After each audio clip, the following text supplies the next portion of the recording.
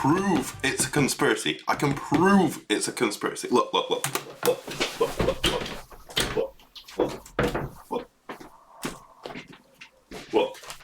Misfits is EU's fourth seed, right? But Misfits are an NA org. Misfits are from NA. So Misfits, right? They're the third NA seed, right? Why third, right? Because TL is EU's fifth seed. They're not an NA seed, right? And then you have Team Secret, right? Team Secret, they're NA's fourth seed because they're going to come from Vietnam.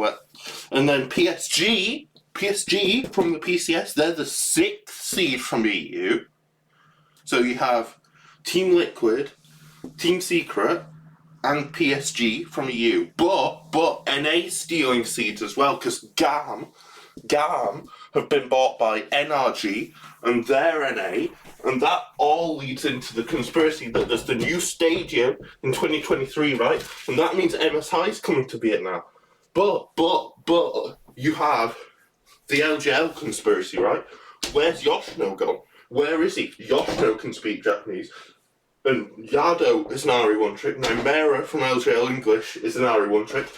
They're both going to LGL. And then you have, like, it's clearly a cry for help when you're saying that Inspired and Jojo Pian are a top 5 mid-jungle.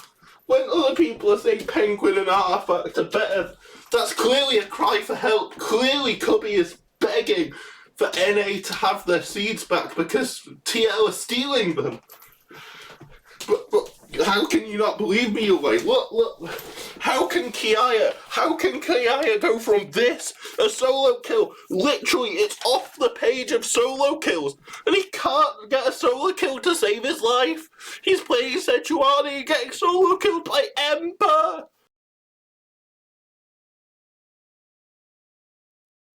Hello everyone and welcome to the VCS English. It's Saturday, which means we've got 2 series of VCS action coming your way. Our first series will be Team Secret taking on Cerberus, and our second series will feature the El Clasico of the VCS, Saigon Buffalo against GAM. But first off, we need to talk about our first series and introduce my wonderful my 2 analysts alongside me. They're not having the hosting roles today. We've got Clockwork and we've got Beast. Clockwork, I'm going to go straight to you because you still are, the original Team Secret fanboy. So talk to me, pump me up about Team Secret ahead of this series. Okay, thank you, Milky, for the great presentation. I have to say, actually, about the hype, I am still hyped because Team Secret are still in the first place. However, I might have to disappoint you just as much as Secret disappointed us in the last series against Buffalo. I still think they have all the cards, they have all the players that they need to stand at the top of the standings, which is in particular Artifact, which is having a monster split, and also Shuhao, that is basically the coordinator of the team. So this core is working mighty fine.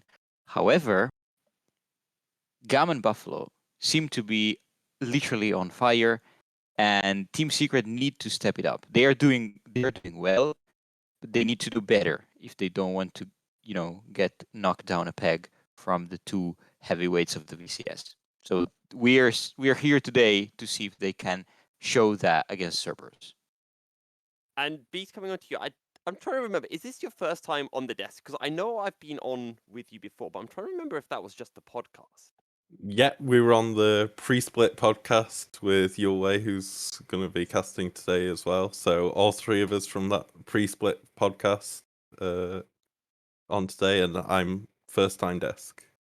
Now, we've heard Clockwork's thoughts on Team Secret, but I want to get your thoughts on Team Secret as well before we do move on to Cerberus, because Team Secret, there was a lot of hope for them coming into this split. They were doing very well when they were at the top of the split, but they've started to show some cracks within their armor. Well, they're a 7-2 team, which makes them sound pretty dominant, but actually, you look at their early game stats and it's not that great. They're 4th for gold at 15. They get the 7th most dragons in the early game. They're 4th in Herald. They have the least First Bloods of any team in the league, including the 2 and 6 teams. So their late game is incredible, but they're really not as dominant as 7-2 sounds. We'll move on to Cerberus before we end up wrapping our way back round to Team Secret, and I'll go back to you, Clockwork, for this, because Cerberus, they were our winter split champions, and every time we talk about Cerberus, I have to mention the fact that they have won a split. Back in winter, they looked so good. In spring, that wasn't really the case, and here in summer, it's looking like that's even less the case. What's going wrong for this team, and are there any quick fixes that can really bring them back up to being playoff, if not even championship contenders? Okay, this is a good question. Thank you, Milky. I will have to voice my strong opinions here because, as you said, our perception of Cerberus is heavily influenced by their winter split that was very successful, as you pointed out. But it's been almost 1 year, and they haven't shown that level of proficiency in a long time. So I think it's about time we should stop pretending that Cerberus is a top tier team and acknowledge that at the moment they're a middle of the pack team. They need to fight for playoffs. There's no Artemis saving them from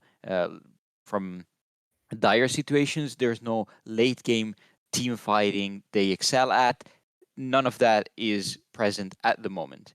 They are struggling with their lineup. They're struggling with their mid lane, especially Yado is in a major rut and can only perform on a single champion compared to the huge champion pools that the elite mid laners like Artifact, like Froggy are showing. So Cerberus, there's a lot of holes that they need to patch up if they want to make playoffs. Yes, we have talked so many weeks, like it's been 5 weeks that we mentioned how good they can be, but they're not. Now, there isn't a lot of time left remaining in the Split Beast. We're talking about, I think, 5 games remaining, including the one today. Do you think Cerberus has what it takes to be able to, mend whatever issues they have and be able to get themselves back into the top 4 playoff spots? Well, the issue is we're focusing on the top jungle because obviously there's 2 Koreans and it's the first 2 Korean imports, and then there's Drakthar who looks really good, but then Pun who is a bit questionable and it makes it a bit of a toss up. But the real issue Cerberus have had, and they had this in spring as well, is Yado. In spring, Yado was 8-2 on Ari, and then basically a 30% win rate mid laner on everything else. And that's continued this split. He's, I believe, 5-3 on Ari, but then the rest of his picks look mediocre at best. And mediocre in previous splits was alright. But we've got Dire 1 back in the league.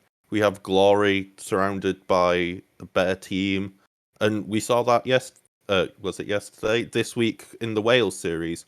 Wales took mid jungle and forced it down the Cerberus throat. They just couldn't counter the fact that they just had the worst mid laner because they're just not used to that. Because Yado in 2021 was the best mid laner pretty much unanimously in the league. And I'm still trying to get over that series yesterday. If anyone hasn't watched it yet, don't. You might get scarred for life. Cerberus against Team Wales. Cerberus had something ridiculous like a 10k goal lead, and they weren't able to close out. And then Team Wales came back in with Arietti all of a sudden playing very well and having a complete opposite game of what his entirety of his split performances up until that point had been. So, Yo, okay. that was the best worst match of the split. Full stop. Yeah, I think the only thing that comes close to that was when Genius somehow 2-0'd Team Wales. But the games itself weren't as hectic. I want don't to know. get I want to get 56 both of your kills in predictions 37 though. Was it minutes. 56 kills? My god. So- Oh Wow. my god. Yeah, okay. So I do want to get your predictions before we head into picks and bans of this series. Who do you think is going to win, and what do you think is going to be the final scoreline? Beast, I'll go back to you first on this one. Hmm. The issue is, I think both of these teams are in a really volatile state right now. I don't think that if you give them either a good draft or a bad draft, either team can just mess up their draft and lose. So I'm gonna say 2-1. To who? Honestly, I have no idea. I'll flip a coin because there's no way of knowing. These teams are too volatile in draft, and I'll go. Honestly, I couldn't tell you. I'll go for Secret because they have shown better throughout the split, but this is a real coin flip. Beast is correct in going for a secret. I, however, have a stronger opinion than him, not only because I'm a big secret fan, but I think when I look across the map, there's very little agency that Cerberus can have. Basically, the core of their victories has been Artemis, and in every other area they have shown a lot of struggle. Like they, even if they win the early game, they can't snowball effectively. They cannot play around mid lane. The jungle is inconsistent. So these are all areas where Secret excel. So I expect 2-0 for Secret, even if we know that Team Secret loves going for the distance to, play more stage games and prepare for Worlds, apparently. But I think this will be a clean 2-0. Okay, I can hear you guys again, so I do apologize because all of a sudden I stopped hearing, so I had to plug in one of my earplugs in, so I can now hear you. I heard a lot about Artemis. I also saw with one of the videos as well, and so I know some of our people who are watching the stream can't see this, but the VCS stream have the official one have a few clips with some of the players, and I saw one with one of the members of Cerberus saying that they would go 8-6. Currently, they're 4-5. That means that they have to win 4 series and drop 1 series. I don't want to know whether you think that's possible or not, because I think I both know what your answer to that one's going to be. I want you to give me a percentage likelihood that that could happen. And Beast, I'll go to you first on that. 0% done. Right. I'm actually a bit more optimistic than Beast here because I would say double that amount. But given that they have Secret today, GAM next week, and then SPTC on week 7, that's already 3 tough series, and you only want to drop 1. Good luck, Cerberus. It's going to be a very uphill battle, and as I said before, they really need to earn their playoff spot. Whether it's 14 or 6 teams, because we still don't know, it's all but granted for them. Yeah, a very tough position for Cerberus to be in. You know what? I can't say 0%. I'm gonna say 5%. I think that's a realistic percentage for that. Also, we should mention as well that there have been some issues with a lot of the leagues in regards to Hex Flash. So we might be seeing the Hex Flash rune getting banned today. We don't know whether that is for certain, but we have seen leagues like the LCK and the LEC banning Hex Flash. And I know we've posed this question before. I think we posed a similar question with the durability patch of whether, hey, now that we have seen this big change to game style, are we going to be seeing any of the teams in the VCS changing their play style as a result? And the question that relates to this Hex Flash change is, do you think we're going to be seeing more enchanters in the VCS, or are we still going to see the same old Alistair, Nautilus, Leona? Milky, I'll hijack your question to point out Okay. that yes, there's a Hex Flash bug, but in the VCS, Flash has stopped working a split ago. God's sake. What are they going instead? No, you don't get it, Team Milky. Flash. It's not that Oh, Flash yeah, is sorry. broken. I'm leaving. I can't believe I didn't get that. It's not I'm that usually Flash the is one who broken. makes those flash jokes as well, but this time it's just gone right over my head, so I do apologize.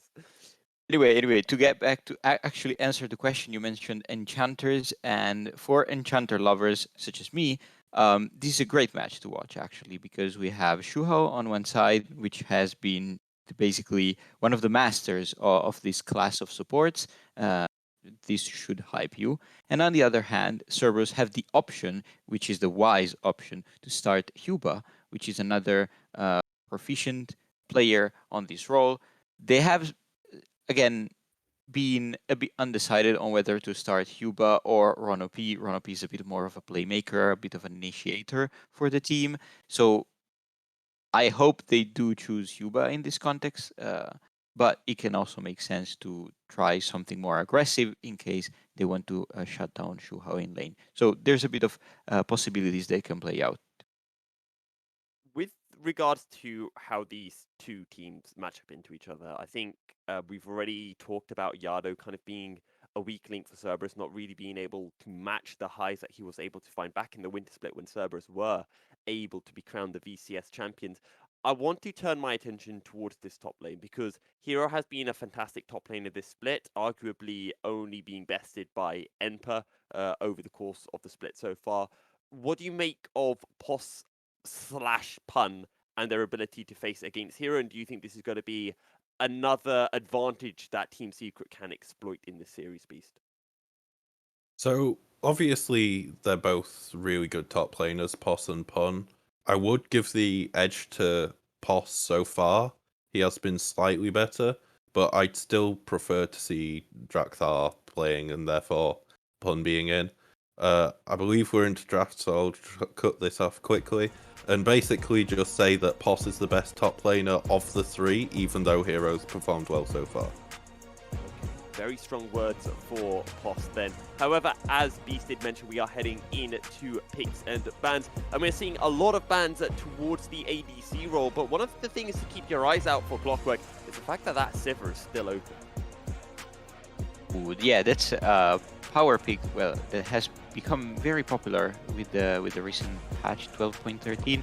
It seems that some teams still haven't tried their hand at the Sivir. I expect Team Secret to at least try one game, or it's a champion that should work with Secret, especially because of their ultimate that enables also like rotations, objective setups, and that's a thing that Team Secret can make a good use of. So this is not unlikely, and I like that Team Secret has focused on the ADC champion pool because, as Yulwei mentioned in their notes, Cerberus win condition is Artemis Go Burr, so they just pinch him out. And my prediction was correct. 2-1 for Secret on drafts being coin flips. Secret have learned you can ban Yado's Ari, his one trick, and then they get Sivir as well. So already they're taking a commanding lead in the draft. Aphelios is a pretty standard response. I think it's probably going to be the most common matchup on this patch because of how often Clister and Lucian are bland. And we do see Pos and Leishin for Cerberus, so it is the combo that does give them the better top laner. We have to wonder at what point we get to see Pos and Drakthar, but for now we're still going with this combo. Look, now Team Secret has the terrible option to go Viego against the Wukong. They often did this. I personally do not like this as an answer. Furthermore, I would add that this is also a good spot to pick the Renata, which is a very good combo, usually with the Aphelios. However, also Thrash has risen in popularity. Now, I don't know which support will play for Cerberus, but Aphelios Thrash can still be a great combo. Of course, the Yumi is being picked, as we mentioned, the Enchanters. Also empowers both the Sivir and the Xinjiao to be basically great carriers for the cat. So Team Secret already setting up to be a quite aggressive bot lane focused mid game, and I expect they will try to play as much as possible on the first few dragons. And now that first rotation of picks has been completed, we're seeing the Alistair popping up, which That's Toronto P. That's I was Toronto about P. to say, I think that's Rono P coming in then, Beast.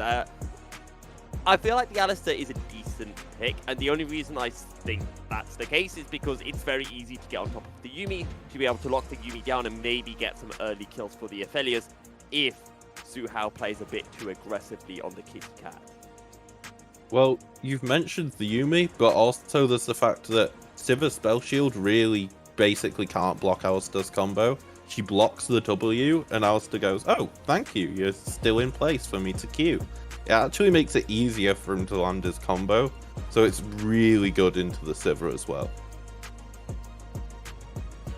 Also looking at this mid lane that has already seeing more bans, and this of course when the mid lane bans start coming in, this puts Yado in a much worse position compared to Artifact, because Artifact excels on every pick.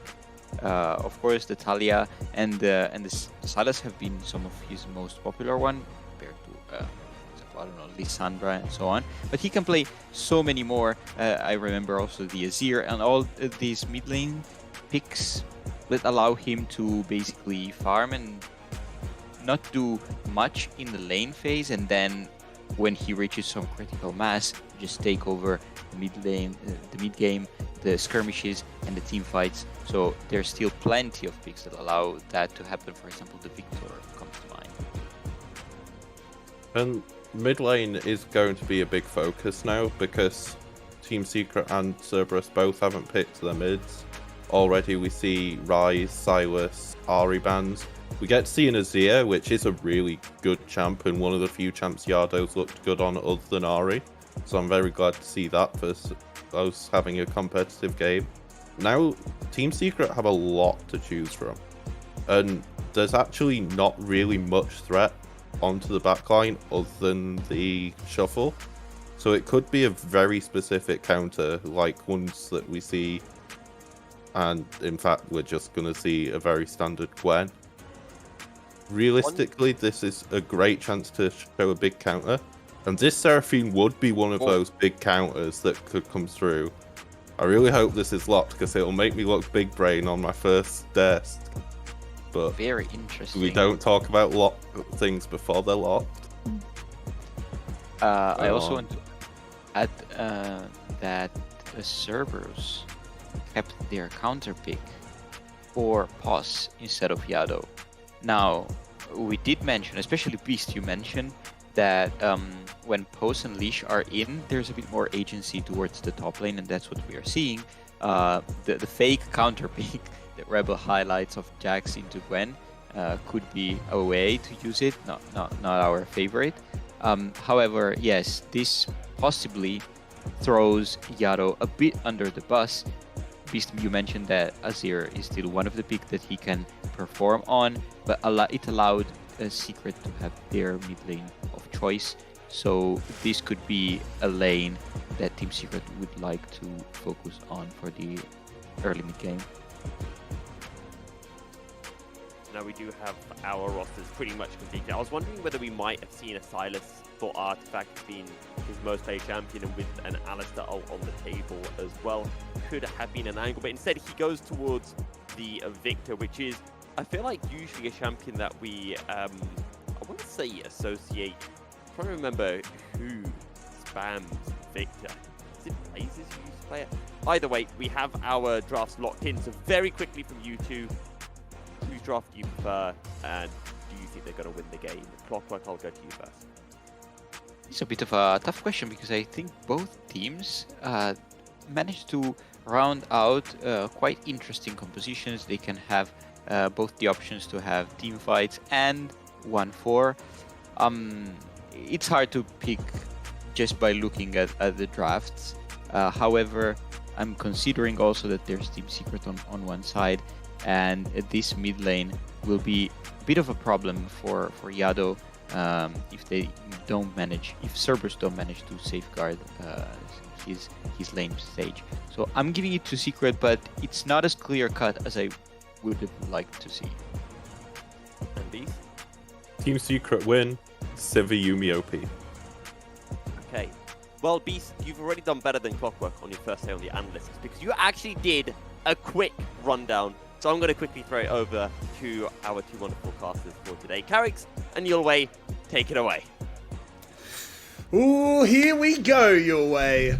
Team Secret taking on Cerberus, something we have called more times than I can count.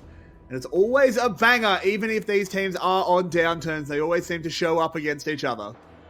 Oh yeah, so many interesting series in the past. We had them face each other in my most vivid memory is actually the third place match in spring a year ago, or no, 1.5 years ago now, 2021 spring, after Cerberus failed against Saigon Buffalo, and Cerberus looked so much better, but Secret actually won 3-2, so that was still the time when we all talked about Cerberus as the chokers that will never win a best-of-5 series in the VCS. Of course, now they actually have a title, so that's done and dusted, but still, a very spicy matchup. If you just look at the scorelines, of course, very different points in their split right now. Team Secret still sitting at first place. Might be tight later today if they lose and GAM wins, but for now, 7-2, sitting pretty at the top. And Cerberus, 4-5, losing so many games in a row, so it's much more crucial for Cerberus to win today, I'd say. But of course, both of these teams want to win. Of course they do. Team Secret, I think, I think it's important to Team Secret to keep picking up wins against sort of the big names in the league. Like, okay, Cerberus are not necessarily world beaters this split, but they still have a reputation of being a very good team. They won a fairly recent split. I think it's important to Team Secret's morale and their own self-confidence that they can take wins off this kind of team. For sure. And there's a very interesting narrative we have to follow, especially later on this game, because usually these two teams don't really go for much early action. Sometimes Secret goes up to a great start, but both of these teams almost on 0 goal difference at 50 minutes. We already see a super late game focused draft on either side, so don't expect much to happen in the early game.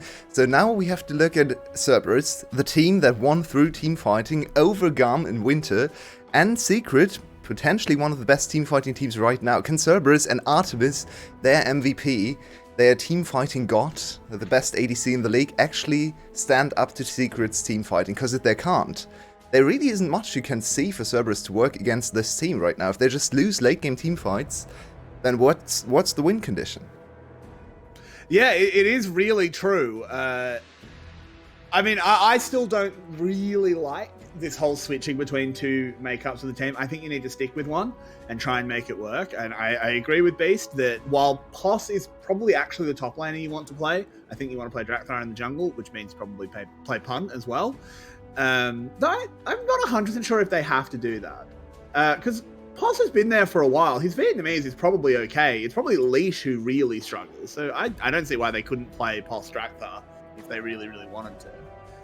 Look, Kerix, there's a lot we can speculate. For me, the most important thing is just stick to one roster. I don't even care if you play Leash over Drakthar. I think Drakthar is by far the better jungler, but you just need to settle on one roster right now. It's so far into the split. We're week 5. There are only 2 weeks remaining, and then maybe 3 weeks of playoffs. We don't actually know right now, but potentially only 5 weeks in the whole year for this team to not only make playoffs, but also get to Worlds. And they built everything. All their efforts the whole year, even starting last year after Worlds, were meant to make them a contender and actually not only fight for the title, but also do something internationally. The first team to ever acquire a Korean player, now 2 Korean players. They just need to find a way to actually be a consistent team.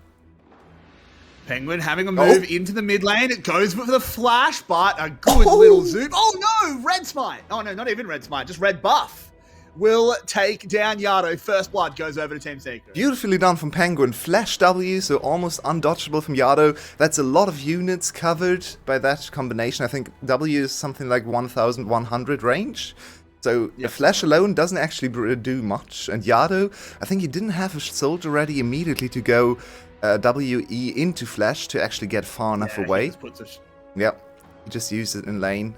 This is really nicely done from Penguin. Super proactive, instant W flash, so Yada really only has a split second to react, doesn't find the window, and it's the first blood for Penguin. And this is someone I want to talk about, because I think Penguin, at the moment, is one of the most underrated players in our league. We have so many people saying he's not even a top 5 jungler, you know, he just rides on the back of Artifact, who is the best mid laner in the league. But I think Penguin is really on the cusp of proving himself as one of our top junglers, which is a really, really high praise in Vietnam. See, I'm still in 2 minds about Penguin, because he's playing in a really good team. Their communication seems to be really good. Their mid laner, as you just pointed out, is the very best mid laner in the league. So, oh, there he goes again. He really wants to shut me up, because that's another kill attempted. Yeah, they're moving up onto POS. I don't think they'll actually get anything done, though, with that leap strike. They do lose the dragon in response for this, but are they just going to have round 2? They are. There's a counter strike to stop the 3 talent strike, but this is all just to help Hero, because at the moment, this Jax counter, not really working. It's really weird how Poss is playing this lane. Perma-shoving and getting frozen in this position. Every single time we have panned towards top lane, the minion wave has been in this position, but no time. Leash is only level 5. Uh-oh. Yeah, but there's a collapse coming in. Look at all of the damage immediately coming out. Oh no, he goes onto the clone, so Leash will get out. The wall from Yado, providing a little bit of difficulty. Artifact moving over, but the Chaos Storm had been used previously to clear the wave, so no kills will be picked up by Secret. That was exceptionally dicey. Oh, that's We go immediately to the bot lane, VCS style your way, as Eddie is having a bit of a biff with Artemis. They don't have the Getting damage. best of it for now, and they're moving forward. This is so dangerous with that Yuumi healing. They've got to try and play around the Alistair. The Boomerang Blade is good. Pops off, does Zhu Hao, trying to get a little bit more done. Artemis managing to use his range to get out of there, though. It doesn't seem like Cerberus' botlane has the damage to really compete with Secret. With the Yuumi heals, as you pointed out, maybe level 6, Ronopi can actually stay in the fight and just keep adding auto attacks and zoning them away from Artemis. One of the issues with that is Artemis burned through a lot of white gun stacks, so level 6 is going to be a little bit of an awkward gun setup. Usually you sit on green-white for level 6, which he is on right now, which means he might actually have to circle through white before he gets to his ultimate, which is not what you really want to do on Aphelios. But yeah, first little interaction in that bot lane, and you have to remember, this is Sivir Yuumi, as pointed out by Beast, very broken late game, and you also started with a Cull level 1, so this Sivir is just looking at the late game, looking at trying to accelerate as quickly as possible, and just scaling past Aphelios. This is certainly a very good start for Eddie, as you said. It looks like they are going to make the move up towards the Rift Herald as well. Are Cerberus going to answer in kind? They are. So potentially all 10 members of the game coming to a Rift Herald fight. I'm trying to get a bead on who's really got the advantage in that one, and it's kind of hard to read. I guess it's Cerberus, just because their Aphelios is level 6.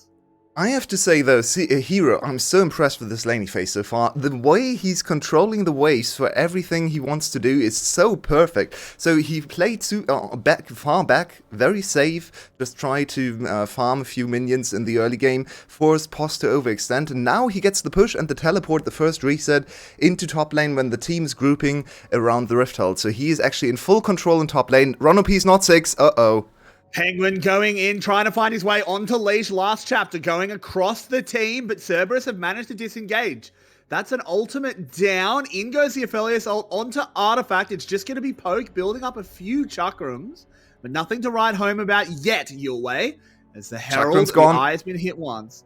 Yep, chakrams have gone down. Leash is still here, has used the cycle. In goes Penguin, using that Crescent Guard, buying so much space. They're on top of Poss. The Chaos Storm is whipping across them. Poss going low, Poss going down. Hero with a double kill at the moment. Into the backside goes Ronopi. Manages to pick up one kill, an important one, onto the jungler. But Eddie throws out those boomerangs. It's actually going to be Artifact that gets the kill. And that is Cerberus being absolutely routed. Yado on the wrong side of the tracks just to escape. And Team Secret are the robber barons of the Rift. Yeah, they win absolutely everything. 4-1 in kills, look at the gold, it's 2k, and they're going to get a little bit of scrap gold off this play. That's one plating, top lane might get a plating too. It's complete disaster, and this engage just, it's... Cerberus, I have no idea what you're doing. Look at Ronopi, he just tried to do the most elaborate flank of all time, but his team is already dead. He still goes in, gets one kill, which is really not worth it, because you're giving a kill over to Victor. That's the best possible target to get the early kills on for Secret. Look at him, already 4 kill and assists, so he already gets a free stack of his passive just from that one fight. They get the Rift... No, the Rift is still up, but now Cerberus is not in a position to contest the Herald ever. They might be able to trade it for a dragon. That's the only out for them right now in this game state, because they are so far behind already. And remember, Gwen, Victor, Yuumi, Sivir, that's not getting any weaker. Yeah, this is not an early game composition by Team Secret whatsoever. They just navigated that super, super well. Looks like they want to try and do a bit of a late Shelly bargain by getting some plates onto their Aphelios. Hero obviously can't step up to 4 members of the enemy team, so Cerberus, I actually think, have made the best of a bad situation here. Yeah, if they get the tower or a few platings plus dragon, it's a decent trade. Of course, they're gonna lose in straight up gold, because first tower is just more gold, but the dragon is actually a huge thing here. And what has Poss done? Oh, Poss. But why? I mean, I just don't know how he got... We need to see a replay how he got there. It was probably just just a walked there. dive gone weird. He just... He was in the exact same position as Hero, but he didn't respect the dive. Which is just... Yep. Stupid. It's just a really bad play. So now they get a kill on top of that. That's a kill over to Sivir. She's going to get a lot of gold funneled into her in the first place here. That's also the cash in from the cull. So Sivir just got something like 1.5 gold induced into her, which means that's a perfect time to just go into the first Do item they get tower 2 spike. towers? Yeah, They of course. do. And Poss might die again. Yep. Because why is he here? Poss has jumped in. He's got the counter strike to stop that 3-talent strike.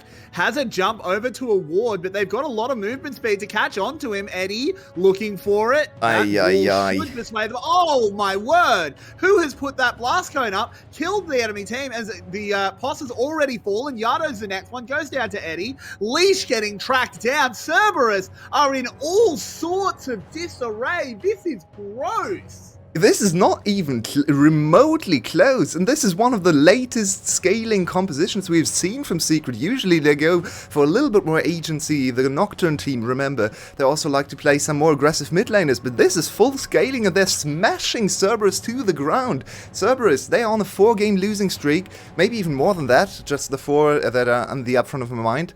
They're losing against Saigon Buffalo and against Wales back-to-back without winning a single game, and it's not looking like they're going to break this losing streak anytime soon, because they're out of sorts. This doesn't look like the same kind of league. I mean, this is, I think, really hammering home what Clockwork was saying, where we need to stop talking about Cerberus as like title contenders. They're fighting for playoffs. And if you're getting beaten this badly by Team Secret, who are not even playing an early game composition. If they were playing an early game, we'll talk about it more after this replay, but I mean, this is just a shambles. Yeah, and I mean, everything goes wrong here. Look at Yado. He just gets spell shielded. He tried to save his top lane, and then Poss just sells Yado for no reason whatsoever. Artifact is here as well. Leash is completely useless. Ronopi doesn't do anything. Leash gets away for the 5th time in a row, just using his clone, barely walking away. But this is not what Wukong is supposed to do in the early fights. He's supposed to dominate them, to be really slippery and hard to deal with. He's slippery, but really not hard to deal with for the enemy team. Hero has to play it careful, but Artifact is already zooming up there, so this dive can't happen. And what I want to point out, because you know me, I love my intangibles, that blast cone speaks to why just play Vietnamese. The communication was clearly not there. I'm not so sure if you ever communicate that blast cone, to be fair. I think that's more league language, but it's still a really bad indictment on the team. Like, that should never happen. Exactly.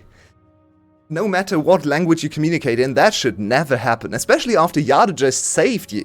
Yado went there, he pressed his R button just to get you out of there, and Poss went, oh, thank you very much, I'm gonna jump away and let you die. Yado, speaking of which, has been found, has been hunted down, and has been given the spear as Penguin trying to continue this play onto Leash. Artifact and his Yuumi coming on in to keep it going. This is going to turn into a mid lane tower, and Team Secret are frankly dominating. And you know who else is dominating? Penguin, making the case that I started earlier that he is a top tier jungler. Certainly letting his actions speak on the Rift so far. I like how Leash just turned into an escape artist instead of a jungler in this game. All he does is just use his W to get away. He hasn't done anything proactive. And that's the biggest issue we have with Leash, as Eddie's in a little bit of trouble. There he goes. That's a proactive move. Yep, they have finally got something done, as they will take down the Sivir. Hero now arriving into a straight-up 1v2, and he backs himself as he just destroys Poss. Survives on a sliver of health, but with Penguin coming around the side, no, Leap Strike will get him away. But Hero TPing into a 1v2 will get himself the tower. Prowling projectile doesn't quite land onto Leash, but Penguin able to zone 3 away, make sure his Gwen can pick up a tower. And sure, you killed Eddie, but what did you lose for it? Almost everything. So, Kerrix, can you tell me when VCS teams will finally recognize that at least in the VCS, Jax really is not a counterpick to Gwen anymore. She's 40 CS ahead, she has 2 kills, what is going on? Every single time we see this matchup, Gwen is just smashing, honestly. I haven't seen, maybe one of the last 5 or 6 games we've seen this exact matchup in, where Jax usually gets counterpicked into the Gwen. Gwen usually wins, and not only the early game, also later in team fights. So I'm more and more on the side of Rebel, who just says this is a fake counterpick that doesn't actually work. I mean, Jax has always been a champion. Up until pretty much very recently, with the advent of him as a Gwen counter, he was always the kind of thing where it's like, yeah, Jax players exist, right? Kind of like with ADCs, where it's like, oh yeah, this guy's a Draven player, so he'll pick it. It was the same with Jax. I think it's still true. If you're a Jax player, you can put Gwen in the dirt, but Poss isn't a Jax player. Maybe that's true, yeah. Let's see if Coated can actually show some Jax into Gwen counterpick, because he's the original Jax player. Kiaya maybe another good candidate. But so far, I mean, this game has slowed down, and makes sense because Team Secret really doesn't have to force anything. They are just scaling up nicely. Look at the items coming in. Now Gwen on 1.5 items. 1 item completed for Penguin, who's also getting really strong. You have to remember, this is an early game jungler, but in mid-game team fights, especially with the Yuumi to save him and so much damage to back him up, plus movement speed from Sivir, Sivir basically makes all the melee fighters much, much better in the late game because they have more access into the back line. And yeah, Aphelios likes to be dived on, but maybe not by this strong of a front line from the enemy team. There's also just like a very slight thing. We don't need to dwell on it, but I do want to point it out because I think it's cool. Gwen is allowed to take Ignite because she has a Sivir on her team. Because you don't take Ghost for lane, you take it for team fight so that you can be sticky. Sivir ult kind of just does it for you. They're going to try and dive bot. The instant teleport means that they have to call that off. Here comes Artifact to help out. Poss a little bit zoned, but the needlework's already down. Artifact might have stepped too far forward. He gets scooped. Leash, with the laser on top of him, needs to play it careful. Another great death laser. Look at the mid lane! Hiding it out, the mid lane. They're just going for the base your way. Oh, Cerberus, no! 20-minute win. Hero managing to kite this one out. Artifact keeping them interested. And they are going to finally get cleaned up. But they're on to the Nexus your way. The backs are coming in. I don't think they can actually finish this here, but it's going to be damn close as another Nexus tower is falling. Are they going to commit to the Nexus itself? They could. It would be legendary. They go in. They get so much damage down. Poss is extremely low. Eddie! Is still running. Can they just hit this structure? A pre-20-minute win may well be on the cards. Penguin kiting it out. Has a Yuumi on top of him. Eddie charging forward, but has to play around that counter-strike. Ron OP should take him down. And Penguin now having to back off. They will not end the game in one fell swoop, but by God, did they get close. They got really, really close. Okay, Secret is having fun. They know this game is absolutely over, and they almost turned into the biggest disaster I've seen all split. If Secret solo lanes were able to kite that out, they were super close. 1 Counter-Strike cooldown away, maybe 1 second away from actually killing Poss, and if Poss is dead, they can't really chase into the victor anymore, so that was very dicey, and Cerberus maybe a sign of life, maybe a little bit of confidence back after that play. They're probably looking at game 2 already, but at least saying, okay, we're not completely outmatched in terms of mechanics. If we can actually survive the early game a little bit more, maybe there's a chance, but man, this looks bleak for them. Think about how long Hero and Artifact were able to dance, crack ankles, and just style on them in a 4v2. Yeah, that's what happens if you give Victor this big of an advantage early. And of course, Hero, Gwen, we all know Gwen is immune. Gwen is really good at kiting, really, really strong the longer the fight goes on. So that was very close to the complete shutdown.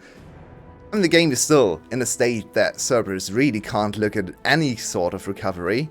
But they get 2 more minutes on the clock, I guess, is the positive. They can think and talk about the next game a little bit longer, because they're looking at a 7k gold deficit into Sivir, Yuumi, Victor, Gwen. So that's more like an actual 15k gold deficit if we look at scaling prospects. But yeah. So let's have a look at this replay, because they are dancers here. Yeah, look at the Poss. ballet. Poss is so close, and I think Artifact, Yeah, it's exactly like I said. Paws's E cooldown comes up from this for the second part of the artifact queue, which is an auto attack. So I think at least part of the It does damage get would be blocked. I Maybe think even all of it. all of does. it? It's an enhanced auto. Yeah, possible. So that's why he turns around and then artifact is doomed because they have more movement speed than he does and more movement abilities. 5k health on this Baron. Leash, good zoning, Leash hero. already had to use the W. There's no blast cone. If he wants to get over the wall, he has to flash. But Hero is just zoning forever. 1,000 health. Leash is dead. Baron is gone. And Cerberus are in so much trouble. Yado has to go over the wall. Shurima retreats with its soldiers. Ron OP next Artemis? on carved up into stakes. They do manage to get one onto Hero, but it just doesn't matter as Artemis has fallen. As you said, Post next on the chopping block though. It's a triple kill coming out of this Xin Zhao. And down the mid lane they go. They already did the work, prepping the base your way. And at 22 minutes, Team Secret get themselves a 1-0 lead in the series. I just forgot the towers are gone already, so they just have to walk down. True. Well, that was a statement of a victory for Team Secret. I'm sorry for... Game true. 21 minutes, super fast win and very, very clean as well. From start to finish, they basically just dominated every single lane. I once again want to shout at Hero, because for me, he did something we very rarely see or have time to think and talk about in the VCS. His wave control was just exquisite through the early game, just forcing Post to overextend, then pushing when his team tried to go into top lane to give a little bit of leeway and time for them to actually get to the Rifthold. And of course, after the fight around Rifthold, the game was basically over. That was the big breaking point. Just not much to criticize about Secret. They played a clean game, they looked like the best team in the league, and this is their path to recovery. And your way, are you getting a little bit cold? Because that penguin's thriving. We'll be back in about 5 minutes from their analyst desk. Don't go anywhere. This is VCS English.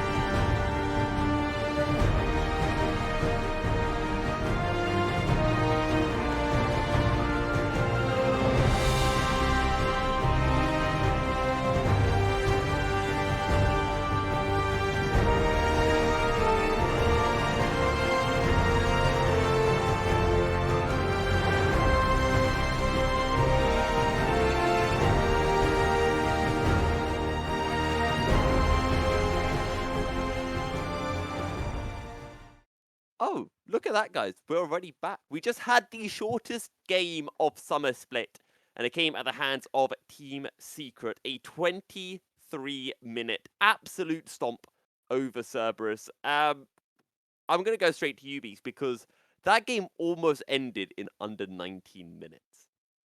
Yeah, well, I said Sifayumi was OP to start, and it turns out it's just all of Team Secret that were OP that game.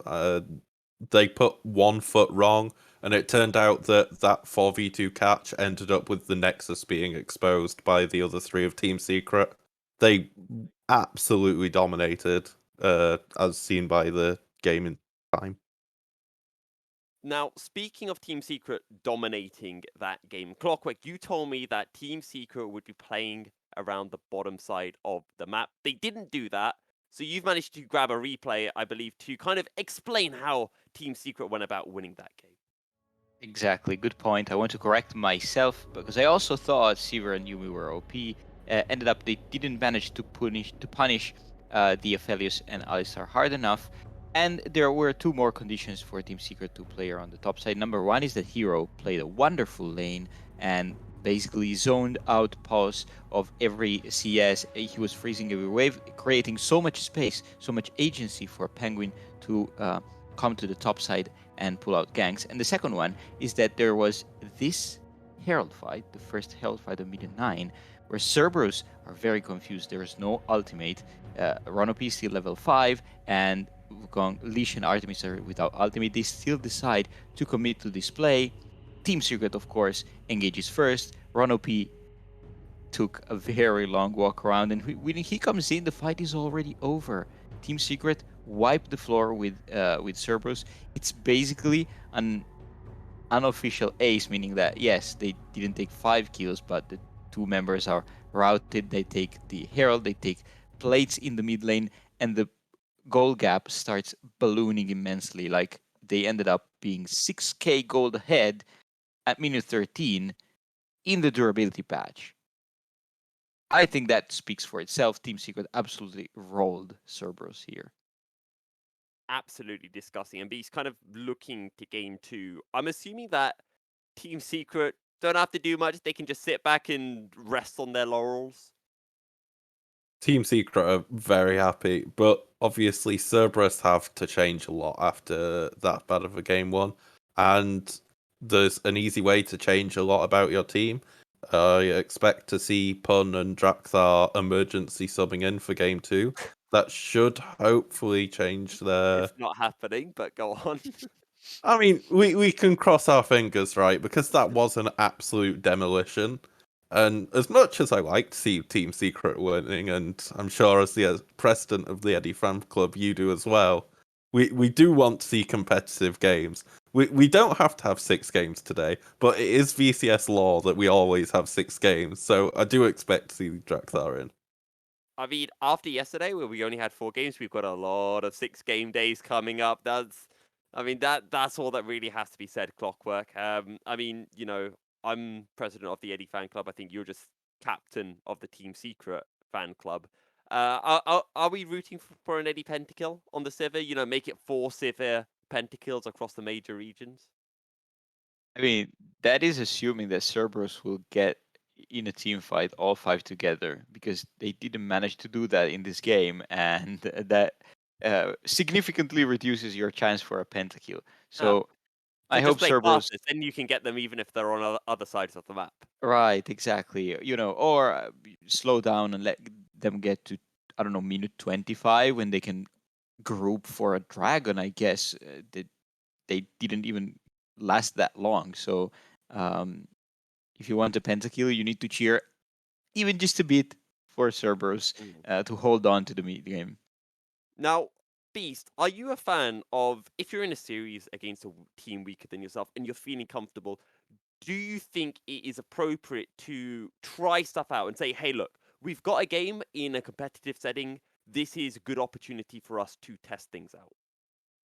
It depends what you're testing. I don't want to see Lee Sin Senna again. That is Please, exactly Team what Secret. I was gonna bring up. Stop. But Lee Sin Senna, we can leave that. But the concept, yeah, I'm fine with trying. I don't think this is enough of a gap where you try things out, and we'll get to see if they try things out because we're into draft now. And Gwen is the first ban from Cerberus.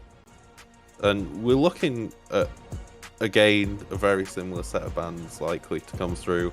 The Ari ban, always good versus CES. And Callista's so overpowered, Zeri's so overpowered that we're likely to see them as well. Now, something I do quickly want to bring up, Clockwork, is the fact that this isn't exactly the same as Game 1 because Team Secret are on the red side, and one of the big differences that means is that they don't have first pick. So if they theoretically leave that Sivir open, we could be seeing Artemis picking up the Sivir for himself.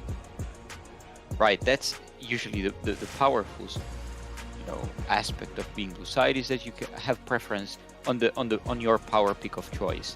The thing is, what is a power pick for Cerberus? Like Ari, just Ari. So Team Secret can just ban that. I don't think they will because it's not. Yes, get first pick Ari and then we will pick 2 power picks of our choice, and that's a winning trade already. So yes, the powerful aspect of the blue side is barely usable by Cerberus. And yes, welcome Pan, welcome Drakthar, you were missed. Yeah, that's a very deserved swap in after Game 1. Just trying anything. And the Wukong first pick, we can see this be flexed, but for this duo I do expect it to be Drakthar on the Wukong. And I could very easily see Team Secret picking Ari as a takeaway here. They banned it on blue side in Game 1, so it wouldn't be surprising. I'm very surprised by this Tarn though. This does leave Tarn Senna as the expected option. And to be fair, there are 4 ADC bans. Also got the Talia open as well, which is what Team Secret are now looking towards. And if Cerberus do want to go for a kind of dive composition, Clockwork, that Tamkench will offer so much protection for whatever, well, I was going to say Artifact wants to play, but it's probably going to be whatever Eddie wants to play.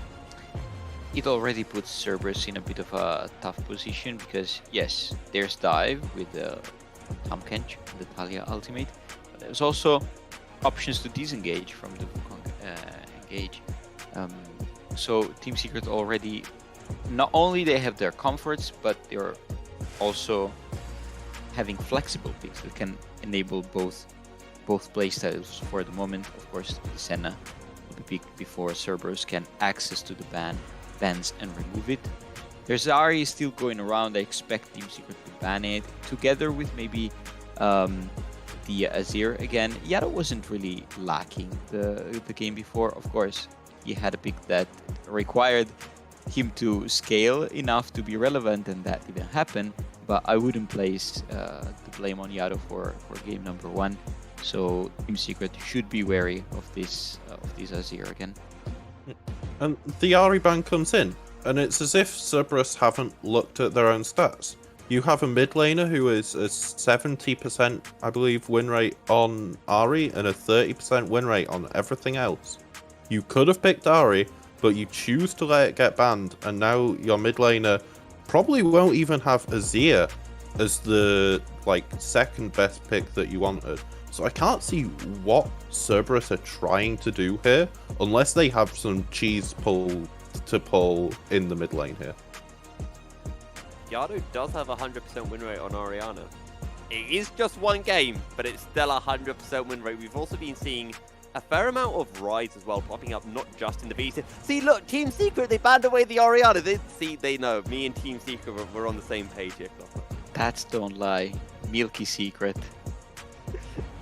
I can't believe they actually banned. That's the brainiest prediction that we've had this whole split. Congratulations. Milky, you outbrained every one of us. That said, what are the options left? I see some Irelia ban. So I expect Cerberus might want to go for the Gnar in the top lane. And that still leaves a lot of action to Team Secret because there's a lot of picks that can be played in Gnar. Diego, I resent this pick a lot. That said, looking elsewhere, of course, they're going to be good, but they are leaving the counter pick choice for Artifact. No, that's not true. Artifact already has the Talia. So what's missing? Oh, right, the top lane. Yeah, they want to make sure to see the Gnar first. Well, It could also be a gangplank. I'd just like to say that before. Sorry, please continue. Right. you literally stole the words off the tip of my tongue. Sorry. It could be a gangplank, but remember it can also be flex. It is quite unlikely, but it could be flex to the Wukong top. Milky And also predicting the rise. What the hell is happening? We're being out-analysted, Beast. I got the bands pretty much sorted. And here's Team Secret's counter pick. Now, I expect to see some really hard counter pick and topside because we do have Tom Senna. Jax is an option for a hard counter pick. Let's see if they lock it in. But I'm expecting this to be a very hard counter pick. Could even be a no flash top lane level of engage. We do see the Jax. It was good in game 1, to be fair.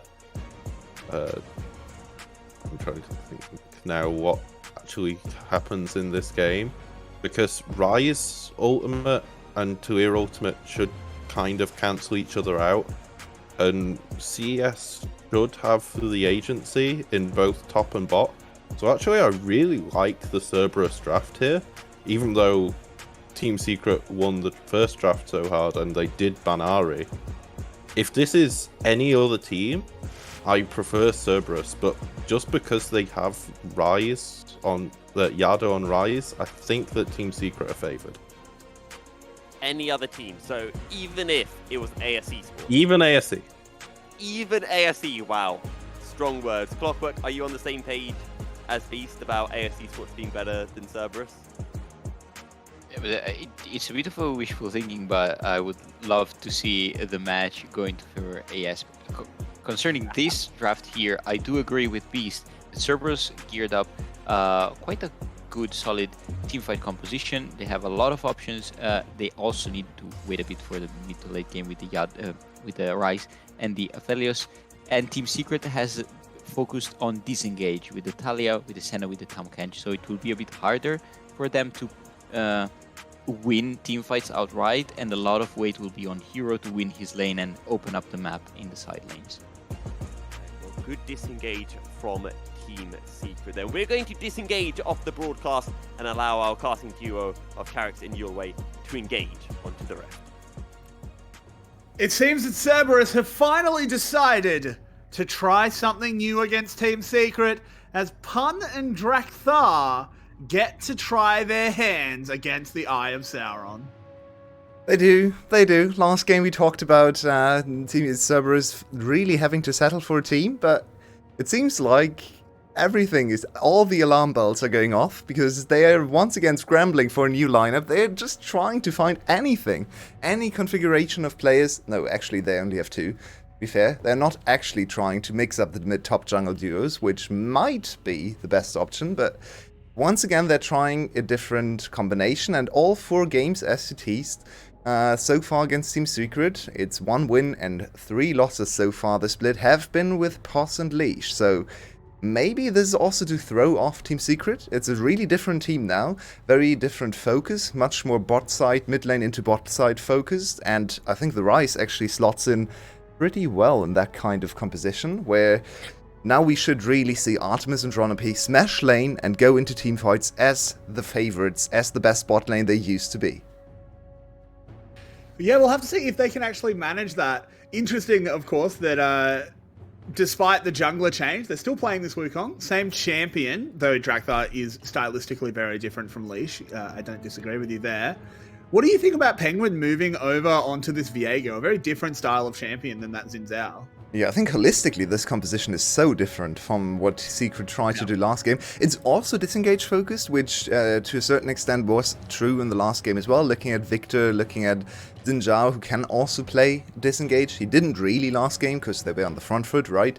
But if you're behind, Xin Zhao can just play a little bit of peel and just save the ADC too.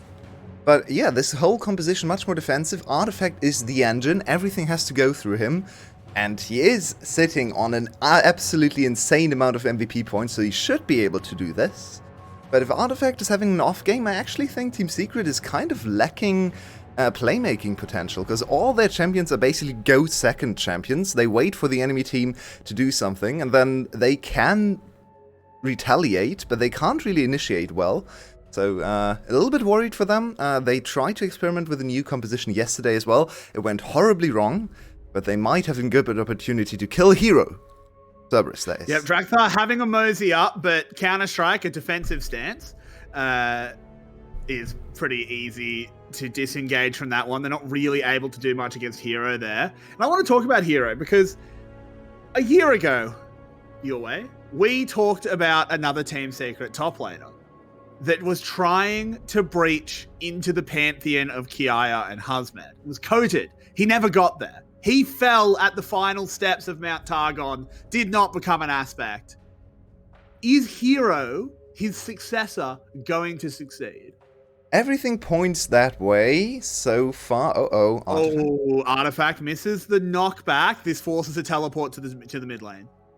Yeah. Actually really good by Hero, though. Yeah, I think that was... Doesn't cost him anything.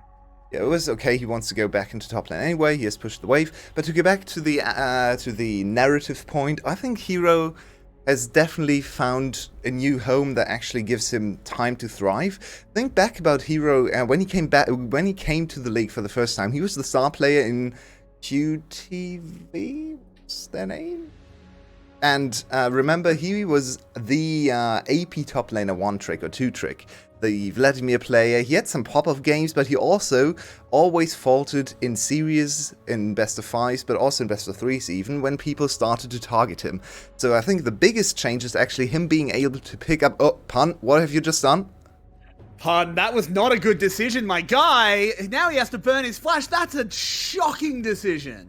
Yep, and this actually illustrates the point perfectly. Hero is now able to play these melee champions and actually play so many different things. He has an amazing laning phase. His laning stats are actually even better than Enper last time I checked. Not as many solo kills, not as flashy maybe as Enper, but more consistent. And apart from yesterday where Hasmid gave him a spanking, that was not pretty. He has actually been one of the most consistent players on this team, which is really nice, because you have the star player in the mid lane, Artifact, who's just the best player in the league right now. You have Penguin, who is a pretty flashy and really good jungler as well. And your top laner doesn't really need to be the playmaker. He doesn't need to be Enter. If he just wins lane, and he's basically Kiaya 2.0, then you have the perfect setup for a team that can thrive. Eddie, supportive most of the time as well. So I think they have really put together a smart team when it comes to team building and player strength, where it's really all about mid jungle being the flashy players and the others being the supportive cast, while still being very good individual players as well. Yeah, and that's really good to see. I think minor regions in general, and the VCS is no exception, often fall prey as Artifact, just trying to... Beautifully done, Eddie. Here, as Eddie is here just on time to land that W, and they force the Drakthar's flash. But as I was saying, minor regions sometimes fall victim, and as I said, the VCS is no exception, to just throw as many stars at a team as you can. And I think Team Secret have avoided doing that very well. Yeah, we have to praise their team building so many times, because they didn't have the stars to work with. They didn't have the Levi Kiaya foundation where it's so easy to just build on top of that. They didn't have Taki, Beanjay, the insane rookie players that just give you a top team out of nowhere when no one really expected it. I mean, some people did, looking at their solo queue, but no one really thought they would be this good. They had to work their way up and build their team, iterate on this team, and Penguin might have gone a step too far. He has ultimate and flash to escape, though. He is okay. Yeah, he doesn't actually have to burn either of them. Drakthar, good timing, does move over to smite the Scuttle Crab. That potentially stops any play towards Dragon, just because of that vision spot. So, good result there for Cerberus. Very slow game so far to actually check in with what is happening. We're not used to not seeing kills for 7 minutes in the game, but we talked about the setup for Cerberus being very bot side focused in this game, and look at the CS advantage. Artemis, 20 CS ahead in bot lane. I would really like to see them try to actually get a kill down there with Yado and Drakthar investing some time, investing the Rise ult maybe for an early dive. But just winning the lane in terms of CS is a good start. Of course, Aphelios... I'm actually not quite sure what I think of Aphelios right now. He's definitely a decent champion, right? He's still an ADC, he's still a crit scaling. Not sure if I would call him hyper carry, maybe in the ultra late game, but he's a very solid ADC.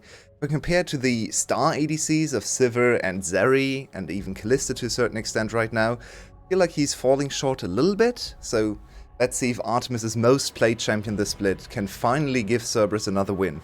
They're in such a huge losing streak right now, maybe the longest even amongst all the teams. Genius is the other one that comes to mind.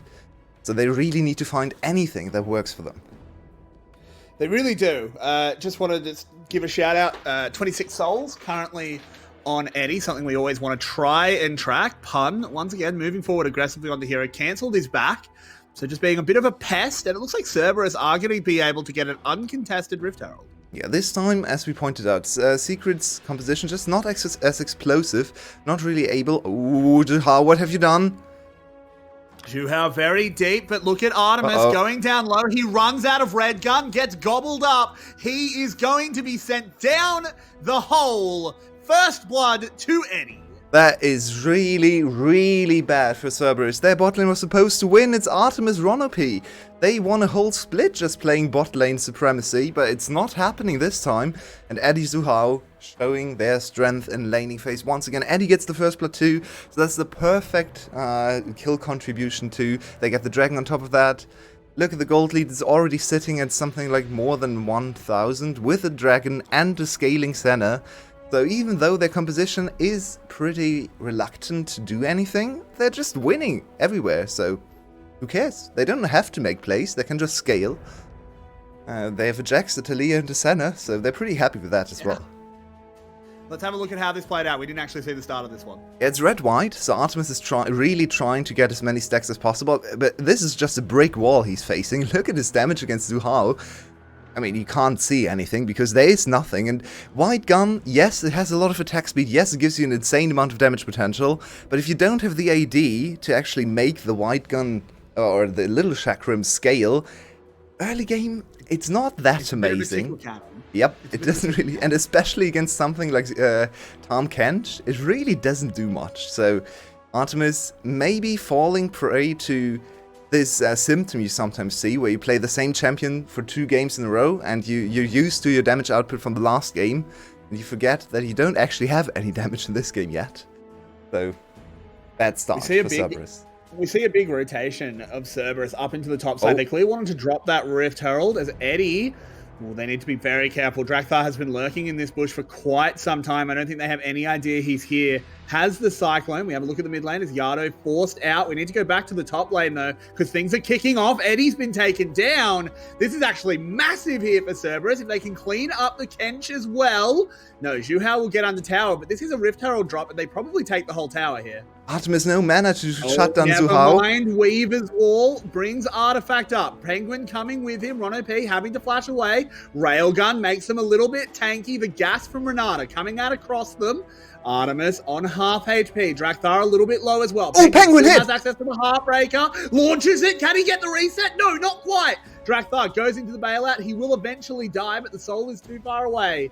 And it's just 1 kill back for Team Secret, and they prevent the entire play. Exactly. They shut down Cerberus' play at the start, and now Cerberus is so far delayed. They might be able to get another chance at the tower, but Team Secret basically can set up the counterplay with so much time in hand now. Bot lane is already moving in for hero as well, so they defend that aspect of the play too.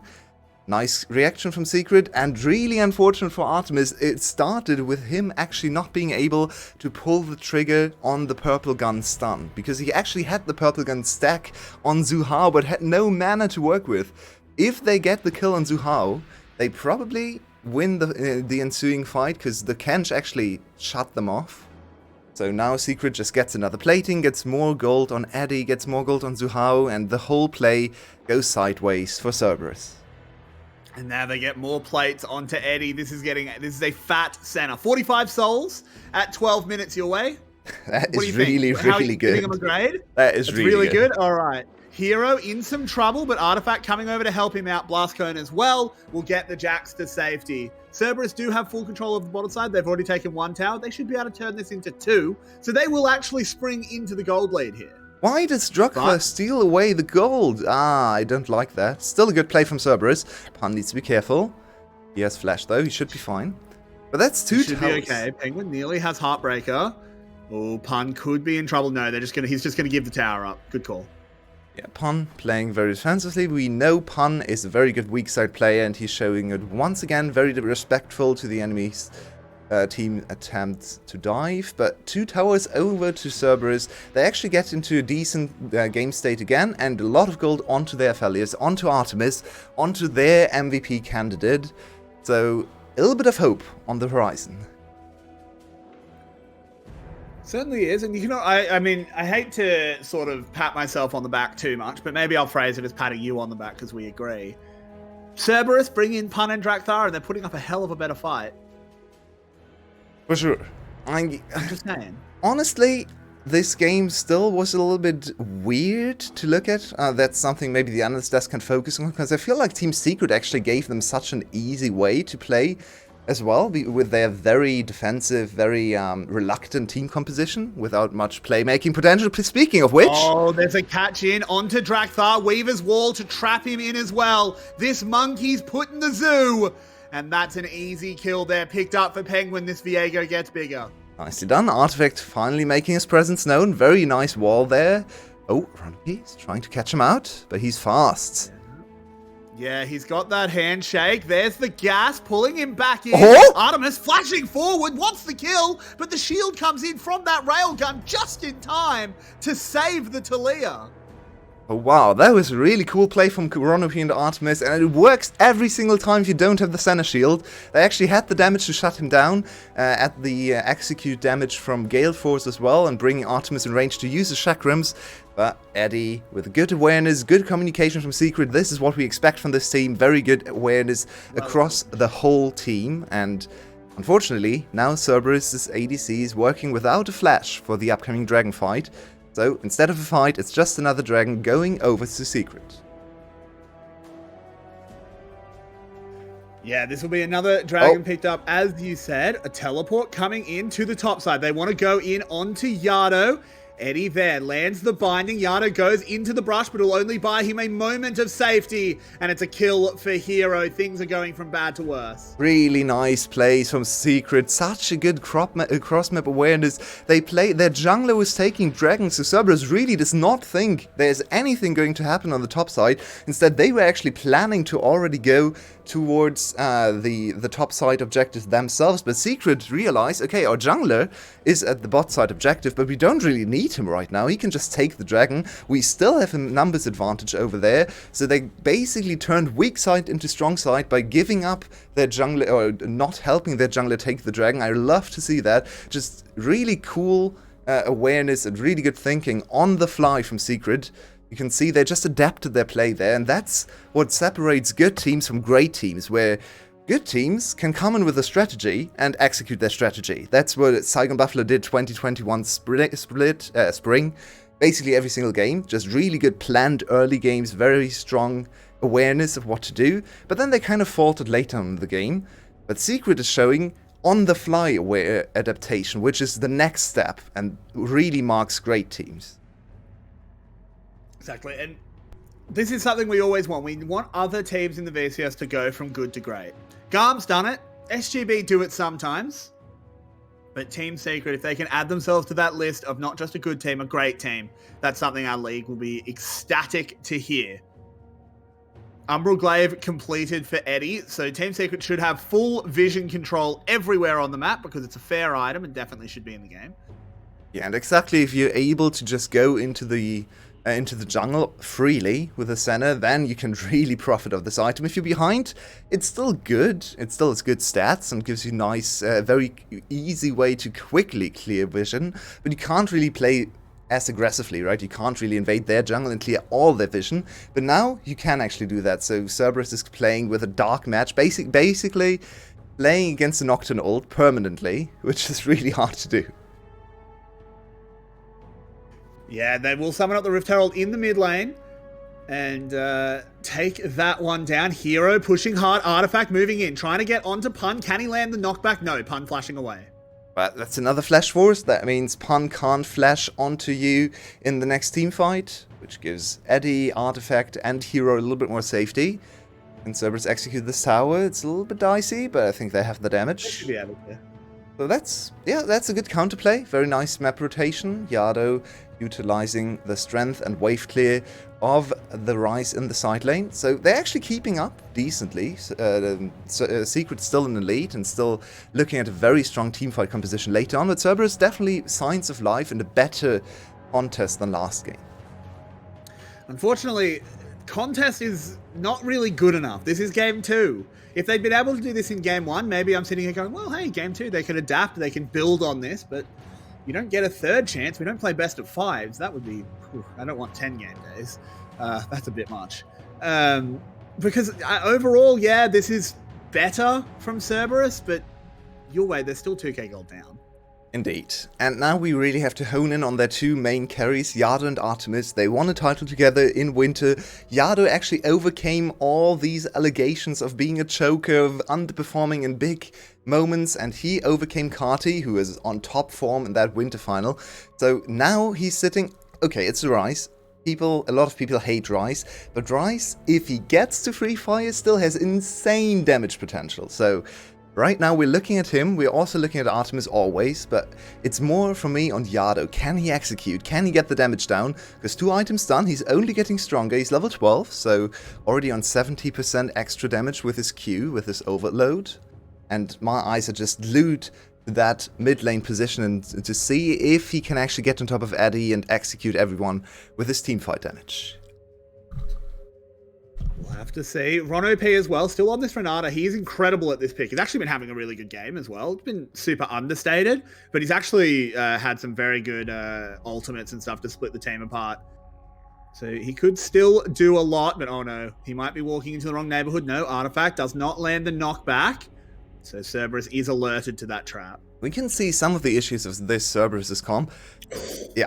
Exactly, there we go. The range disadvantage is really hard to deal with. You're dealing with Senna and Talia, which might not be the highest DPS champions in the game, but they have really high range and very good disengage, especially Talia. So how do you ever walk up to this Dragon Pit if you're Drakthar? If you're on Wukong, you can't even W through Artifact's E-field, because, well, you get stunned instantly. Hero, where are you going? I like this attempt from Cerberus, just turning away from the dragon. They don't want to team fight, instead. They have a Realm Warp to try and catch him. Hero is going to go down here, surely. Hops over the wall to the ground, but he's got so many more flashing as well. I think that might have been one bit too much overcommitting. You're not going to get away from this one. Oh, and Cerberus making the call to go for Baron. I love this. This is such a good call. Yeah, they have to. Because now Team Secret actually has to go into them, which is advantageous for Cerberus. Can they execute this? Keeping them out. They have to do this properly. Penguin can't get into the pit quite yet. Railgun goes across. Who's going to get the kill? It's going to go over to Cerberus. Drakthar securing it. Penguin will go down. 1-for-1 at the moment. They're on Eddie. Desperately trying to kite back. Eddie going low. Has to find a way to get some auto attacks into this fight, or they're in so much trouble. Team Secret are going to re-engage. They see the health bars are low, and they've got blood in their eyes as they're coming in. They've picked up 2 extra kills. Artemis and Drakthar, last one's there. Shuhao flashes over. Oh, Artemis?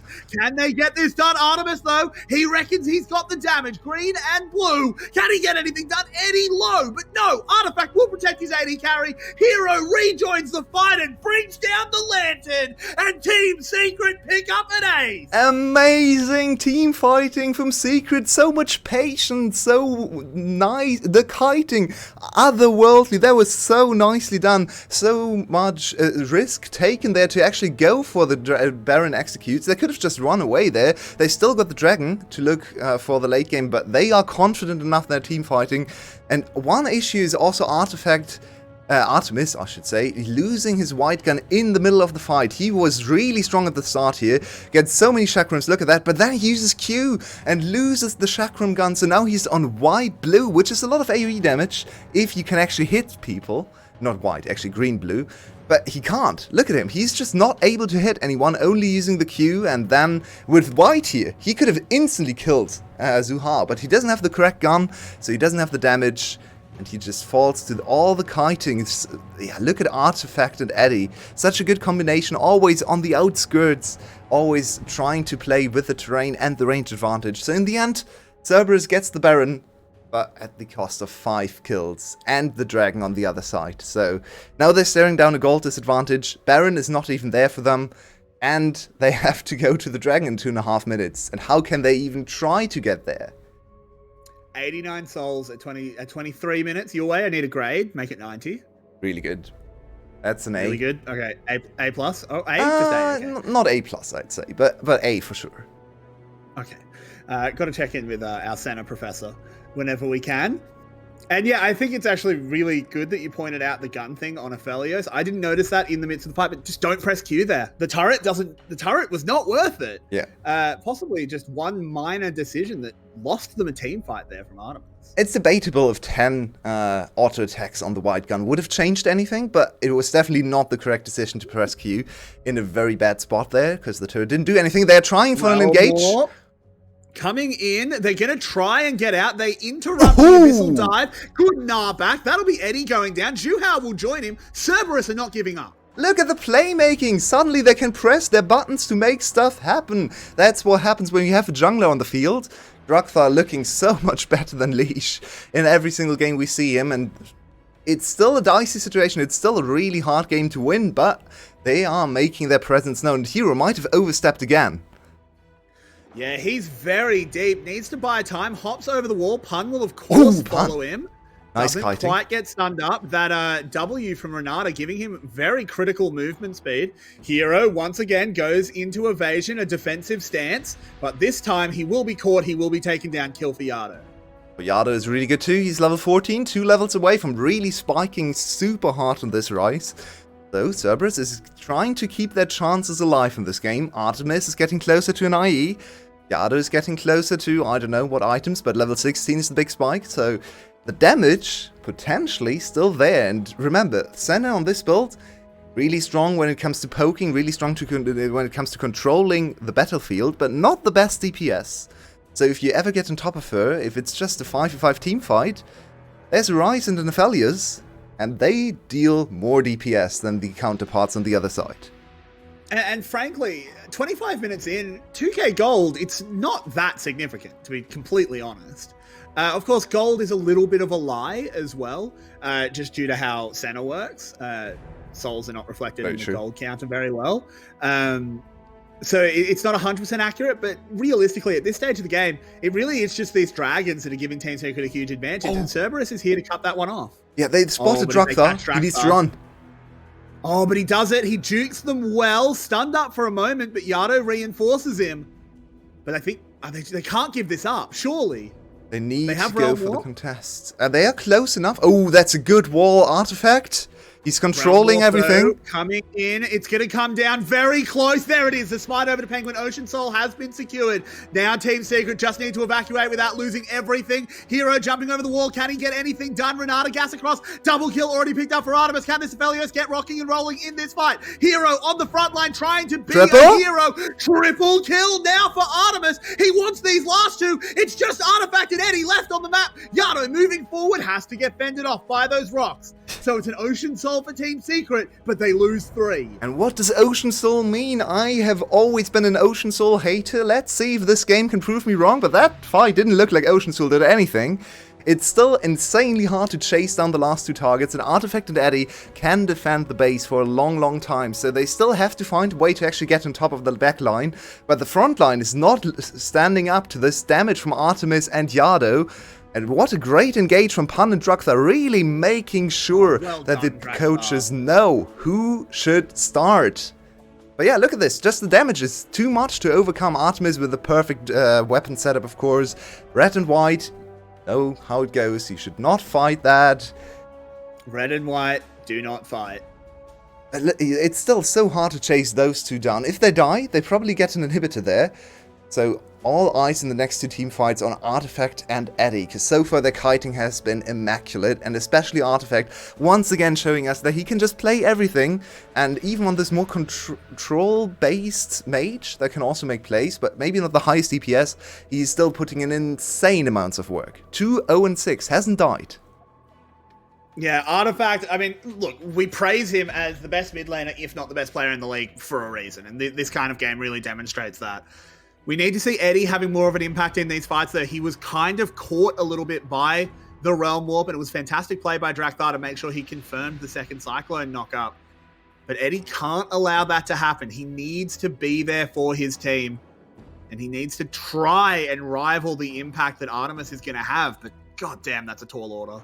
I mean, in this kind of composition, Senna is not there to be the main carry. She's the supportive carry. She's supposed to set up the fight, to give everyone a big shield and heals constantly. She's not really there to carry the fight. You have Jax and Viego on the top side to do that. So I would actually say it's more on Penguin and Hero to finally find something in the fights, because Eddie's really doing anything he can. He's not the hyper carry Senna. He's not building crit, and this is more the supportive build that should spread all the healing across the team and give this team like huge shields and all the HP to work with. So my eyes are actually on Hero, who's building more supportive or more defensive too, so they just don't really have the damage right now to compete with the likes of Artemis and Yado.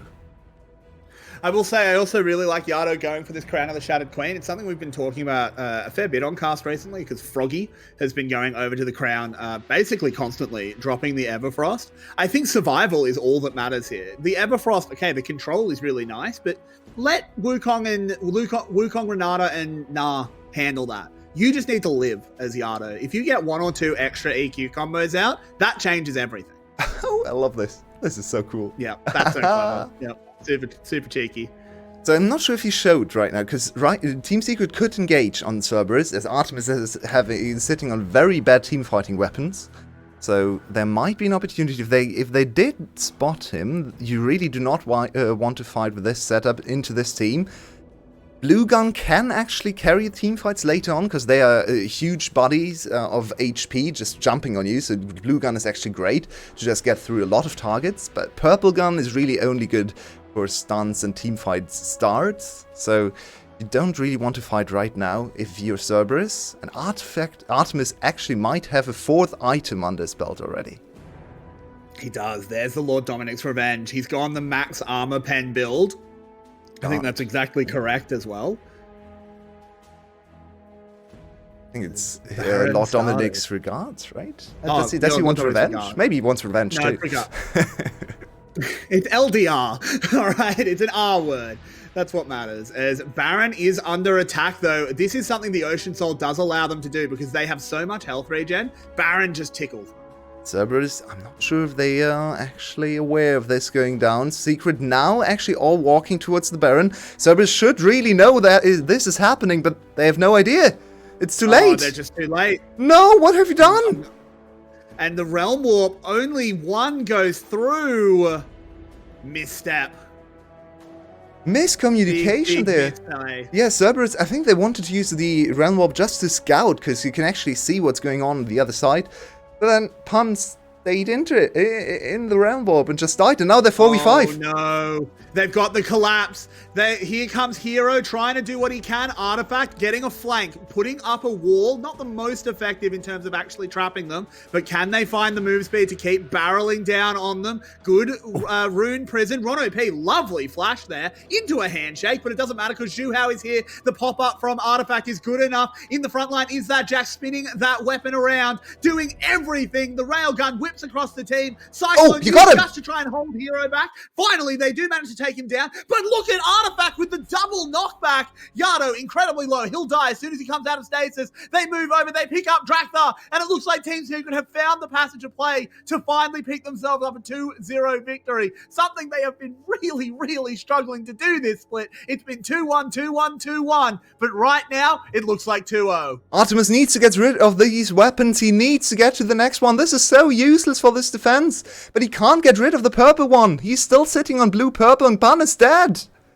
Pun is dead. Rono P comes back, but it's only a Renata. He's doing everything he can. Is Artemis. He gets one kill, but I don't think that's going to be enough as Eddie gets Artemis! to work on Artemis! how they find Artifact. All right, Artemis, this is it. Are you still a superstar? They have to hunt down Eddie, but they can't get through Zhu Hao. The auto attack There he coming goes. in on the next with Artemis charging over. Eddie, no! Can he do the damage? He can! Now it's only Zhu Hao left in the base, and they hold Yulwei. They hold fast. Look at the pings! Look at the pings! Hero's trying to backdoor, but he has to somehow get towards the bot lane. There's an Elder Dragon. Up. Elder Dragon's up. I'm not sure if they have the time to get Elder Dragon. It takes quite a while, and there is so much.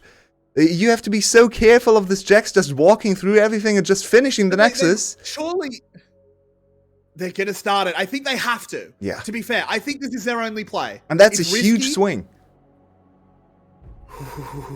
It's a massive, massive play. This is now 3,000 health left. This is going over. Cerberus have Elder. That's a shutdown as well. That's so much gold for everyone. That's basically 300. It's a kill for every single player on the team. The gold is even again. Elder Dragon definitely trumps Ocean Soul. So Cerberus actually in a stronger team fighting position right now in this game. They just need to avoid getting backdoored on. And as long as they clear their base and actually push out the bot lane, they should be fine on that front. There's a ward. This ward could be crucial. Don't take your eyes off this ward. This might actually decide the Soul series if they're able to find the TPs. It's just one for hero, but it's very close to being up. And if Cerberus somehow steps out of their base and forgets about this ward, he might just run through it. But why would they ever step out of the base? Baron's not up for another 2.5 minutes. I think there is no reason for them to leave the base until that inhib respawns. I would punt take the ultimate into the 1v5. Good point. Strong argument your way. But I think they know where this is it. They know this is our fortress. This is where we hold.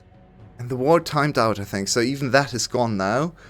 Artemis on really good weapons. Actually, he just wants to chill right now. He really does not want to spend any ammo in the next minute. Okay, his red gun is already kind of running out. But white gun fully stacked up. Look at his items. He's full build. He actually went for the highest DPS build possible. No safety whatsoever. No GA. This is the Chad Artemis we know. And he's 12, 2, and 0. He's not even letting anyone else on his team have kills. Everyone else, there are 14 kills for Cerberus in this game. 1 for Drakthar, 1 for Yada, and 12 for Artemis. He's stamping his authority on this game, and I love to see it. He was the best ADC for such a long time, and he's still there. He still wants to fight for the title. He wants to go to Worlds, and it would be such a shame not to have him there.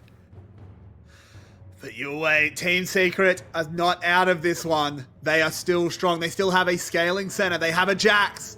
They have the best mid laner in the league. And what looked like a stomp has turned into a cracker. Oh yeah. This Senna is going IE last item. I love to see it. Actually going for a little bit more DPS, trying to snipe out Artemis, maybe, or even Yado. If you get a nice crit on Yado, with very likely 100% crit, because at this point she's probably sitting at 120 stacks, which is 60%, plus 2 crit items. Yep. So very close to actually getting 100% crit once the IE is coming in. You should probably just give her all the farm, because no one else is really scaling up anymore, and then you just do auto-attack, Q auto-attack, and Artemis is down to 200 HP without being able to respond because of the range advantage. So actually really like this adaptation from Eddie. He's pretty far away still from the item, but once he gets there, they have to put a lot of respect on this center. They absolutely do. And, you know, I'm sure there's a certain fan club that would love to see this center really pop off, but okay, I mean, it's so hard. It's a 12 killer Felios. I mean, what can you even say? It's just an absolute titan that they need to find a way to take down. And your way, the Elder Dragon has timed out, but this game seems to have just hit the brakes. Look at Baron spawning. There's nothing Cerberus can do to contest this Baron. Yeah, very nicely done. So the Secret's still very solid macro. Wait, why is he... If they just kill him, they need to stop his TP. They do.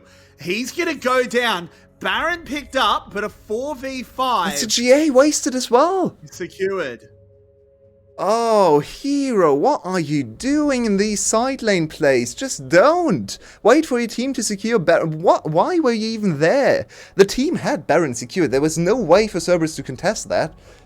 Hero just really squandering the advantage for Secret. He's 2-5-4, really not finding the impact. Jax looking a little bit like a trap pick today on both sides so far, and now suddenly Cerberus, yeah, they have Baron, but who cares? Baron doesn't do much this late in the game.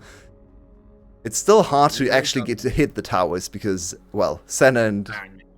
Yeah, that too, but also... Oh, there we go! Oh! Burns a couple flashes, does pun, but look at the damage he's taking. The railgun They're still going for it! Artifact gets killed. Tracklar diving into the team. Look at the flamethrower. That ultimate doing so much, but the rocks are flying. He's dead. Artemis, do you have it in you? He's going on. He gets bailed out, but taken down again. Penguin now moving across the damage. Just one OP, and the business has been shuttered. It's Team Secret winning the fight, and they should win the game. Yeah, no Nexus towers remaining. Remember, they just need to kill one inhibitor and then they have the Nexus open. It's probably full HP, which takes a few seconds to kill, but they have 2 AD champions. It should be enough. There's so much time till the respawns happen, and Cerberus, they completely changed their identity. They looked so much better in this game, so much more proactive, finding plays, finding good opportunities, but in the end it's a step too far, a bridge too far, diving into them. Oh, Eddie? Nah, Eddie? 3 people alive. There's no way. Yeah, there's no way. There is absolutely no way. Team Secret, in what ended up being an absolute banger of a game, 40 minutes, just about 38 minutes and 25 seconds after a 22-minute win in Game 1. What a difference! But it's still a 2-0. It is a 2-0. It's another loss for Cerberus. They're now on a really long loss streak, but they showed not only signs of life, they were so close to beating Secret. And Secret is still the #1 team in the league. Maybe not in current form. Run of play, you might favor GAM and Saigon Buffalo, who have actually taken down Secret recently. But they're still sitting at 8 serious victories now. So Cerberus, they are not done. They're definitely not done with this season yet. They told us today they were only going to lose 1 series. That series is now. So from now on, Cerberus is winning every single series, apparently. Apparently, and your way, I mean, I know I need to catch my breath. I need to get my brain straightened back up after Team Secret turned it to mush. So I'm going to give this over to the analyst desk. Clockwork, Milky, Beast, take it away. For a second, I thought, oh, last game of the day. Let's wrap this up and then take a break.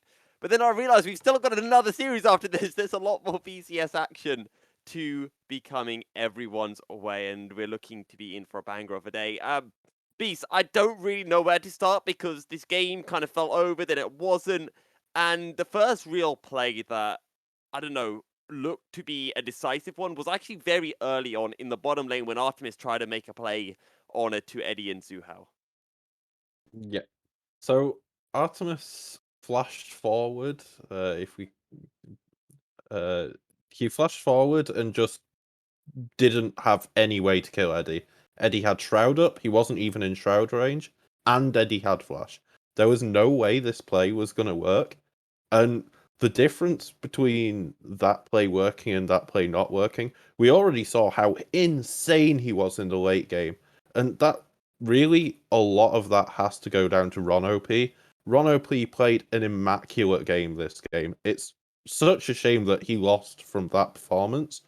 Artemis played a great game, but that was a career game from Ron OP, who we always criticize for being, he's really good on the tanky Nautilus sort of things, but Hubar's better on enchanters. This was an enchanter game. Ron OP looked better, but he still takes the L. I'm gonna be honest. I never thought Huber was better than Ron OP at anything. To be honest, I was like Ron OP's supremacy at the very top. Clockwork, you're our Team Secret expert.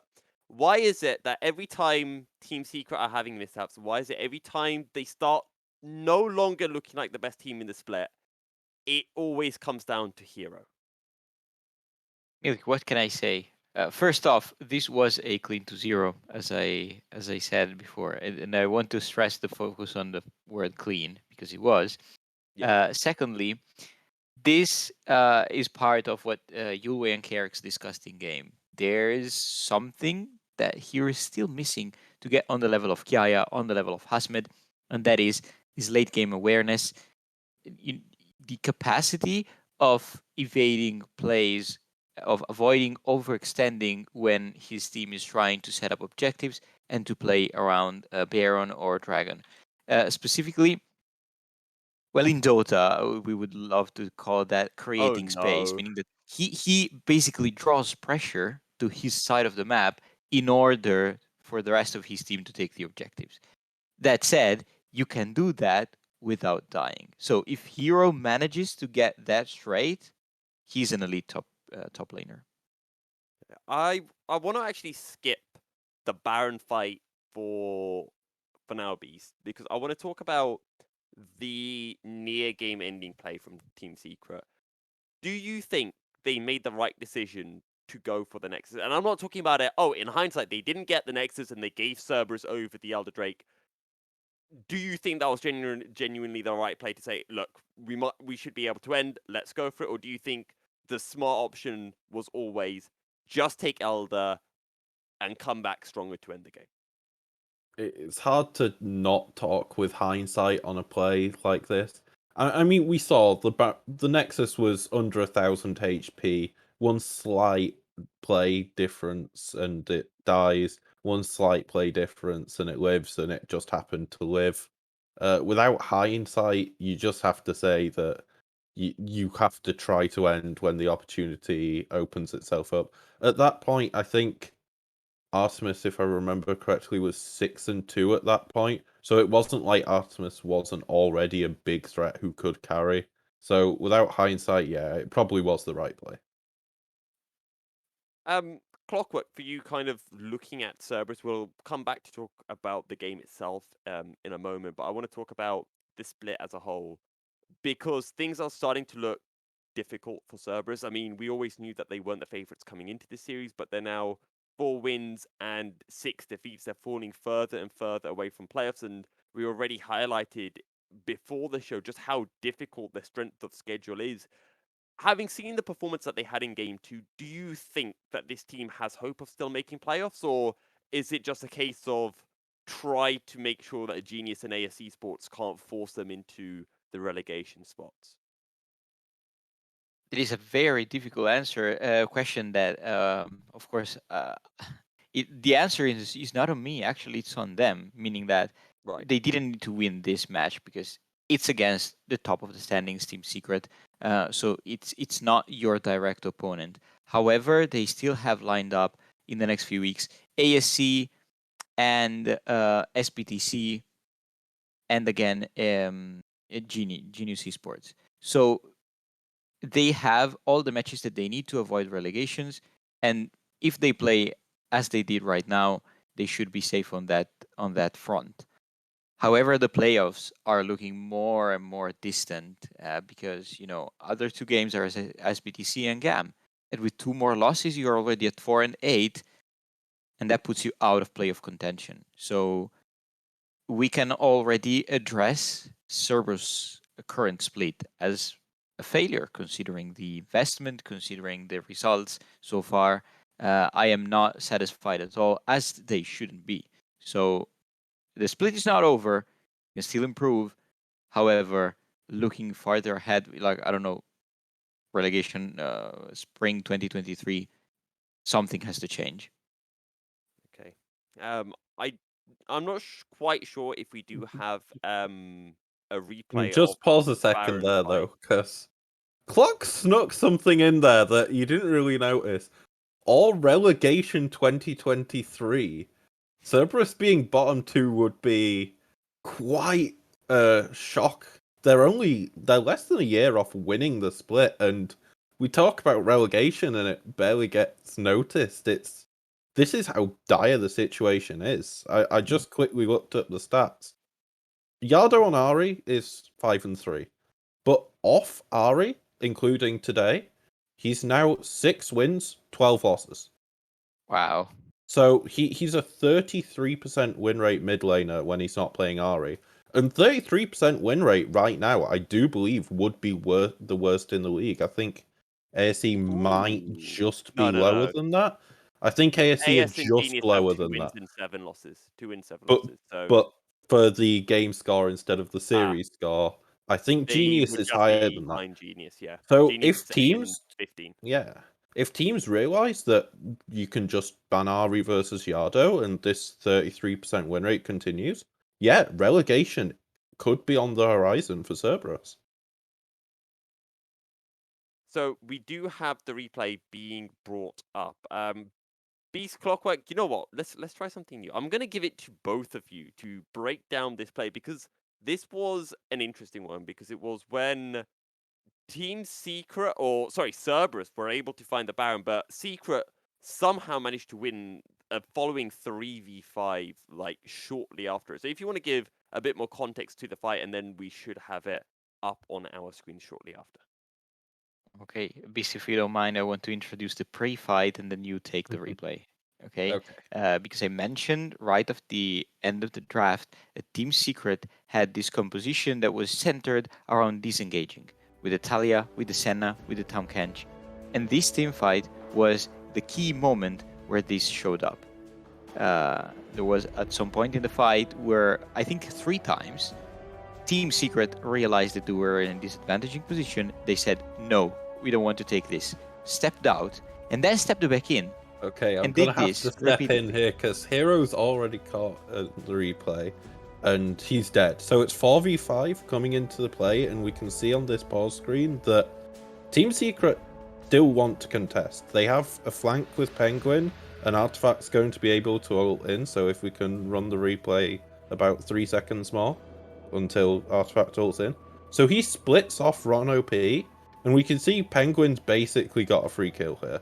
So they've got to choose between taking this fight immediately or finishing the Baron. And if we continue again, we can see Cerberus can't take the fight or finish the Baron, and it allows this 50-50, but Here. they do manage to get the 50-50 smite, and then it's, as expected, a 4v5. No matter how well Team Secret play it, you would think that they have a massive advantage, but because they overextend into this choke, an Artifact can use everything that he has to kill them, it becomes a 3v2. And then the counter nearly overextend as they go into Artemis, but Eddie lives barely, literally with a level up off a kill, I believe, and the TP from Hero. But this fight was so decisive for the game. If we go back a bit further to the Baron Smite moment, just a second more. This moment here, if we pause now, we can see that Artemis is stacking up chakrams fully, Ron OP's safe, and it's a 4v3. If this isn't played perfectly by Artifact, this is a game-losing play. Because Cerberus, we saw how close it was in the end. If they actually win this fight, the game probably goes to Cerberus. Right. And it's the core disengage. You see here, they step back, then they go back in again, take 1 kill on Yado and Ron OP. Then they walk in, they notice Artemis has some damage.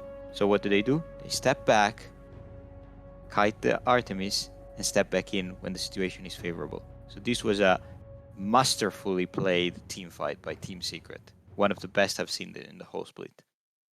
And that's something that I feel that we've been praising Team Secret a lot. I remember back when they had that one series against AS Esports and they had a really big goal deficit, albeit against what was a very early game composition from AS Esports. They were able to find a way back in, and Team Secret have kind of become, one of the best team fighting teams in the region. Maybe only second best to probably Saigon Buffalo, I want to say, Beast. Yeah, it really does show how big that win was from Saigon Buffalo yesterday. The fact that how dominant Team Secret have looked today, and basically just brushed aside Cerberus, even if they had a little bit of a heart attack when they saw 12-2 on the scoreline for the ADC, that they dominated this series, and meanwhile SBTC have taken them down. And this is really good looking into playoffs. Obviously, it's a bit early to talk. We have just finished the first round robin. We've got 3 teams already in SBTC, Cerberus, and GAM who have had moments where they're struggling, but they're all playoff caliber teams. And if they all get into form, obviously GAM did have illness, and we'll talk about SBTC GAM in the next series. But this is looking like a really hype playoffs. Yeah, playoffs looking incredibly close between our 4 top teams in the league, maybe 5 if Team Wales can get their stuff together. However, with that, we're going to stop talking now about Team Secret against Cerberus. We're going to be heading into a break. But guys, don't go anywhere, because if you enjoyed that series, if you've enjoyed any other series in the VCS, our next series is going to be absolutely cracking. Saigon Buffalo against GAM, 2 teams that have 4 straight series wins, and these aren't just 4 wins against lower end team in the standings. These are wins against some of the highest up teams in the standings, both of them having won against the likes of Team Secret. So we'll be back in about 15 minutes or so with our analyst desk for that series, and then you'll be having Carrick's in your way once again, taking you into game for the series. So stay tuned, and we will be back shortly.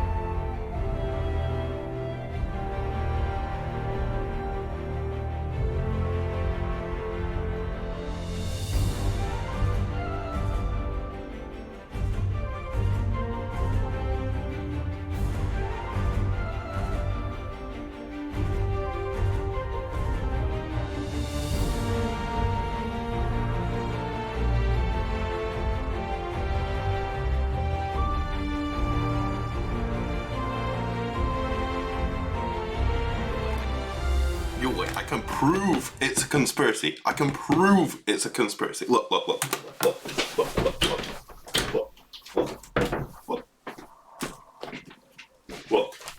Misfits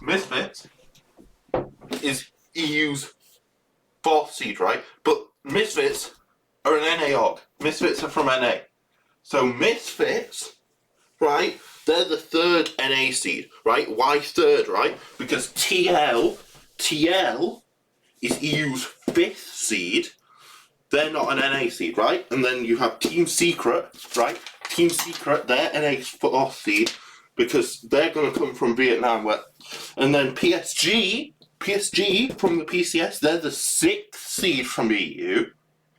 So you have Team Liquid, Team Secret, and PSG from EU. But NA stealing seeds as well, because GAM have been bought by NRG, and they're NA, and that all leads into the conspiracy that there's the new stadium in 2023, right? And that means MSI is coming to Vietnam. But you have the LGL conspiracy, right? Where's Yoshino gone? Where is he? Yoshino can speak Japanese. And Yado is an RE1 trick. Now Mera from LGL English is an RE1 trick. They're both going to LGL. And then you have, like, it's clearly a cry for help when you're saying that Inspired and Jojo Peel are a top 5 mid-jungle.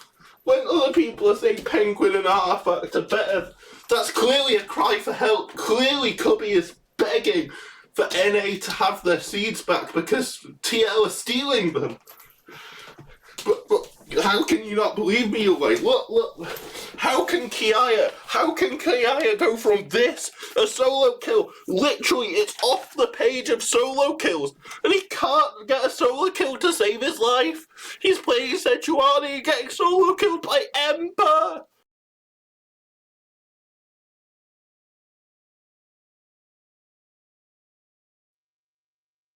Hello, everyone, and welcome back to the VCS English. We're heading in to our 2nd series of the day, and this is the big one. We already saw Saigon Buffalo taking on Team Secret yesterday in what was a cracking 3-game series, and now Saigon Buffalo have to go up against GAM. And these are arguably, and I'd probably say almost definitely, the 2 highest performing teams right now in the league, both of them on a win streak, having won their last 4 series.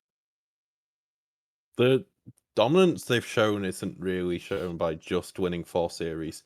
Froggy, known for not that great of a laner, but really good facilitator. Yeah, he is the highest KDA in the league, and his gold at 15 stat is better than Dia1, who's coming back from what was like hype. This guy's a returning MVP mid laner.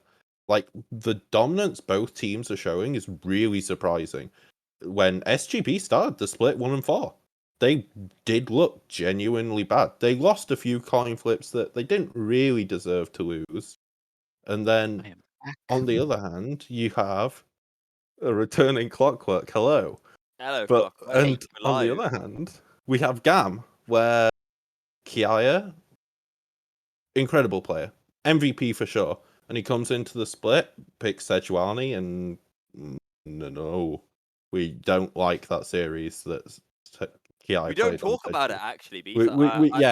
We ignore that series. Did you not get the memo, which was like, True, yo, Beast, do you want to be on the I analyst desk? apologize. Okay, you can't talk about the I won't Sejuani. be in the silencing solo kills conspiracy. There's 30 solo kills in 25 games from Emperor. We do not silence solo kills here. But and GAM as well. They had B with. We know that he had illness. Thanks for Hanke for informing us. And he's coming back to form. And my god, the team looks so good with B. And this is no disrespect to Elio. He's a really good support, but B is just incredible. And I think if the team do go on to win this split, he's probably going to be the MVP of the split with just how much he improved GAM when he arrived. Well, I say again, sorry, it was Kiaya who ended up getting it. Clockwork, I guess we could say B was sick, and now B is sick again, but he's making sick plays, and he's sick in a completely different way. Exactly, the good sick, meaning that he's finally having the impact that GAM needed on the team. It completely looks like a different team again. They are already able to do these rotations, these dives that GAM was famous for in Spring Split. These aggressive initiations. It's all, we finally found out that it's all B's shot calling, playing a big part on that side, and also style. As a consequence, looks like a much stronger AD carry and like another threat to GAM's arsenal. So this is just an example of how big of a difference just a player can make on a roster. The biggest single player difference we've seen on Kiaya. He struggled mightily in the first half of the split, but then when B came back, it's Spring Kiaya again, our favorite top laner. So GAM looks rejuvenated and they're poised again to gun for first place. Now, with that being said, let's start talking about Saigon Buffalo, because this is the El Clasico of the VCS. GAM against Saigon Buffalo. This was our finals last year in spring. It was our finals this year in spring. But every time, GAM have been able to have the measure of Saigon Buffalo. This year, it does feel a little bit different. Saigon Buffalo were already able to beat GAM earlier on in the split, and this is a team that's coming back from MSI, having been top 6, and no, for once, I'm not going to say what we always say about the bottom lane, so we're going to talk about other things, and I'm going to mention BJ here, Beast, because BJ has been fantastic so far in summer. He really has. Stats wise, he's second only to Drakthar in gold at 15 versus enemy jungler. He's been the best jungler who's consistently played. Obviously, Drakthar subbing in, subbing out, and it's shown. He had an underwhelming MSI, but he's come back and really shown why he made the tournament in the first place. And Clockwork, for you as well, we already touched a little bit on this mid lane. Carty struggling a bit in the early parts of the split for GAM. He's recently picked up his form with a lot of Galio. We've seen a bit of Seraphine, but Froggy has been the master of the Seraphine pick so far. Froggy's just incredible. We've had this running joke of the champion swamp of Froggy, meaning that he can play the most absurd thing we can imagine. And despite some of his champions, I still don't quite rate as the best of mid laners like Artifact on the Talia and such. He has these pocket picks like the Seraphine, like I don't know if he played the Kalista this split, but we know that he has it in his back pocket somewhere, and the Kalista is meta at the moment. So we can expect anything from this mid laner, and he can still manage to have his impact in the game. Like Froggy, it's just redefining the mid lane in the VCS, and I'm so excited to see him against his rival team, that is GAM. It's his chance to finally prove that he can win. Well, he won first round, if I remember correctly. Buffalo Yes. took the win against GAM. Sure. They need to do it again, number one, and number two, they need to do it in a best of 5 series. So this is just an anticipation for our playoffs. Weirdly enough, we've only seen one crazy pick from Froggy this split, and that's been the Shivana in the mid lane. Last split, we Right. got, I think it was the Kalista and the Malzahar. Malzahar were his off-meta picks, so there's still a lot of room to discover Froggy's form in this particular split, but we have seen some crazy picks over the course of the years for Froggy. Before we head into picks and bans, I want to get your predictions for this series. Beast, I'll go to you first. So this is going to sound weird because SGB won 2-0 last time they played. But Okay. before that, the record was 12-3 in spring to GAM, including C games. And then you have, as well, Hazmed, that's the first career win he had versus GAM. And he's played since 2020 on SGB. Wow. So I'm going to be going for 2-0 for GAM. Even though Oh. SGB's really good, even though Froggy's the highest KDA in the league, to be fair, that is partly because he plays Seraphine and that champion does farm assists. But I really think that GAM are just back to spring form and will be showing it today. Okay. You might want to go onto the prediction sheet because it's saying 2-1 over there. But Clockwork, I'll go to you. I am going to be a bit more restrained than Beast in this front. I mean, he's I unleashed. think That's why we call him the Beast, right. right? So I'm not going to look further back than week 3, Okay. because that's when the new patch came in, and from week 4, GAM has definitely resurged. However, they dropped games against Wales, they dropped games against SC, so I think it's going to be a 2-1. That's for sure. Now, I want to be spicy, so I'm saying Buffalo takes this 2-1. Okay.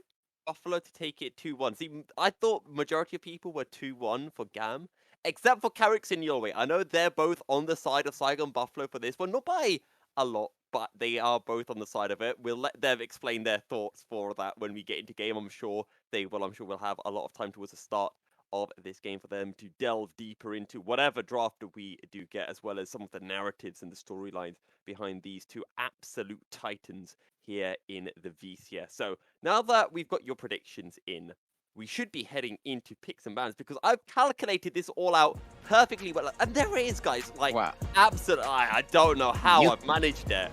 But we're heading straight into what picks the and hell? bans. I want some of the brain juice that you've drink today. It was the because lasagna for lunch. Okay, yeah, that explains it. So, Superior food. I'll let you two take us through picks and bans because so far we're seeing relatively standard bans coming through here so far. Right.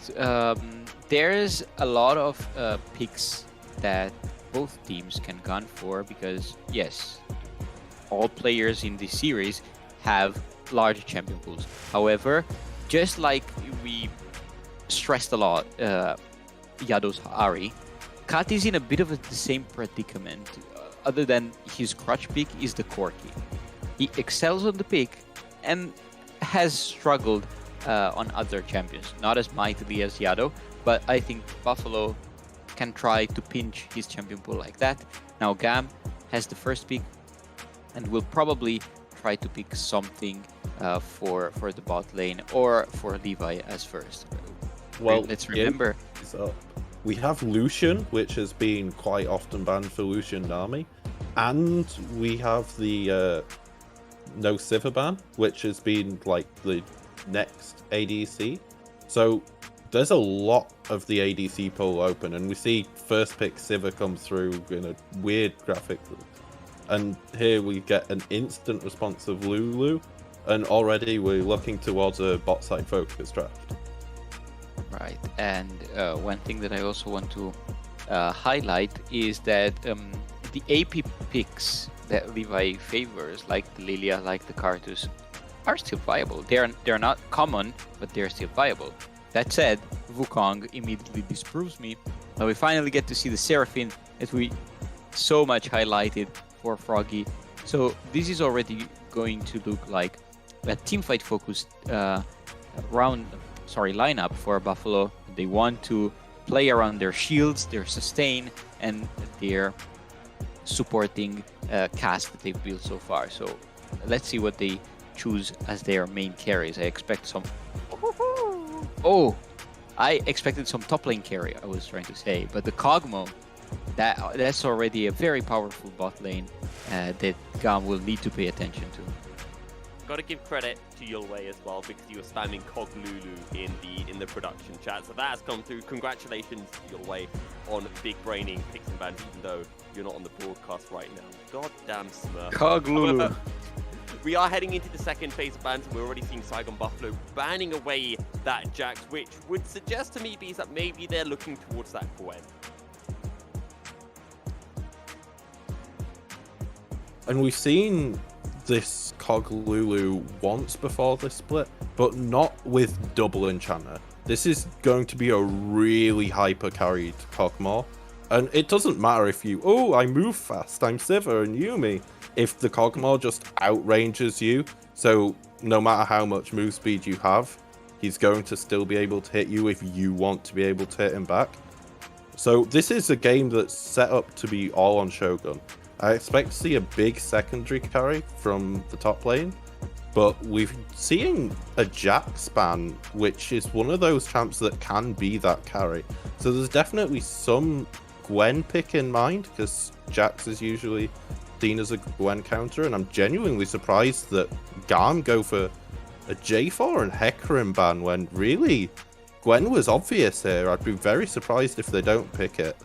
And this leaves them R5 as well, so this is a really scary draft from SGB.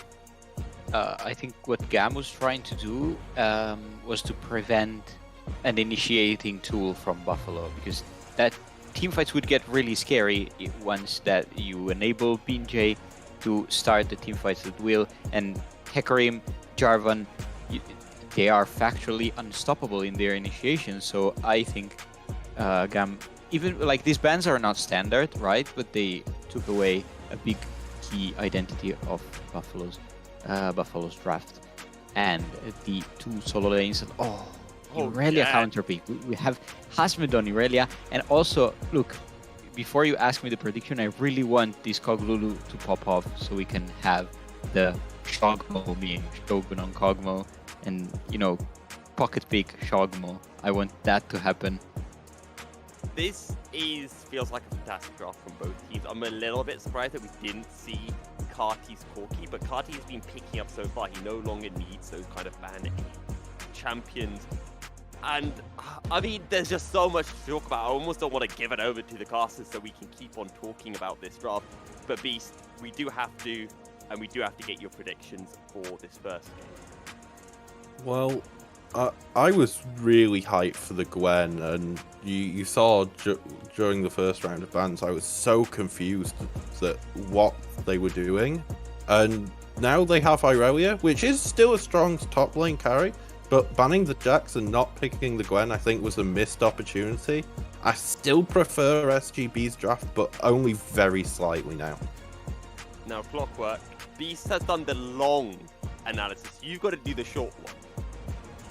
It's side lanes against team fights, and side lanes means that GAM win. Okay, we're split on the analyst desk.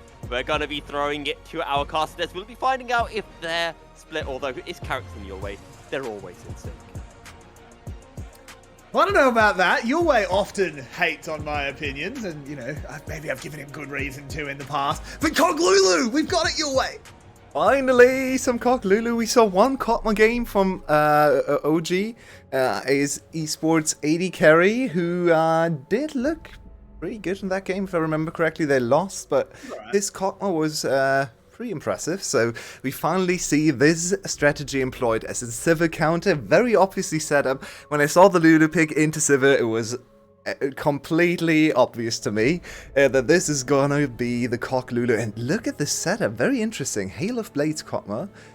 So no lethal tempo. This means very strong early traits, and Kog'Maw, one of the maybe the most misunderstood champion in the game in my opinion, because people still think he's better lane when he actually has a really insane laning phase if you get to auto attack, highest auto attack damage in the game together with Draven. Maybe, but especially with Lulu as well, that is so much damage. And they are going to look for super aggressive traits, which also means BJ needs to be here, he needs to be able to counter gank, he needs to always pay attention to his bot lane.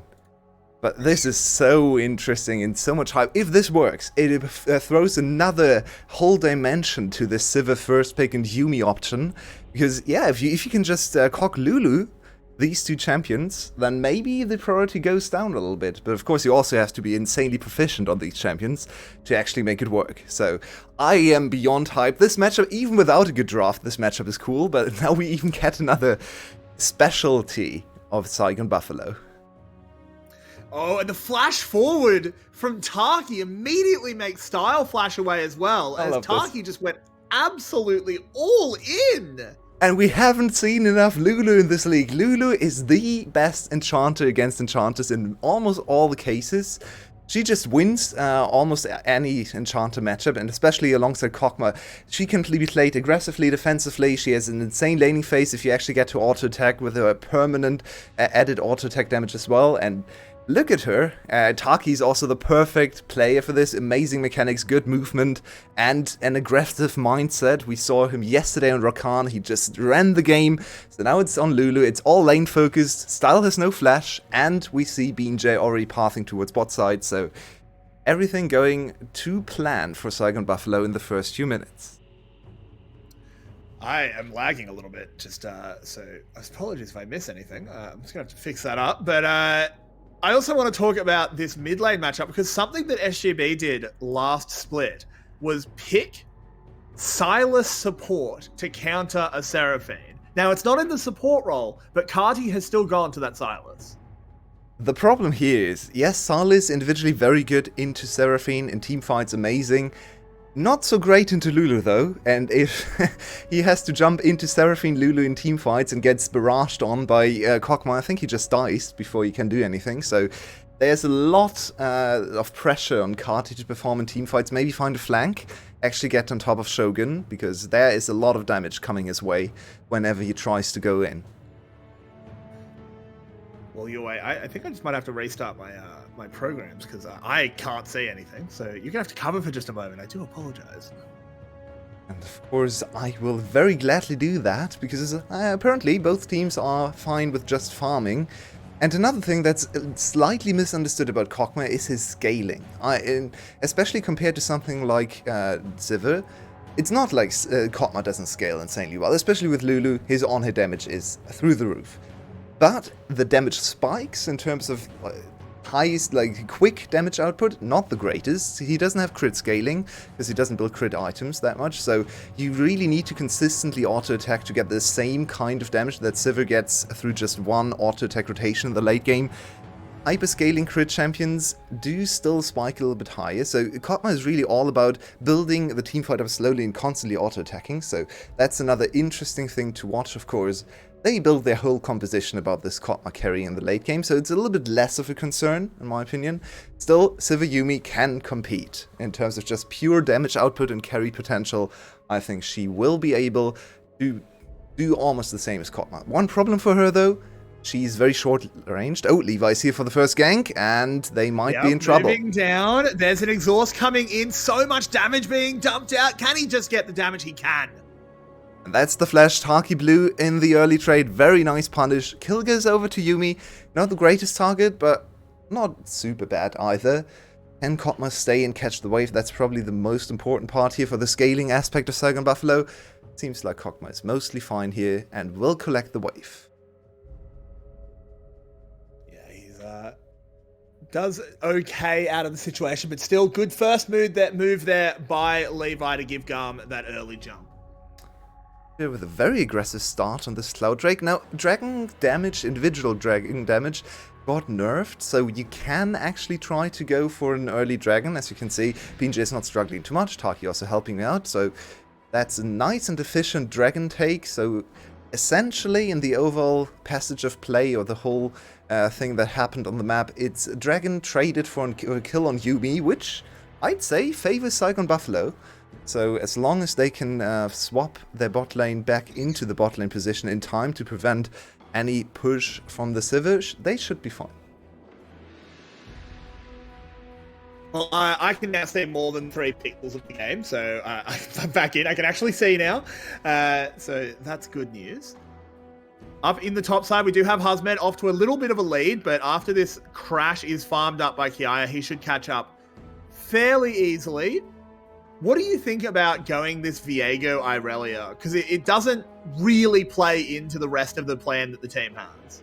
So every time I see a Seraphine in teamfights, I love these kind of champions. I think Wukong is even better, but for me, Irelia is actually one of the best things for Seraphine to use as like an aiming tool, as we have a little bit of a dive. Very nice timing, because Kiaya just uses Mega Gnar, so this should be relatively easy dive, but they also did they spot Levi, or did they just read the play? Probably just read Levi's rotation, so good to back off there to not give over 2 kills to GAM. And Saigon Buffalo just content to be relatively slow in the early game. But to finish the point, yeah, I actually think these kind of compositions with the Seraphine in the mid lane, I like a hyper... Hang on. No time we for have that. an ignite going down onto Style. Does get some shielding from the cat, but look at the pug moving forward. Taki flashing. One more auto will do it, and Style goes down. But look who's here. It's Cardi with a stolen encore. And Shogun knows it's time to leave Taki to die. Like he just instantly walks away. Perfectly done. Didn't even turn around. Didn't even look over his shoulder. Maybe a little bit of blame on Froggy to not call that out earlier, but Saigon Buffalo's bottling, you can see they are so aggressively minded. They know the damage is unparalleled, especially this early in the game. There's nothing Silver Yumi can do without the flash. She even tried to flash away, but they just chase him down. And that's a kill over to Shogun now. And honestly, Taki dying twice in laning phase doesn't really matter too much in the grand scheme of things. It's so aggressive. I love to see this. Taki just instantly dropping the ignite. So Yumi is basically rendered useless here. She doesn't have ultimate. All she can do is heal, and the heal is much, much lower than it should be. And Shogun gets another extra 70 gold. Usually, Kotma main says, I can trade my life for the enemy ADC's life because I am stronger anyway. And he didn't even trade his life. Okay, sure, his support died, but he's now in a very comfortable position, building up his blade, and once the blade is done, I think Taki has something personal against B. We'll have to come back to it as there is a play up on the top side. The cat has come up, stun goes in onto Kiai. I think Husband's going to look for a one-for-one, but with the exhaust, he will go down. The Viego not in range to help out. But what I want to say is, yeah, I think maybe B said something about Taki because he's been flashing on every chance, but never mind, as Cardi has been caught out. Heartbreaker comes in. The shielding is not enough for Taki. BJ can't trade. This is a disaster now, having to flash over the wall, but Levi's going to follow. Froggy stopping that play. But oh my word, GAM kind of just winning everywhere. And amazingly played by Carti, completely outplays the 3v2, and it's another kill over to GAM. GAM 4-1 up. They are actually running away with this early game, and Kotmalulu might not be able to come back here. That was very, very dicey. Carti's so close to dying, but now he gets another kill. He's 2-0 up on the Silas, and if Silas is fat enough, he might just be able to one-shot Shogun later. So we have to keep a close eye on that Silas. Exactly. Like, it's one of the best ults in the game for Silas. It's probably top 3. This is already getting a little bit scary. He's got a wild growth to steal away as well. They need to get a lid on Cardi ASAP. The game is so tense, but it seems like GAM is reading the moves from Saigon Buffalo. Saigon Buffalo just a tiny bit behind on every single play as Hasmed. Probably not going to find anything here. He does have the passive stacked up, just waiting for Kiai to drop out of Meganar, and there he... Oh, doesn't actually go in. Yep, Kiai was ready. He was backing off as soon as his Narbar ended. He knew how that one went. Husband will just continue to farm up, even farm at the moment, so the counterpick not really working out, particularly because Kiai did pick up a kill in that gank. Let's have a look at this mid lane then, because as we said, Cardi is off to a fantastic start. 2-0. But a very interesting stat that is still true as Froggy puts on his tiara. He's deathless against GAM this split. Oh, yeah, that is such an insane thing to say. Uh-oh. BJ needs to be careful. Good initial dodge. He's got a blast cone. He's okay. They turn this around the dragon. They want to continue the dragon stacking, fighting around the dragon to try and force GAM into committing to team fights. That's one of the main objectives to secure here, not just because they want the dragon, but also just to have GAM opting into teamfights later, because as Clockwork said, they can actually just go into side lanes, and that's something Saigon Buffalo doesn't want to do. So this is quite an important dragon. And they get it. The threat of Froggy from the other side, as well as this strong Cogmore, has that boar completed. Gets them the Ocean Drake. Okay, we go into Mountain Rift, which is not amazing for Saigon Buffalo, but it's better than nothing, of course. Probably better than Ocean in this game, as Froggy has to be careful. No deaths so far on against GAM in 3 games, but he might die here as Carti is super, super strong. Froggy needs to run. The crown does block a lot of that initial burst. He flashes away from the stolen Anthem. So he will maintain his stat, but loses that summon as well. That flashes can be important. He's very hard to kill, especially with the ultimate still available and the crown resetting quickly. So overextending into Seraphine is dangerous. She might be able to just run the play from behind. She actually has a decent amount of damage early on in the game too. So as GAM, I wouldn't focus on shutting down Froggy, because he's always just going to be useful later on if he doesn't die early. But yeah, this is... Beast also pointed this out. Froggy is having a really good split, probably the best we've seen so far. And he's not actually playing that aggressively as BJ. He's just looking for a little bit of gold induced into Hasmid. They got Dragon and Herald. Quite interesting. Yeah, they did. They've sort of been running the objectives. Husband will get a little bit of gold there. Kiaya is stepping up because he knows he has a Yuumi on the way as well as his Mega Gnar. They have to burst him down really quickly, but with the Mega Gnar, it's going to be so difficult. Gnar's them back. There's that final chapter going across both of them. A disconnected B. Can they blow up the cat in time? No, they can't. They both go down. Garb 6-1. And B is out roaming Taki on the Yuumi. This has been one of the biggest things about GAM's revitalization. B just being able to read every single play, and Taki not quite there. He was on his way. His top lane and jungle overextended. Oh, they are trying to get the cat. Oh, the cat. Good catch. Can they actually follow up? They can. Taki will pick up the kill. Taki will get 2. Okay, and 2 kills over to Taki is actually huge. I think they like the kills on Taki, because now he can get into something like Ardent Sensor to even buff Kokma more than he usually does. So I actually like the kills going over to Taki, because that enables him to build more supportive items for his Kokma. Maybe even into something like Mikkel's we barely ever see. So that is quite the turn for Saigon Buffalo, and they really needed to make something happen, because they were losing on kills on the whole map. Ooh, your way. This game seems to be going back and forth, and yes, it's GAM ahead at the moment. But once we enter this team fight phase of the game, you just can't write the Buffalo off. And it's all about the initial few seconds of the fight, I think, because GAM has so many amazing engage tools. You have the Gnar, we have the Wukong ultimate, we have Silas being able to steal multiple really good ultimates, but most likely Froggies. And then they have follow-up in Sivir with extra movement speed, and of course the final chapter to confirm the stuns and the initial CC.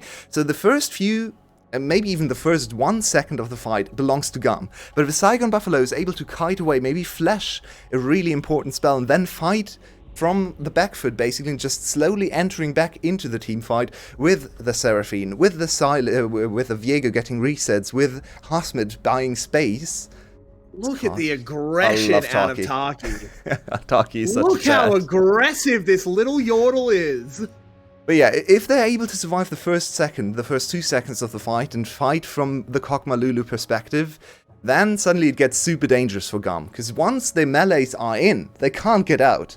And melees, especially Mega Gnar, really doesn't like to be shot by the Kokma as... Oh no. Caught under the tower is BJ, manages to get away into his gas. A stolen Heartbreak is not going to do it. BJ extremely low. No damage. Husband has arrived to try and get something. Froggy blocking the chains. Moving back in. There's a wild growth onto Froggy. Can they actually get anything done? Husband needs to find a little Froggy's bit more. tanking. Taki that finds it. Froggy lives on the edge of his life, and they pick up the kills. Now Kiaya arriving, goes in with the Gnar, but BJ buffers. Shogun's here. Perfectly. Who's here? It's Shogun. They're moving down. They pick it up. That's the Saigon Buffalo of old. Saigon Buffalo actually the slowest team in the league in terms of combined kills permitted, but nothing to see there. They're going to lose huge in the mid lane, but that's such a good momentum booster, just because you feel so great if a dive like that works. They're going to get the kill as the tower as well, which means gold-wise, they actually get away with this play. Maybe a few too many kills going over to Taki, but Shogun picks up 1 and the tower, so he's actually quite in a strong position. You need to look at BJ in this fight. BJ, He was absurd. The start from BJ was really bad, but he gets away with 1 HP. And also, keep your eyes on Taki and Froggy, the supportive cast, but you can see Enchanters can actually carry fights. So many good things there from Taki and from Froggy. Froggy tanking till the last degree his HP, but he's still deathless against GAM. But that was super close to ending, and then Shogun just picks up. He lost it on this one, as he gets the tower funneled into him as well. No, he didn't actually get the lasted. I lied. That went over to Beanger, I believe. So now we're looking at barely a 1k gold advantage, but GAM will get the dragon, which is quite important in stopping the snowball. as Kog'Maw is close to his 2-item power spike, and 2-item power spike Kog'Maw with a fat Lulu is insanely hard to overcome. Sivir ultimate coming out in the top lane. They're trying to lock down Husmed with the Yuumi ult. The Gnar as well. This Irelia is going absolutely nowhere. And Husmed's put in the dirt. They lose another tower as well. SGB desperately need to find themselves a structure. The way B is just enabling people to make plays on side lanes is so amazing to watch. Who would have thought that Yuumi of all champions would roam across the map over and over again? It's lovely to see. These two teams really play such a high-octane game, the decisions are coming in lightningly fast, and it seems like GAM is slightly ahead when it comes to reading the map, but the game is still so close. This is, you know, look, these aren't top two on the ladder, but we have set this up as, in our opinion, this is the battle for best team in the league, and they're living up to that. Yeah, I mean, just looking at the run of form, Saigon Buffalo started 1-4, only winning against GAM, funnily enough, at the start of the season, and now has won 4 series in a row. Same goes for GAM. They didn't quite start that badly, but they're also on a 4-series win streak. So it's really, and both of them actually won against Secret in that win streak too. So the de facto best team, just looking at the standings, has been defeated by both of these teams. So whoever wins today is very likely the hottest team in the league. Maybe you could argue not the best, but I would say the best as well. But you can really see both of these teams are quite competitive. We have 2 items now built for Shogun and Froggy. They would love to fight. This is one of the strongest points in the game for Kog'Maw. 2 items is insanely strong. The damage output is very high. He gets tankier later, but in terms of damage compared to Sivir, I think this is one of the strongest points in the game, so they would really like to fight GAM here and just clean up and maybe snowball into a Baron, which is spawning in 1 minute. Someone that really does need to get online, though, is actually Husmed. He's had not the best game on this Sivir. He's been hard focused, don't get me wrong. It's not entirely his fault. But he's 1-3. He's actually slightly down in farm to Kiaya. Clockwork said, if GAM gets to play side lanes, they win, and currently Husmed's not stopping them. GAM has really invested a lot of B's time, especially, to make sure that Kiaya is set up nicely. And remember, Kiaya in the first series against Husmed, he got clapped. Husmed completely annihilated him. Saigon Buffalo is slowly streaming, and they want the fight still. Shogun level 12, and they find the angle. Tower goes down, and GAM just leaves. GAM does not need to overextend there, and they know that. And this is one of the issues with this composition. Saigon Buffalo is basically relying on Husmed to initiate for Froggy to be able to then extend the initiation. And as you just pointed out, Husmed very far behind, so he can't really go for the initiation. And the rest of the cast doesn't have any good engage, especially BeanJ on the more, let's say, scaling-focused jungler that likes to play from behind, likes to use his time in teamfights and set up the resets. So that's one of the issues with the Saigon Buffalo's draft. Not the greatest engage. They kind of need GAM to run into them. GAM as a team is genuinely one of the most willing to run into you. But this game, it's restrained. Hanke has told them, you know how to play this team comp, play it right or you get the belt. As Cardi just what was that about? Being mean to Baron? She doesn't like Baron, I guess. Not actually 100% sure what that was for. That was very funny. Okay, Saigon Buffalo. 55 seconds to Dragon. Once again, I'm going to stress, they need GAM to come into them, and Dragon is the best objective on the map for that to happen, because Baron is a little too dangerous. To start Baron, well, they come into you, but you also lose a lot of HP. Not the case with Dragon, so that is the objective. They're going to center their mid and late game around, I think. Losing the third Dragon, not detrimental, but losing another one would kind of spell a little bit of doom already. So I would like to see Saigon Buffalo play very aggressively around this Dragon pick. It's not really happening right now. They're just scrambling to get into position here. What can they do? Teleport used by Carti. Husmed has his as well. Kiaya currently sitting at kind of the perfect Gnar for the situation. About 3/4 Good full. flash. Seraphine ult comes out. Froggy flashing away from it. Very good stuff there. That's a Sivir ultimate used as well. SGB appealing up the river. They want to threaten Baron. Oh, this is so dangerous. Now they need to This commit. isn't all in. They're They need shoving to their commit. chips your way. Yeah, they do have Kotma, which is insane damage against the Baron, and GAM is not going for the Dragon Flip. They want to contest this one. Hasmed. If Hasmed can hold them up. But no, SGB have to pull off. I feel like they just shoved with a pair of ducks your way. Oh, I'm not the biggest fan of this play. So now, let's see if GAM runs straight to the Dragon. Yeah, they're already pinging it. So Stahl is on his way. That's a free Dragon, essentially, plus Flash from Froggy. I don't like this. I think they had to commit to either of these objectives. That's why I always said they need to play around Dragon, not Baron, because Baron is just a little too scary this early in the game. Now they're going to lose Dragon number 2, which means just a little bit more time for GAM. If the next Dragon setup is not great, well, who cares? It's not sold yet. So they just buy basically 10 minutes for Sivir to get to 4 items. And at 4 items, I'm going to say it again, Sivir might actually outscale Kog'Maw in teamfight in terms of DPS. So this was a really crucial decision. If Saigon Buffalo loses this game in late game teamfights, that's one of the things we have to look back on.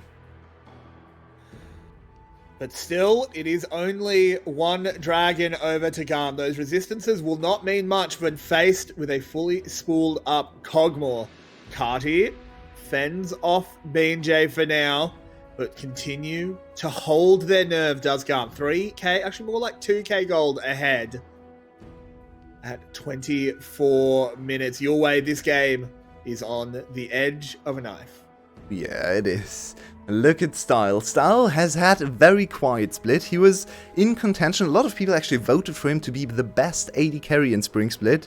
So far in summer, not very remarkable, as Saigon Buffalo is just running away. Oh, Shogun, where are you? Shogun caught out, gets the Cyclone onto him. He's Froggy dead! throws an ultimate across the team, but he's dead. This is disaster for SGB. They lose their biggest carry. Froggy will finally fall. GAM have killed the Frog. For the first time this split, SGB are getting routed off the rift right now. And GAM are on the hunt. Levi with a cat on top of him. They want Husband. I don't think they'll quite get him as he flashes over the wall. But this is going to be a Baron play. Oh no, Shogun, what have you just done? And GAM is outplaying Saigon Buffalo the same way they did in spring in finals so many times. Both of these teams are amazing team fighters. GAM is not straight up a better team fighting team, but GAM is better at reading map positioning, at collapsing and isolating people. They've shown it so many times in the side lanes this game, be with amazing roams on Yumi of all champions. And now they find the one problem with the Kog'Maw. If he ever walks around alone, he's just a sitting duck. They isolate him, they kill him very quickly. Even Taki's ultimate and Froggy trying to protect him can't help the Kog'Maw enough. And that's a huge break in the game. That's now a 6k gold lead plus Baron. Saigon Buffalo looking at a loss in game 1. It's a real disaster. I need to see a replay on that because Shogun, I'm not sure if he had flash at the time. He does. I mean, that's just terrible pathing. You can't do that against a Sivir ult. He also was actually in time to just walk back to his team, but he walked back and forth at this edge of the train as the rest of the team fight really doesn't matter. That's a clanger. Yeah. That's a huge clanger by Shogun. He also had an opportunity to flash over the wall. True. He wasn't CC'd. I actually just think that's just a horrible... That's just a choke. There's no other way to put it. I don't like being that harsh, but that's all it is. The choke in the choke point. The double choke. And Kog'Maw, you know, he's hungry. He's got a lot of opportunities to choke. He's eaten something too big. Well, now he needs to spit a lot to get his team back into position to maybe win a team fight, but honestly, I can't see it right now. Sivir, Yumi, there's a reason why everyone is hyping this combination up, and Kog'Maw Lulu might be designed to attack them in the early game and outscale them, maybe. BJ caught out. Big Seraphine ult will hold them in place, but hold them in place is all it will do as they defend the tower for now, but there's really no fight back here. Yeah, buying a little bit of time is always nice. Baron up for 1 minute and 20 seconds still, so they might be able to walk away without an inhibitor going down, which is a first step, I guess, but the map is still in disarray for the side of Saigon Buffalo.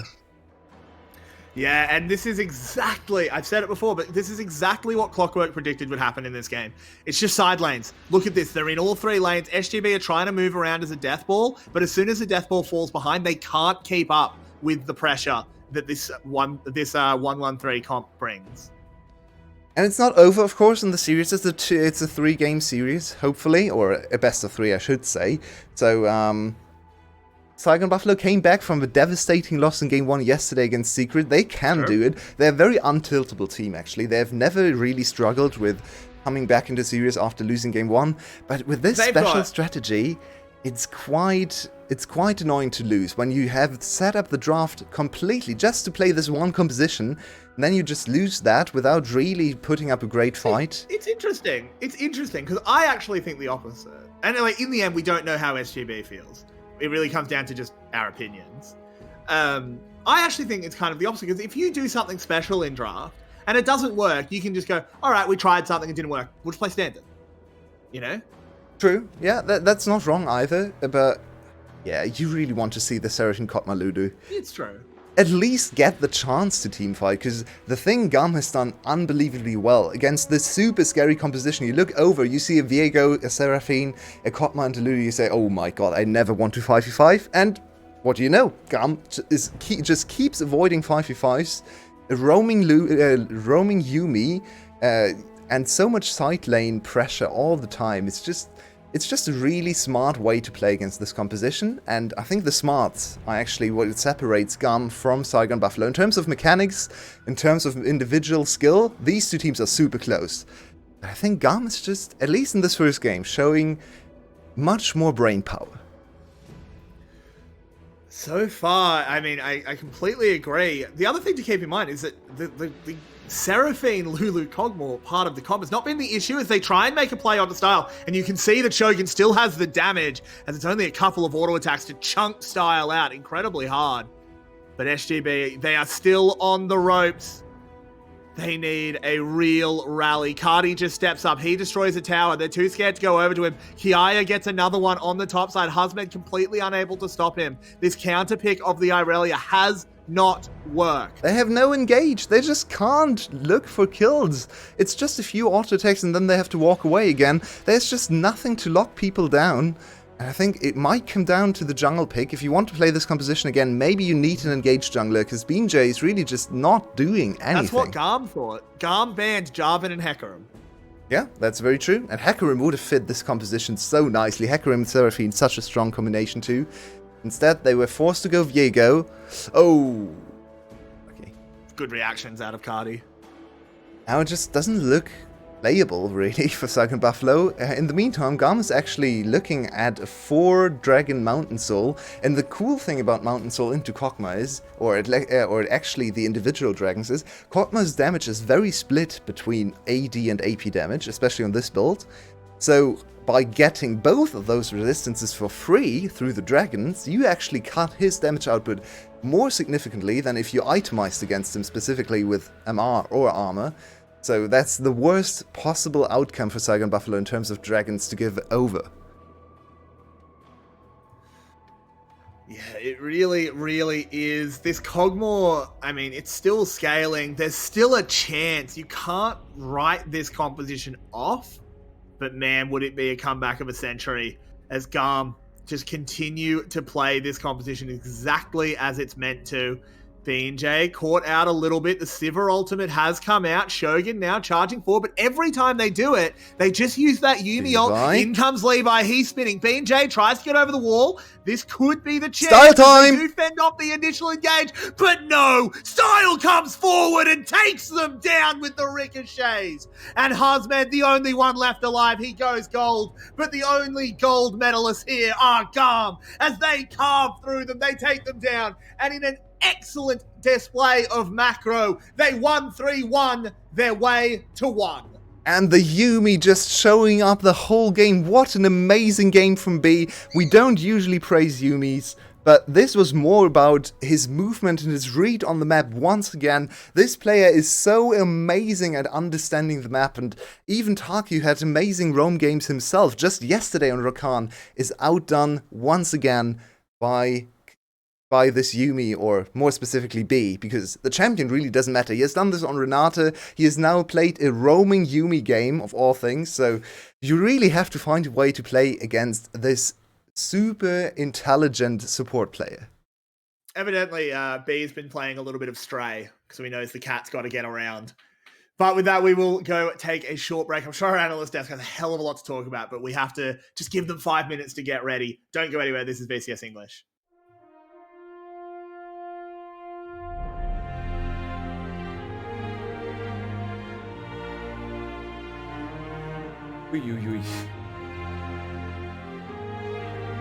Fine.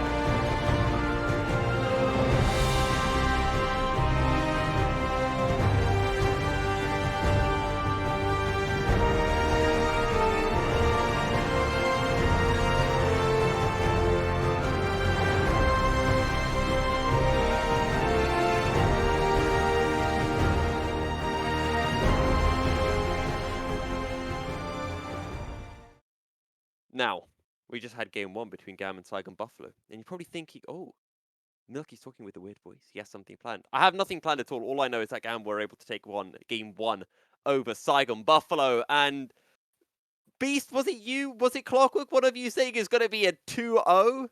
I think it was you, Beast, right? It was me. And Get that out of game, here! Roaming That's right. Yumi. 2 words. All I have to say about how good B is roaming Yumi. Yeah. To put it into context, Beast, myself, and Clockwork, we went into one of the other boys' channels and we were watching the game and we were saying, how funny is this? We've got B and Taki, the 2 best roaming supports in the league, and they're playing Enchanters, and we're like, there's no way they can roam. Then all of a sudden we see B in the top lane and then Taki in the top lane as well, Clockwork.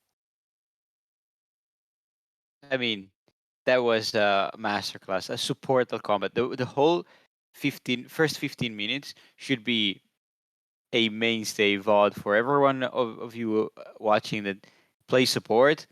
Just, save this video, save this VOD, and just rewatch it on loop. It shows perfectly how many things and how big of an impact you can have as a support.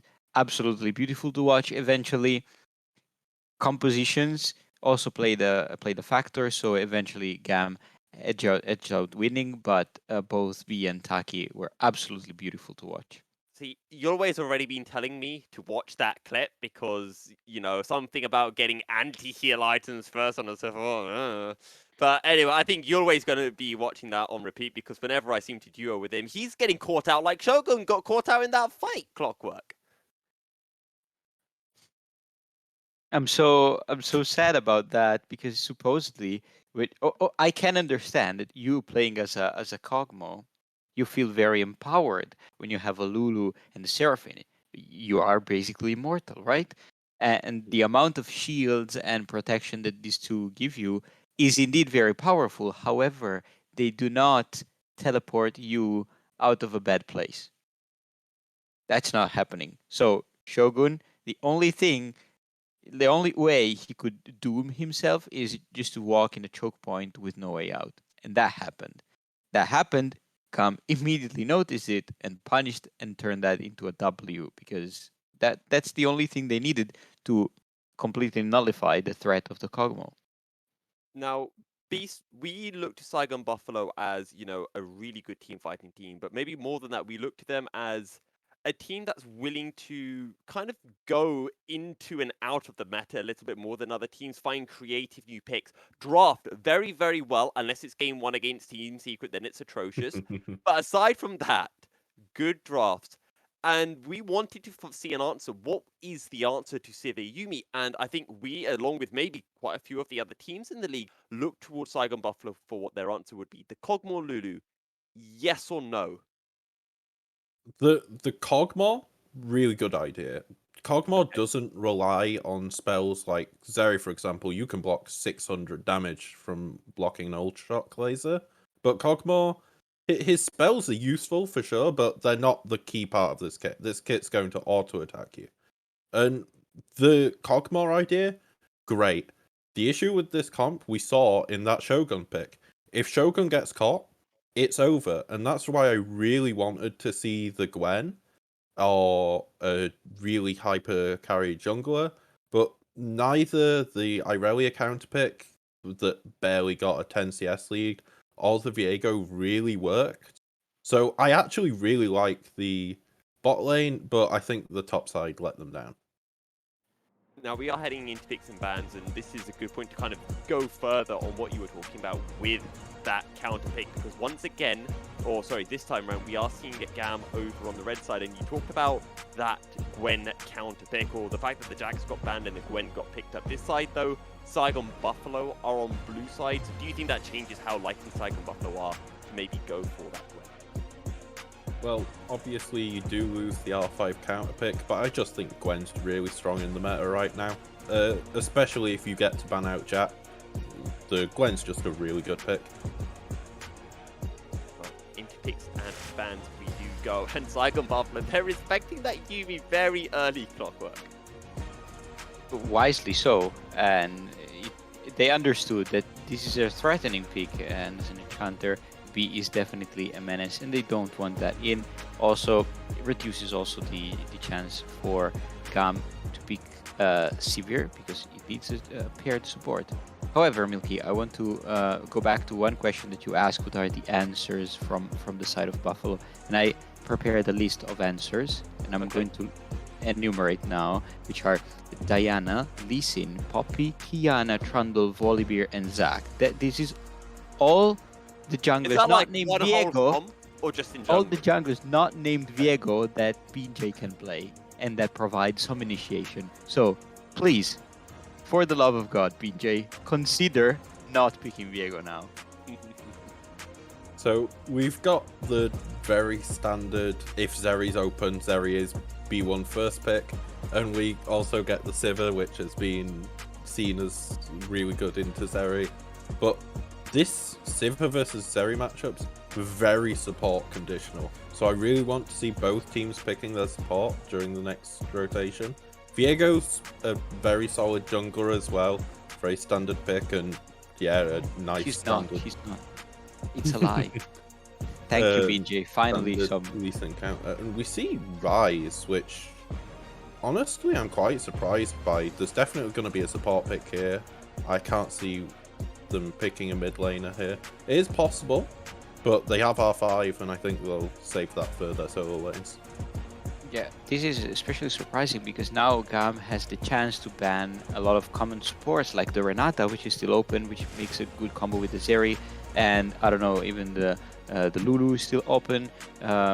There's a wide now array of bans that GAM can focus on, and you know, pinching this support champion pool will do a great favor to GAM now. I was watching the LEC yesterday. One support pick that I did really like that popped up in for one of the games was a Taric. And when I'm looking at a composition where you've got the likes of the Viego and Nautilus that have good single target focus and want to get a reset early on, I do wonder, could we maybe see a Taric making their way through? Because it does fit into the playstyle of both support speeds.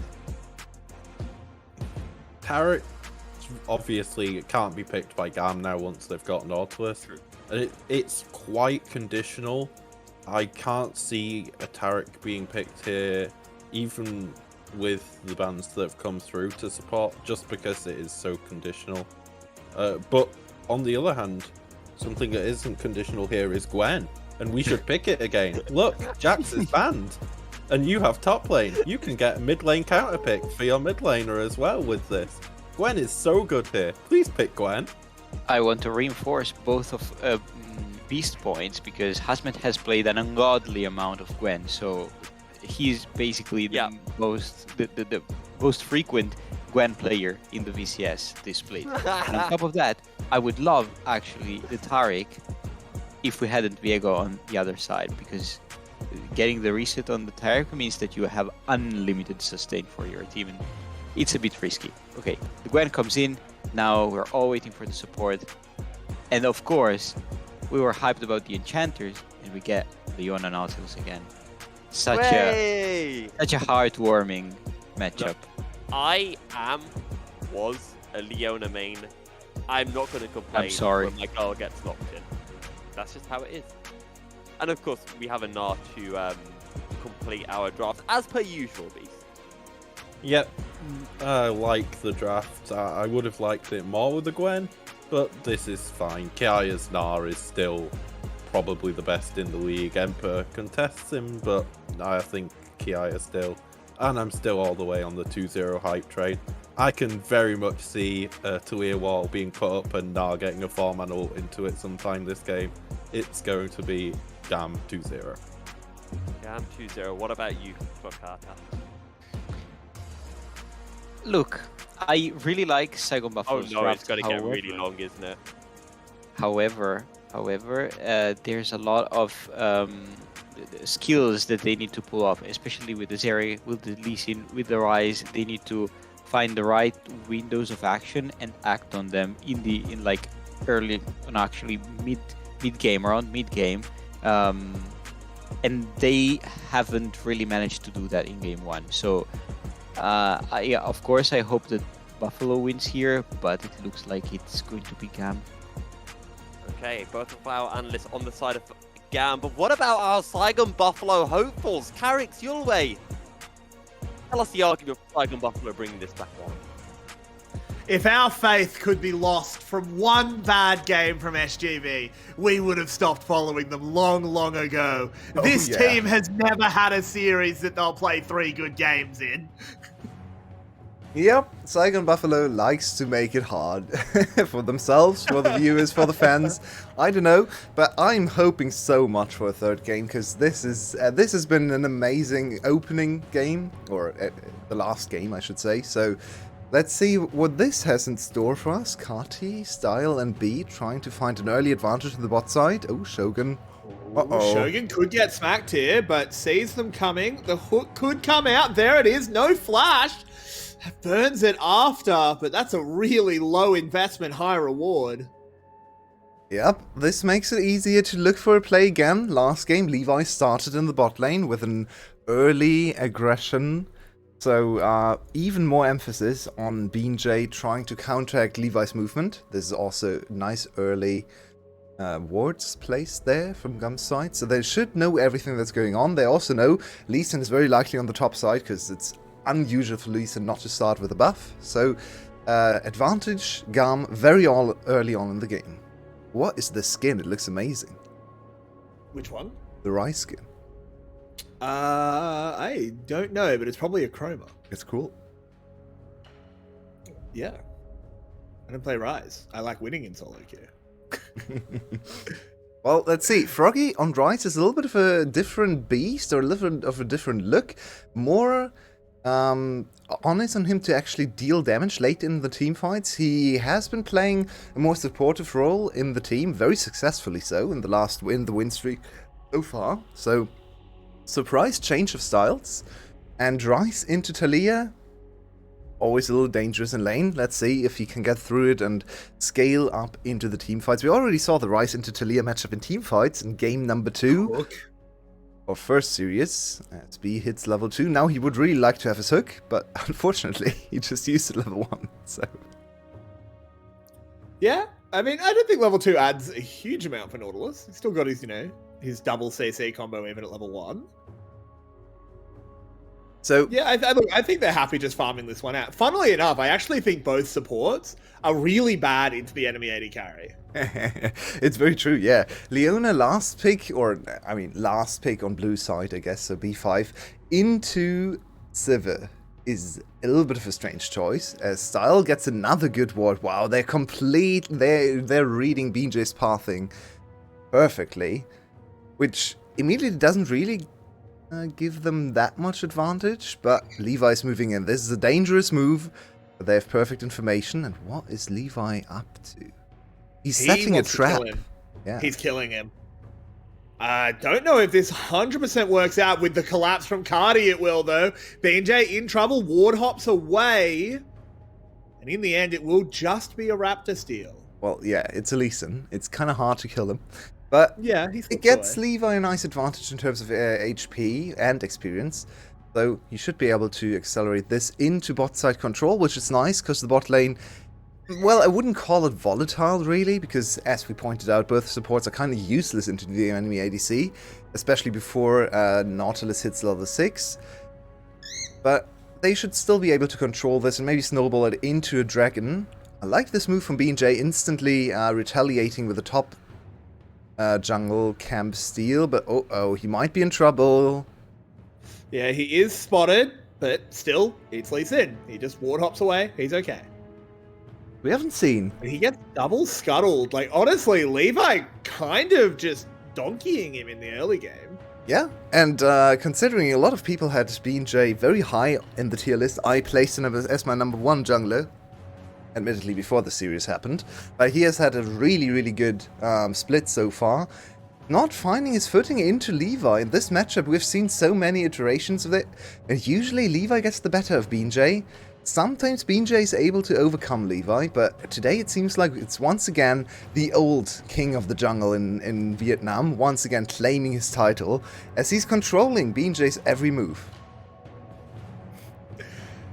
It certainly seems that way, and if Levi's got the old mind control goggles back on your way, he's back into a very fearsome form. after a somewhat quiet split from him, if we're honest. Yeah. Looking down at the bot lane once again, I mean, I don't really feel like anything happens in this bot lane. Look at the wave clear from Style. It's just going to be the same thing over and over again. Big wave builds up, then Style goes he who W. Yeah, and the same is kind of true for Shogun as well, to be fair. So yeah, Yep. it really doesn't... This matchup is not very exciting from... Oh, Kiaye, he is close to Meganar, but is Meganar even enough to win this? I'm not entirely sure about that. Yeah, Kiaye needs to be careful. Pre-6, I think he wins the trade, yeah. Does have to be a little bit more careful. He's now level 6, but Hasmid is very close to 6 as well. Or should be, at least. So, if Kiaye overstays his welcome and maybe it turns back into Mini, while Hasmid has Ghost and Ultimate available, he might be in trouble. So, let's see what happens in top lane. Yeah, look at Kiaye's HP bar. Yeah, Uh-oh. Kiaye is going down very low, but I think he got a Gnar back. Yeah, I think we can tell what happened there. Hasmed got a really good all-in, and then Kiaye Gnar'd him away to save himself. Yeah, Hasmid is also still level 5, Cool. so... Are we stopped? Currently? Freeze frame. But this is not on my end, I think, because No, then this is not it would your show end. the white circle of Yeah, doom. this is just the stream having an issue. But it's okay. Oh, okay. Interesting. A lovely thing. Here, I'll show Rakan. Yeah, subscribe now to get Rakan emotes. Yes. Actually have a Rakan mode, and it's amazing. We do. So you should subscribe. Yeah. Absolutely. Get VCSing Rakan. Well, unfortunately, we can't actually see the game, so we can't really talk too much about it. But nothing really has happened. Levi just controlling the jungle so far. Mid lane's even, bot lane is even. Top lane seems to be a slight advantage building for Hasmed if he can control this wave. I really thought he was closer to level 6. I'm not entirely sure where the huge discrepancy in experience came from in the top lane. Did he miss something? I didn't really I'm not keep up with sure. the top lane. Because, yeah, I mean... I'm not. He was at least half a level behind. Yeah, he would have been judging by able the amount of to time. definitely snipe, or at least force the flash from Kiaye with the ultimate. Instead, he still gets Kiaye's ultimate, but to be fair, ultimate cooldown is not really a thing. So, Kiaye gets away, almost getting solo killed again, this time by Hasmed. But let's talk a bit about Kiaye, because he has recovered. Yeah. I think he is traditionally the best, my favorite VCS player, and I still love him a lot, but he has had a really rough start to the split. I think everyone saw that. He got completely manhandled by both Hasmed and Enper, especially Enper, but also in the series against Hasmed, he looked bad, really bad. And He got spanked. he's slowly No way to put recovering. it. I still think his level of lane, or his laning dominance from last split is not quite there yet, which is one of the reasons why GAM's early game stats aren't actually the greatest right now. They are up, I think, about 200 gold on average at 15 minutes, which is nothing compared to Spring. Spring, they were up more than 3k every single game at 15 minutes. And that was actually one of the big win conditions against Saigon Buffalo in the final, where every single game they were 5k gold ahead, and Saigon Buffalo, even with their good team fighting, had no chance of coming back. So I'm still a little bit worried, and looking at Kiaye, he still needs to get back into his form, especially for international play. But he's slowly recovering, and he's more stable. He's not really giving up that much gold anymore. Maybe he's not quite generating as much gold as he used to, but at least he's not a liability.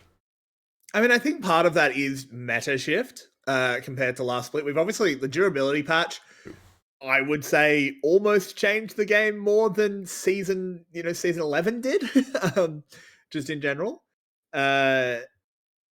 It was a huge deal. I think it kind of stopped as much of just you can just sprint away with the game in lane phase, which hurts a player like Kiaye, but I am glad to see him bounce back. I think he's both of our favorite players. We will admit our bias. We both love Kiaye, but we both love Saigon Buffalo, so it really does even out in the end.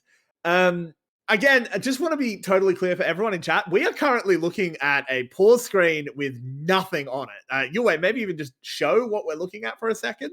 This So beautiful people little- understand that we have no information for you. This is what we are staring at. Hey! Oh, And now we're looking at Vietnamese gents. That's what we were looking at for a while, and now we're looking at these Vietnamese gentlemen. But we'll come back to us. Oh, and we're looking at Summoner's Rift as we go straight back in. Oh my word, Carty's been caught out. He's got that flux on him. BJ flashing forward. They will take him down. Why isn't it on the scoreboard? What's going on? Your way. There's two kills that aren't on the scoreboard. I'm scared. I'm frightened. But it is 2 kills for Saigon Buffalo. They strike back after losing game 1, and what a start. BJ, we talked about his matchup into Levi and him being kind of outdone by Levi the whole first game and the start of second game, but he will have nothing of that. Just instantly finds the play. Froggy is there as well. This is very reminiscent of the Saigon Buffalo of old, early game domination through mid jungle, and they find 2 kills and a dragon. Yeah, this is a huge swing for SGB out of the pause. I don't think we missed too much. I think maybe we missed a few seconds, and hopefully we get a replay on how SGB did engineer that play around the bot side river. Yeah, no. Oh, he's mini form, but Husband doesn't really have the means to chase him down right now. Could activate Ghost to go for a Ghost flash trade. I think that's actually advantageous. He does have ultimate. I'm a little bit surprised he doesn't want to go for it, because Kiaya is winning the HP trade the longer they just stare at each other, because obviously, with the ranged auto attacks, will always inherently have the advantage there. So Husband playing it super cautiously, which is fine. He's up 12 CS, which is very respectable. And Taki has found his way into the topside river. But needs to be careful because Levi's got a Spectral Maw. In goes the Lee Sin. What's going on? Try and make something happen. Froggy Realm Warps in. Levi gets blown up. BJ still alive as well. Carty going down. B's next on the chopping block. Sent to the depths. Rift Herald, thank you very much. 5-0 in kills, and SGB has finally figured themselves out. SGB has come alive in the series, and look at that mid lane. Froggy, he did finally die, but he is still with an insane KDA against GAM in this split so far, and starting this game with a 3-0-2 on Rise. A lot of people here at VCS English hate Rise, but I like the playmaking in Froggy's hand. He has always been the best when it comes to early river plays, together actually with Carty, interestingly enough, and it's a portal combat, and they kind of just forget about BJ, who looks to be in the middle of the stone field, and I thought BJ would just be bursted down. I thought this would go horribly wrong for Saigon Buffalo on the initial first second of the play, but then Froggy shows up from nowhere, didn't even see his ultimate. I think that's probably due to the skin looking a little bit weird. But that's a huge advantage now. 5-0, and Saigon Buffalo is here to play. They still want to prove that they are actually the best team in the league. Yeah, now Froggy sitting on 3-0-2. This is a powerful rise. Trust the plan. EQ, EQ, EQ. As always. Also, the Lee Sin is just interesting to look at, because we haven't really seen that much Lee Sin. Lee Sin has always been, throughout all the years we have been covering this league, Lee Sin has always been one of the highest priority junglers. Everyone loves to play Lee Sin. It's kind of like the LCK, where every single jungler needs to be good at Lee Sin here over in the VCS. Yeah. So BJ has proven time and time again that he's an amazing Lee Sin player, but he's just fallen out of favor, right? It's just hard to make him work. Not if you can pair him up with Rise and just run the river. Yeah, I mean, there are certainly still ways to do it, evidently. Kiaya is setting up a wave for something here. He's got Levi lurking about. They really want to bait Husman. Look at Taki. This is meticulous. Taki's already here. Talked about the support going matchup. In, there's a Meganar, there's a Wallop. Levi's still just waiting. I feel like they could have pulled the trigger. He's waiting a really long time. There's the Gnar. They move in. They're going to try and burst Husman out. They'll succeed. It took them a little while, but they do it. But now there's a counter punch. BJ and Taki are here. Levi has already juked up. Into Mini is Kiaya. He gets burst down. In the end, they only get a 1-for-1, and so much brain power was invested by GAM. It's revenge of the Taki. He wants to have a word when it comes to best support in the league. First game, we saw an amazing display of B's ability to just read the map, but now it's Taki with the first move twice in a row now, and he isn't done. Catch him. Ooh, lovely Heartbreaker. Yeah, Taki maybe a little bit too early with the ultimate. I think you can definitely anticipate the Heartbreaker coming in, so a little too high fee from Taki. But this is also the power of these late-game scaling ADCs that don't really want to interact early. The supports are unlocked, and we have some amazing support players in this game here. That's a huge swing, though. Taki definitely took it personally that he got outroamed by a Yuumi. Oh, yes. He's furious about that one. This is going to be first brick going over to SGB, giving a lot of gold to Hazmed after a pretty bad game one. And good to see they still trust him, and they should. He has residency. He has tenure in this team. One bad game is not enough to shake the SGB's faithful hope. B, having a lurk. I don't think he really wants to pull the trigger on this one. Not with Froggy arriving in the Realm War. Okay, Froggy just showing up and then noticing, oh, that now is a little too big for me. Let's just walk away. They don't get the tower. They actually really wanted to snowball the second tower as well, but it doesn't matter that much. They give up the dragon on the other side.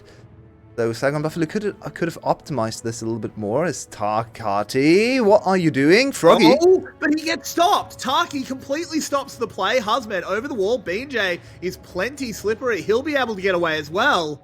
And GAM fluffed the play. A really nicely done from Froggy, not showing his face, so Kati didn't actually see him. I think Kati actually had vision of him with the red trinket, but wasn't able to readjust his ultimate there, and then Froggy just shows up, stuns him out of the ultimate.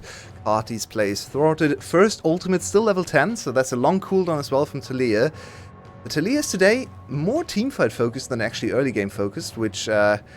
yeah, it's an interesting sight, and we see Rice with much more impact. In the meantime, though, Shogun and Style just waiting for their turn in this game. So far, just farming up both with a Cull, I think, to start. Or at least Shogun. And, yeah, they're waiting for their turn in about 10 minutes, when the teamfights really start to happen. Man, ADCs are so privileged. They rock up to work, you know, if someone brings them a coffee... all that jazz. They don't have to work hard. The bloody CEOs of Summoner's Rift, and I hate it. Oh, we're pretty important, you know. It is what it is. Yeah. Get in the mines with the top laners. They're the real men. We sweat on the Rift. We die on the Rift. Anyway. Speaking of top laners. Let's move on. Hazmed, Beast and Clockwork and Milky, I think all three of them criticized Hazmed not going for Gwen, and were really puzzled even by the setup. They banned away Jax even, and then didn't go for Gwen, which is not only surprising if you just look neutrally at drafting, it's even more surprising if you look at the champions played by Hazmed. 11 picks before this game, so this is the 12th game of Gwen.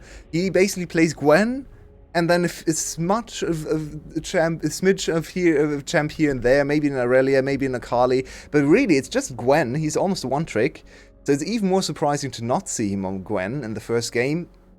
He has been able to provide a huge late-game insurance and carry threat for his team oh so many times, so I'm confident in him to step up in this game, even after lackluster game 1. Yeah, he should do just fine. He has that Rift Maker. He is powering on forward. Looking at the mid lane, we have Froggy still sitting in a very good position, has that Crown of the Shattered Queen. He's been opting for that basically every single time that he can. He's completely ditched the Everfrost. Cardi doing the same, as BJ will pick themselves up a second Herald. On Ryze, that's an interesting path, right? Because you usually want to accelerate the place on Ryze. You want to look for dives where something like an Everfrost is very beneficial, but maybe it's just looking at the Sivir and saying, well, Everfrost gets blocked every time anyway. It's really easy to predict, so let's just not go for it. Let's go for more safety. And yeah, so far it has been working decently well for him, I'd say, especially on the Seraphine games, just giving him added safety and making it possible for him to scale into the team fighting phase. Look at SGB right now. They are absolutely running the map. There's nothing like low key. They are 5k gold ahead, and they are smashing GAM here in Gen 2. Yeah, the early advantage is really hard to overcome. Pops the ghost from the spellbook. Can he catch him? He can. Cardi can't wall away. Flash having to be burned, and Froggy knows that that's all he needed to get. That's a flash from Carti. Now, and an ult. Maybe not the most important flash in the game. Talia usually safe without a flash, but still, really squishy champion. A stopwatch in her inventory, but nothing really else they can protect her in the next team fight. So another good play opportunity for Saigon Buffalo. They're opening up the map so quickly. The only thing that's still standing in their way of complete domination is the bot outer tower. So I kind of want to see them set up a play on the bot side to really crash that tower, to then have their way with the whole enemy jungle. Because once that tower is down, you can walk anywhere on the map. Yeah, I think they will do that soon. There's a dragon coming up in about 15 seconds. SGB would like to move up to their second stack.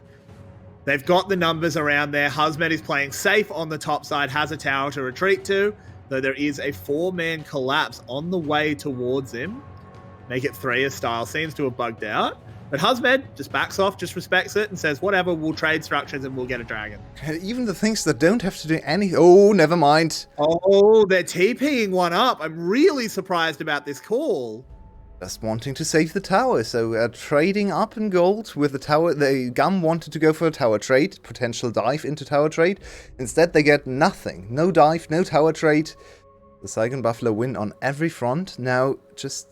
Their jungler is out of the commotion, taking the dragon right now, so it's slight advantage in numbers for GAM if they can look for a play, but Saigon Buffalo playing it very respectfully and just trying to farm it out, getting inherently stronger and stronger with every single objective going down.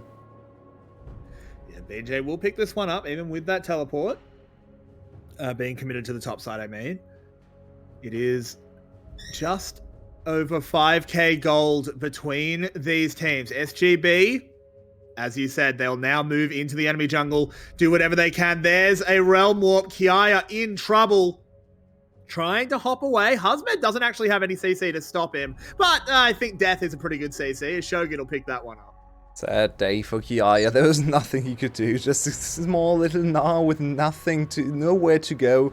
His team in no position to punish on the rest of the map either. So just a free play. Really nice game from Froggy. Once again showing the haters that he's a really good player. I know, I'm kind of overplaying this point, but I need to make it clear. Froggy is a really good mid laner right now.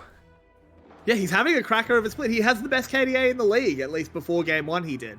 As there's another catch coming in. Carty can't get away. Froggy has said, no walls on my rift. This is an absolutely stunning display of understanding from Taliyah and how to stop her. This is the biggest shutdown on Taliyah I've ever seen across the globe so far since she's been meta. Not allowed to do anything. Every single time she just tries to get away with her wall, she's stopped, this time by Taki into Froggy, locking her down. Carty is having an absolute clanger, but it's not really on him. It's just Saigon Buffalo playing around this Taliyah unbelievably well. I've never seen someone be so focused, or a team, I should say, be so focused on just killing Taliyah over and over again, not allowing her to play with her freedom through the ultimate escape. Yeah, honestly, not the best showing from Carty, to say the least. Someone we really expect more out of, but up against a heavy hitter like Froggy, I suppose it is very hard to keep up that point-and-click CC, very hard to deal with as well. Yeah, I'm honestly surprised he didn't go for the Banshee's Veil after being stopped twice in a row, having to blow his flash in the bot lane, but nope. He tries to go for damage, he wants to provide a little bit of a comeback opportunity for his team, because yeah, they're so far behind, they need every scrap of damage they can collect somehow. As Baron is once again rudely awakened by a player in this series. We are not nice to Baron today. I'm not entirely sure why, but the worm is in trouble. BJ, he just wants to clear the ward. It's okay, Mr. Nashor. Don't worry. Lee Sin won't hurt you, I promise. As they do manage to get that vision out. Gamma in the area. They should be able to replace it fairly quickly, but they still have to be so careful. The waves are not pushed in a great position for them. Style is farming up a storm, though. Very true. He's getting stronger and stronger, and the problem is he doesn't have the Yumi this time around, so he's not quite as strong, not quite the hyper carry Sivir potential. Still very, very strong champion in the late game, but usually what we've seen over the last 2 weeks is that Zeri generally does a little bit better than Sivir in the late game if you just compare those two champions. Just a damage check. We've seen these. It's nice to have a little bit of a... maybe it's more. They're actually going to re-engage. They got the blue ward. let it see them walk away and then re-engage. But GAM are not going to just let that one go. They throw a ward over. BJ on half health. Now they've got to engage. They go in immediately. Taki so low. Gets knocked away by that Talia, but now they've got Shogun spooled up with the ultimate. Knocked up by the Nautilus, but he re-enters the fight. Throws a laser across the team. Where is this Zeri? Froggy in the front line. Picks up the first kill. Husband will get another one momentarily. BJ actually takes it away. Froggy moving forward with Shogun. The 1-2 punch of SGB is corralling Kiaya and Cardi into the cage, locking them down if they can. They keep looking, they're sniffing them out. Carti with the knock-up. Kiaya still has access to the Gnar. They want to try and wait out the Mega Gnar. He uses it. Kiaya stopwatches it. Kiaya having a bit of a tantrum as Froggy takes him down. Cardi, the last one on the rift. Shogun going low, but they will protect their ADC. They will get the kill.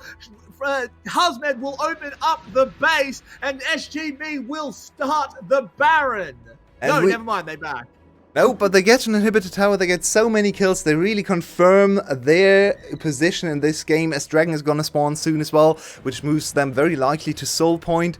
What an incredible game overall from BJ. He finds another engage in style. Failed to spell shield that because he tried to spell shield the engage from Taki, but it was all just a bait because BJ is the actual engage. Style falls in the first 2 seconds of the fight, and then it's really not enough damage. Look at Hasmid here. This is why he plays Gwen almost every game. He's so good in team fights with this champion, but everyone on Saigon Buffalo just really firing on all cylinders. They are so good in this game, and what a comeback after game 1. What a display.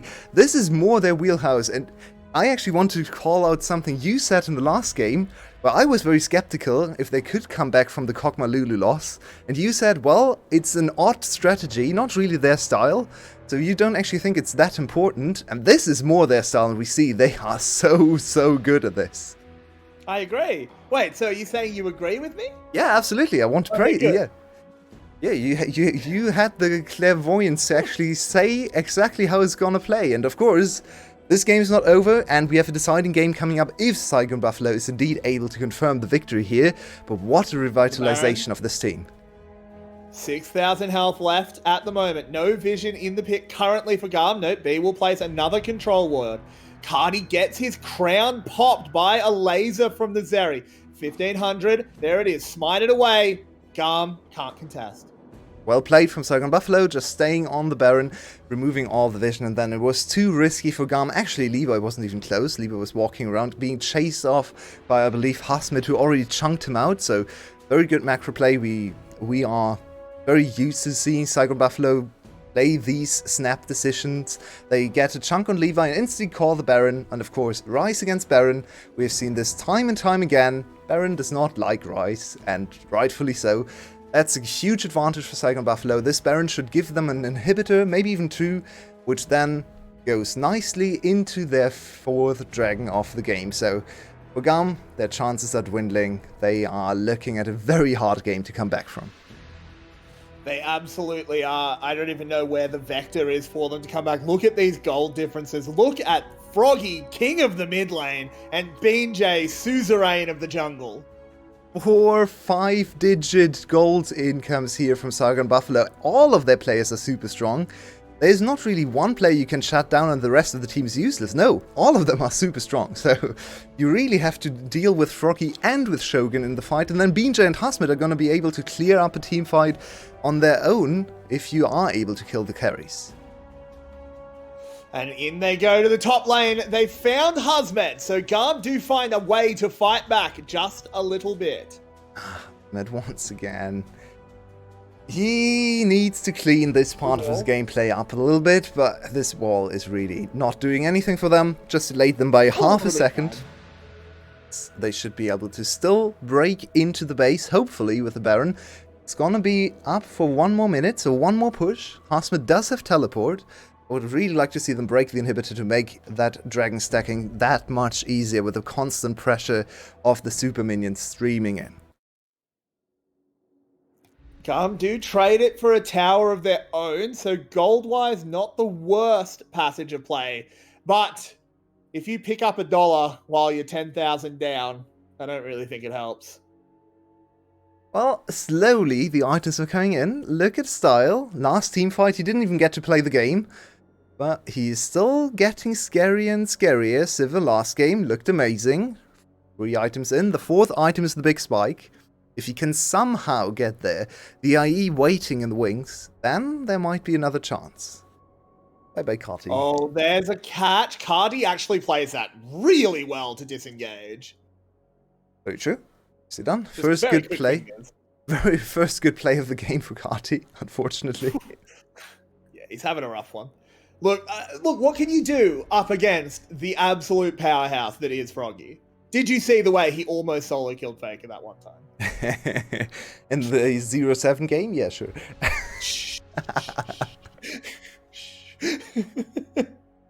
No, but I think Froggy actually learned a lot in MSI, and of course, this is all conjecture. We have no idea what they actually took away. This has anything to do with their MSI experience, but it would be nice if it did, and Froggy has been so much better at not dying this split. We talked about him having the best KDA, and he has always been a very good team fighter, very aggressive playmaker, but usually he also had his stinker games where he went 10 deaths or 8 deaths or something, and just at a lot of kills to the enemy mid laner, to the enemy jungler, just died over and over again. That is not really happening this split. He's just a very consistent, good playmaker. Still not the greatest laner in terms of CS advantages, but honestly, with all the Seraphine games, with the Galio games, and all the other roaming champs, being behind on average around 6 or 7 CS is nothing to speak of. It's really irrelevant. Yeah, it's very, very true. As more and more items do slowly get completed. There's a collapse onto Husband. Once again, caught a little bit too far forward, but Froggy now joining the fray to save him, as well as Taki. They've taken down Levi. Taki continuing the play onto B. Can they get onto Kiaya? They absolutely can with a Realm Warp on the side. It's BJ getting onto the Nautilus, and out of nowhere, 3 kills for SGB. This team works together like a well-oiled race car. Pure desperation there for GAM. They try to make something happen. Thought, okay, Saigon Buffalo's gonna funnel down towards the dragon. They want the soul, so we are going to try and attack Hasmid once again. Maybe get a tower, a little bit of gold into our Sivir, into all of our players. Instead, this time Saigon Buffalo read them like a book. It's just as if B actually swapped teams, because Taki's performance and his positioning is very reminiscent of the last game for B, but it's also just a Froggy and BJ masterclass, while Shogun is having a good game as well. This is the full potential Saigon Buffalo I was so hyped about in our podcast earlier this week, and I'm still so hyped about, because this really is the only team in the last few years that has not only been able to out-teamfight GAM, Cerberus and Flash were there as well, but also out-skirmish them and early game dominate GAM as well. No other team ever really managed to do this consistently. Saigon Buffalo might be on a way to stamp their authority on the whole league. And wouldn't that be such a powerful statement for Saigon Buffalo? We had to say over and over leading up to MSI, like, hey, we've got faith in SGB, but they're not the top team from VCS. You had to keep that in mind. Imagine how good it would feel for them and their fans if they can come into Worlds and say, no, we are the number 1 seed. If you want to see what the VCS is capable of, you watch us. Indeed. And I mean, a lot of people are now familiar with these players from MSI, so it would just be amazing to continue the story, not just as the number 2 seed, but as the number 1 seed, as you pointed out. Froggy, why did you tank the Baron? You're going to lose damage if you do that, but it seems okay, because it's still Rise into the Baron, which is absolutely disgusting. Look at these crits. So that Baron is done, and Saigon Buffalo is done with this game. I think GAM has really given up on their hopes as well after that failed desperation play a minute ago. We need an assist for BJ, because Froggy and BJ have been in perfect sync with their stats so far, but now Froggy slightly ahead of BJ. It's a little bit of an internal race to the best KDA in this game, as 705 is competing against 706 in this mid-jungle combo. And who cares about any other mid-jungle in the world? NA mid-jungles, you know, people say, oh, they're top 5 in the world. Yeah, well, this one's top 1. I'm using 1 game sample size, and that's all that matters. What is going on, Carrie? I forgot. I'm going to be honest. Rakan just did a flip and I got really distracted. Okay, we need a new emote combining Eddie, Flip, and Rakan. Sounds amazing to me. Yeah, he doesn't do them very often, so I got really distracted. But anyway, it is going to be the Inhibitor Siege coming in. SGB, I mean, at this point, they need to put about as much effort into this game as I am into this cast. This game is well and truly over. GAM has one last fight in them, but I don't even think they or anyone in the staff believes in the win condition here, because it's almost impossible. Ooh, BJ finding a big kick into a hugely honor ultimate, and where did the health bars go your way? It's a vanishing act, it's magic, it's Houdini, it's SGB! As they move in, Cardi forced back to the fountain, BJ chasing him down, Froggy once again putting up the devil, and he knows exactly what it is. Shogun's been bored this game, he's done shit all, and he wants to get involved, and now they move on to the Nexus, they take down the towers, they take down the Nexus, and they send us to a game 3 in this banger at the top of the table. It is what we expected it to be. No one knows who's going to win, because we are still undecided. Either of these teams is going to go to a 5-series win streak, and one of them is going to lose for the first time in weeks, because both of them are still on a 4-game series win streak. It looked dire after game 1, but Saigon Buffalo strikes back, maybe even with more force than GAM in game 1, and now both teams back to the drawing board, both teams back to the other side. What is going to happen in draft? I'm so excited.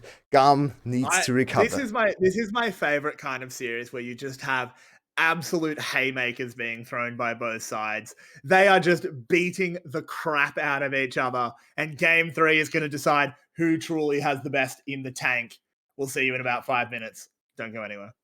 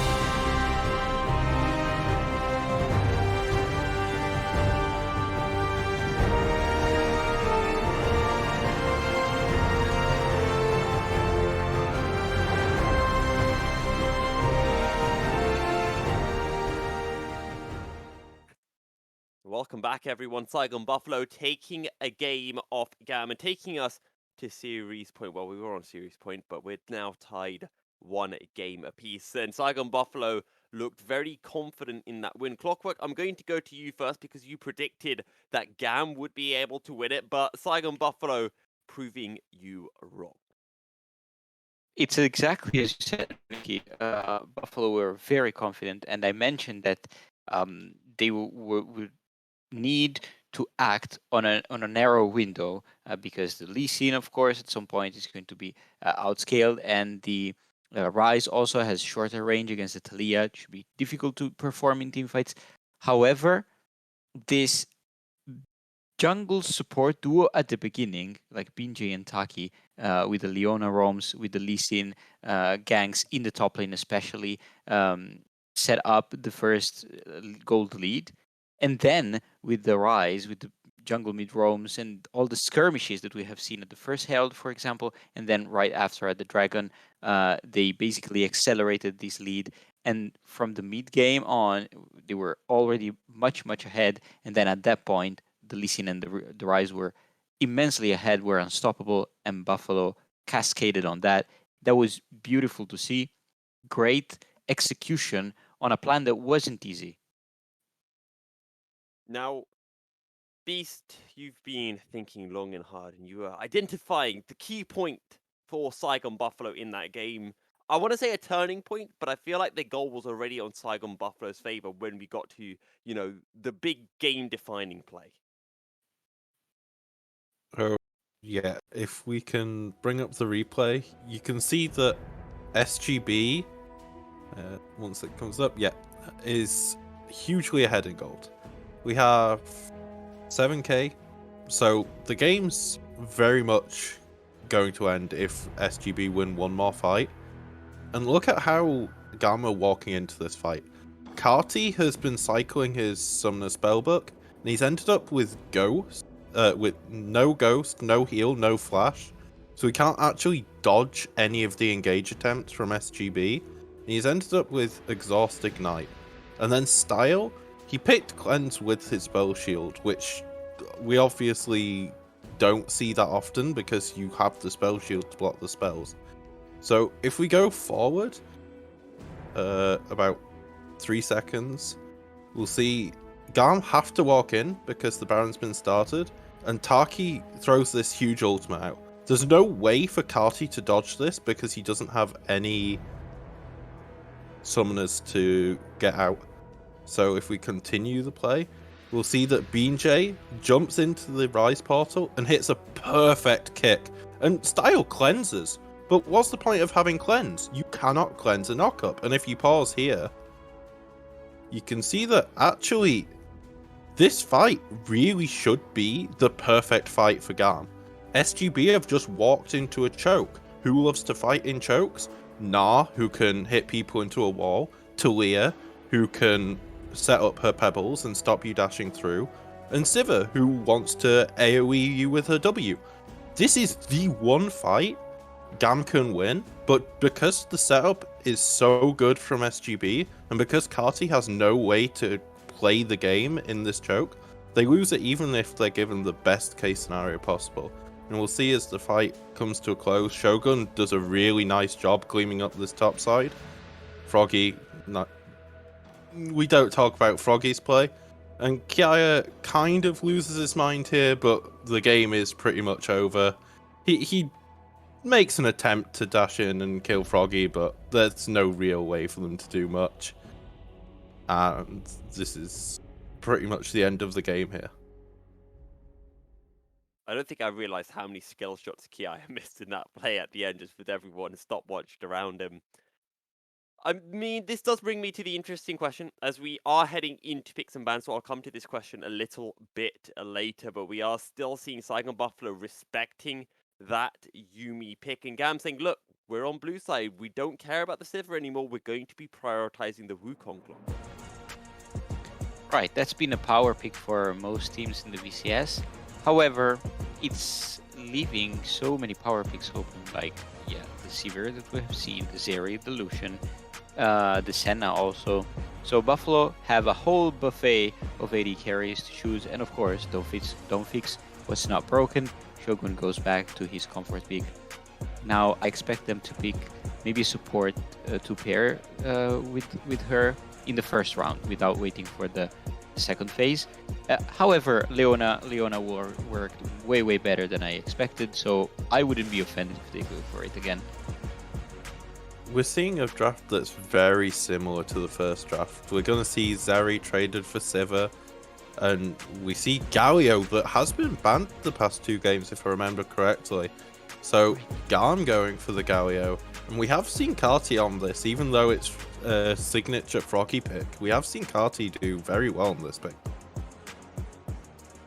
It makes me think that in spring this would have been the reverse matchup. We would expected the Froggy on Galio and Carti on Rise. So seeing them switch places now, it feels a bit weird.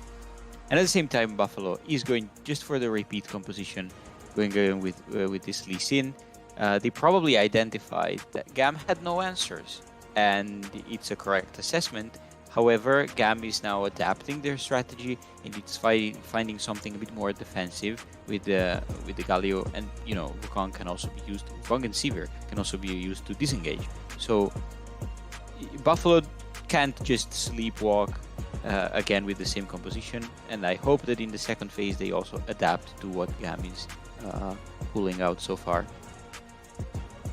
First round of picks complete. GAM once again ending up with the Sivir, but I'm noticing quite a lot of picks that are looking very similar for the side of Saigon Buffalo, and going with the idea, if it ain't broke, don't fix it. And looking at game 2, there wasn't much, if anything, that was broken for Saigon Buffalo. And I wouldn't be surprised to see the Jax ban here. It isn't banned, so Jax was banned the first 2 games, so I would be very surprised if we don't see a Jax here. The Renata is a very good pick with the Zeri, and it does leave it to R5. So probably a good idea for SGB to pick this up. But even for SGB, I'd like the Jax to come through here. There isn't many things that counter it, and the Nautilus is, or the Alistar even, very surprising in this comp. Galio does very well into Alistar, just denying his engages. Right, and I'm also a bit confused about how GAM banned top laners when the main, core of Buffalo's action has been in the support position. I would have expected them to pinch the Taki's champion pool. Instead, they just left him anything and targeted Hasmed, which now still has the counter pick, and the Aatrox is quite counterpickable. Let's say it's a bit out of meta, and it struggles a lot into many matchups at the moment. Well, we're talking out of meta, and we see a Morgana. Especially, think about how hard it is to hit Qs on Morgana here. We have Zeri, who's known for being ridiculous move speed. Here comes R5 Akali, which is, if you want something that's hard to hit skill shots on, there you go. And then you have Rise, who obviously loves his phase rush, and it should be a phase rush game with the amount of move speed on both teams. I do want to highlight as well, let's not get into Hasmed and his Shuriken Blitz. We'd like to talk about how Hasmed is the best Akali player in the VCS, and he doesn't even need his E ability to land. But that being said, we saw the cleanse on the Sivir in game 2. Now we're in a situation, Clockwork, where not only does Sivir have her own spell shield, but now she's got a Morgana Black shield as well. Right, and that makes for a very defensive composition. I mean, the damage is not lacking, because at some point Sivir will provide for everything. But with these additional tools, it makes it really hard for Buffalo to find the right team fight. Like, personally, that's the duo that has been so successful in the second game, with BNJ and Froggy again, on Lee Sin and Rise, and Hasmed Akali. That's like his pocket pick, his signature pick. Regardless, they will have a hard time to engage, to find initiations against the Morgana, against the Galio, and so on. So I'm cheering for Buffalo, but I think GAM will take it. Well, Beast, Clockwork's done, the long analysis, so one word, GAM or Buffalo? GAM. I like the sound of that. Your way, Carrix, you guys have been doing a phenomenal job all day. Just one more to go, lads. I heard you like spell shield, so I put a spell shield on your spell shield so you can shield spells while you shield spells. Yep, that's exactly what's gonna happen. Also, Morgana into Alistar is a very, very old school hard counter. Alistar will absolutely hate every single second of this laning phase. Playing Alistar into Morgana is one of the worst feelings you can have in League. Honestly, playing against Morgana with any champion is a really bad feeling, because Morgana, in my opinion, just sucks all skill out of any interaction between anyone in this game, but that's a good first start for B. How dare you insult her like that? I love Morgana. Why? It's one of my favorite characters. I Well- like her design. I think she's pretty. But anyway, moving on, I do agree her kit's a little bit anti-fun. But anyway, B being very assertive here, throwing out another Dark Binding, 2 from 2, Very good hit rate so far. 100%. So, there's one very, very little chance now for Alistar. He knows Morgana started Q. Obviously, she started Q. Every Morgana's gonna start Q. If you, for some reason, somehow, with Zeri Alistar, one of the weakest early bot lanes in the game, can push to level 2, an instant all-in onto Sivir is possible. Because neither Sivir, I mean, Spell Shield in the first place doesn't do much against Alistar, but then Morgana's E is also not available. Oh, Your way. I'm just going to jump across you before you talk too much. You've got the wrong music playing. You've got draft music on. It's real loud. very sorry. It's all good. Just fixing it up. You're doing a lot today. Producing and casting. It's not super easy. So we have to have the normal soundtrack. Yep, should But yeah, be you can up already now. see how miserable this lane is. You just can't step up. Because if Yeah. you do get Dark Bound, you just get a pizza smacked into your head. That's not where you want them. Yeah, and especially Alistar is actually not that tanky of a champion before level 6 and without any means of getting tankier. Oh, Levi with an interesting move here into the enemy, back into his side of jungle, I should say, as BJ is gonna regret not having his red buff. No, he's not, because No, he reads it. he knows. No, I don't think he does. I think he's just going for a bot lane play. It might all work out in the end. Black Shield is not available. Took puddle level 2. So there they go in immediately. Taki making this one happen. They were just going to get the solo kill, completely honestly. Not now another B one? in trouble. Can they go under the tower? No, BJ will pull that one off. He wants After it. the fact, He he's wants gonna throw it. Doesn't get it. So BJ will lose a buff, I think, overall. Yeah, he will. But his bot lane gets first blood. Yeah, with Sivir respawning, he really can't go for it. And honestly, Binjo was not needed, but nice Moro support and probably giving Saigon Buffalo's bot lane the confidence and going into this play, because, yeah, Binjo is visible now, but at this point, Styles already dead, so it was just a 2v2 kill. Binjo had nothing to do with this. He's gonna sacrifice a little bit of his early clear, which is absolutely fine with this champion, and Taki strikes first in the matchup of the two star supports. I really have to question taking Puddle level 2. Like, I understand it's a really strong spell. It is. It gets you awesome shove, it gets you massive priority, but you're against an Alistar. If I have a button that says delete one enemy champion from the game, I'm probably skilling that level 2. Yeah, exactly. Especially when you know that Taki can just flash on top of you. Yeah. And flash Q is actually really hard to block on Sivir because it's so fast. So, well, there And we go. Headbutt Pulverize is impossible to block on Cerberus. True. Yeah, exactly. So, very bad start for GAM's bot lane. They were not supposed to lose a kill, and now this is a really comfortable situation for Shogun, because now he can honestly just chill in lane. He went for early lifesteal. He's just gonna get as many minions as possible. Even if he loses 10-15 CS now to Style, he still has the first blood in his back pocket, so all is good for Zeri. And she is now enabled to just go even with Sivir in a lane that the support matchup is horrible in. And something we haven't even really talked about is this top lane pick for Husmed. We have gone so far at one point in the past where I believe you said Husmed was the best Akali in the world. Oh, did I? Yeah, probably. I think it was you. It might have been me. Maybe I'm just saying it was you. Yeah, he is a legendary Akali player, and well, Kiaya is also a legendary Aatrox player, so it's a little bit of a matchup of favorites. I think Akali probably fits the meta a little bit better than Aatrox for the most part. It's a very melee-heavy composition plus Sivir, which can work. It's actually something we've seen a few times with Sivir comms as Carti's in trouble.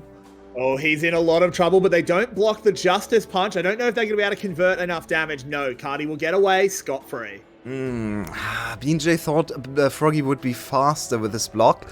Otherwise, BJ could have just stepped up and Carti would have to flash. A little bit of miscommunication there, as they're still fishing for something. But Carti's so tanky, he has Flash and Ghost available. I don't think there's anything they can do. No, I don't think there is that time, but I guess it's not the worst situation ever. BJ doesn't really lose anything in that exchange. Has managed to stay somewhat level in the jungle farm, despite the early big brain moves by Levi, who has not really influenced the game whatsoever yet. Though you could argue neither is BJ. He didn't actually do anything in the bot lane. He cheered on his bot lane. That's the most important part, because they actually got the kill. So BJ was effective. Maybe only in comps, but who cares? They got the kill. So they are going to lose first dragon, which I believe is the first in this series. At least last game, Saigon Buffalo played around the dragons very effectively. Yeah, in game 1, they also focused the first few dragons. Carti low must have been found by Taki, got ignited, but is able to clear the wave and reset. Yeah, so... Oh, wow. Realm Warp. That's just to scare them, though, as he's not going to follow that one. Just a little bit of a... Well, a little bit of a bait, I guess, for Saigon Buffalo. Where did he get the mana from? It was an insane induction of mana. Wow, that almost looked like Clarity. Time Warp Tonic, maybe? Probably. That almost looked like Clarity to me. But yeah, he has enough mana now to finish just clearing the wave. And Froggy is just trying to get Carti. It actually might have been Clarity. He has Spellbook. Ah, yeah, it might have been, yeah. So, the whole objective for Froggy here into this matchup is to keep Carti in lane and honest. Carti went for a very supportive build. He even went to Predator, so Carti is supposed to roam and make his presence known in the side lanes. Isn't that funny? That It it's is. Froggy keeping Carti in lane? Yeah, role reversal here, and it's not like Rice can't roam either. So Rice kind of has the double advantage of scaling better, being a ranged champion, and also being able to roam and impact the map. So the Gallia so far seems like a little bit of a trap, maybe for Carti, but of course, Gallia also super strong in early team fights, and combine Galio engage, or disengage even, with Levi on the Wukong with the ultimate, and suddenly you have an insanely strong combination. SGB will start up the Rift Herald. GAM do not look like they want to just let this one go, as they've called their support. Of course, so have SGB, but I think with the pride of positioning, this should be an objective straight over to the Buffalo. Looks like Carti is actually getting in position to be able to reach with his ultimate. We could see a little bit more, but the smite's about to come in, so there we go.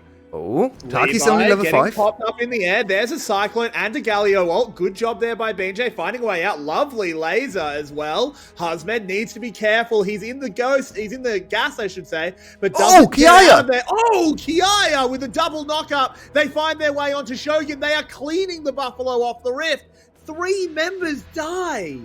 And there was no reason for Saigon Buffalo to go for this. I think this is just pure confidence from last game.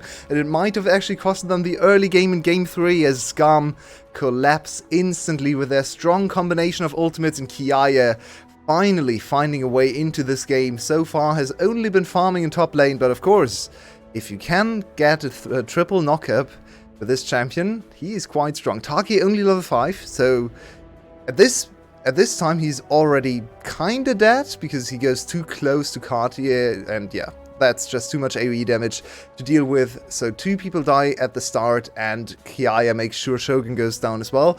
Even goes over to Style, so the perfect kill contribution. And suddenly, GAM finds themselves in the lead for the first time in about an hour. Yeah, and that's 1,000 gold lead. Some of that will be clawed back by the Rift Herald, assuming he can drop it in a situation where it gets charged, which he should be able to. But still, it's just not a good situation, not good piece of decision-making from SGB. How do they bounce back? This gives Kiaya an early Hex Drinker, makes him incredibly safe up against Husman. This is tricky now. Oh no, hang on. Into the mid lane we go as Carty has been caught out and will be put down. SGB fire back.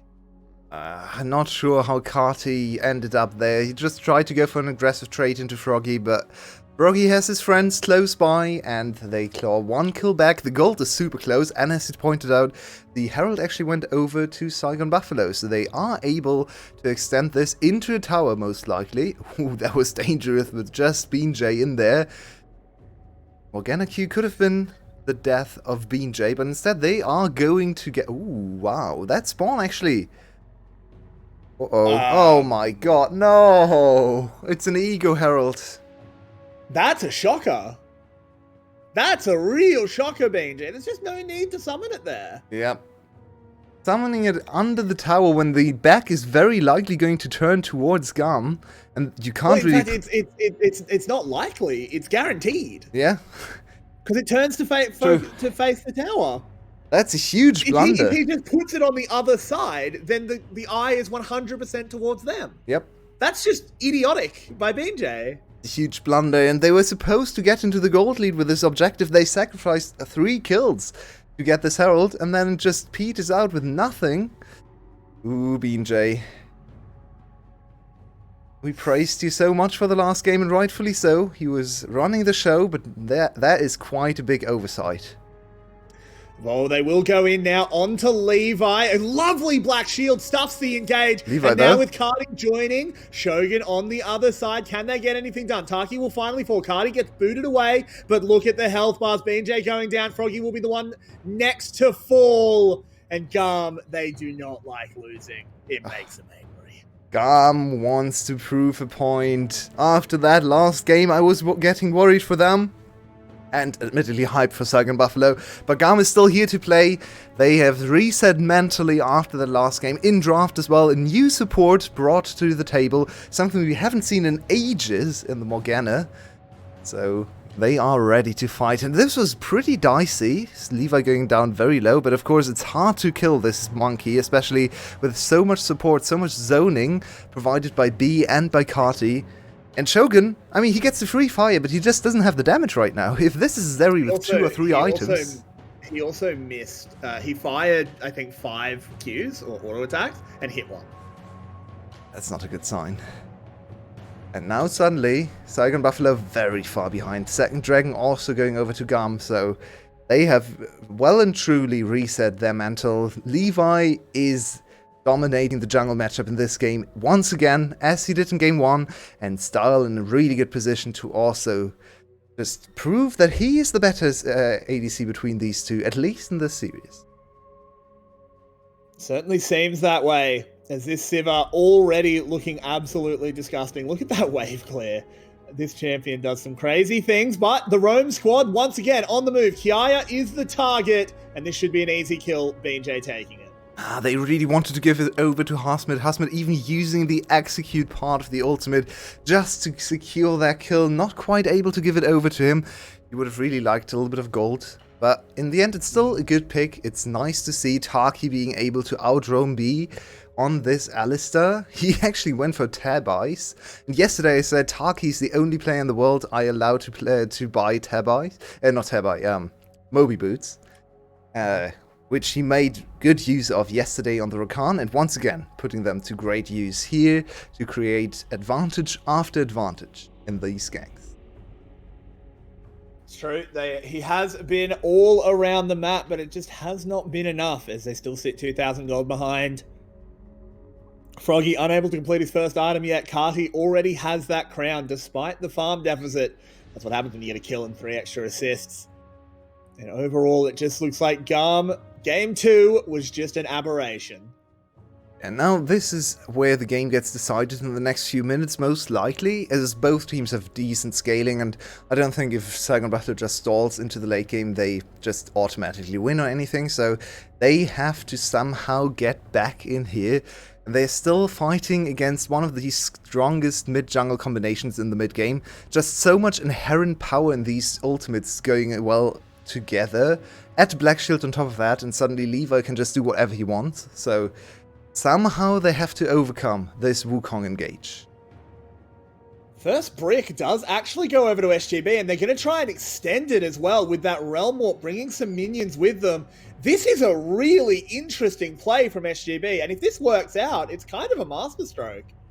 Seems like they're going to trade 2 towers regardless, but 2 towers traded when you're behind is not a bad trade, so... I don't think they will trade to... they should just about. No, never mind. They're going to engage to stop that happening. Black Shield, once again, completely stuffing Taki's engage. Shogun, lovely use of that dash over the wall. Husband trying to find a way in, but misses the Shogun. Look at Lee Sin! But BJ on the flank can find a way to go. Shogun takes down Levi on that Wukong. B gets booted over the wall. Can BJ find the Sonic Wave? He can. That'll be a kill onto the support. Husmed surfs over as well. Doesn't quite pick up the kill. So SGB, they fight back, and we're back to 600 gold your way. That's a huge play. Shogun got a shutdown as well. BJ collected yet another kill. This Lee Sin is finally actually making his presence known as well. And Shogun with the 700 gold, 2 items going to be on the cards. You already saw Levi struggled in shutting down Shogun. He didn't even use his flash in this fight, just skirting around the edges and using the terrain to his advantage. We have seen so many great Zeri plays in the last 2 weeks, and has GAM gambled too much on giving up Zeri to Shogun yet another time?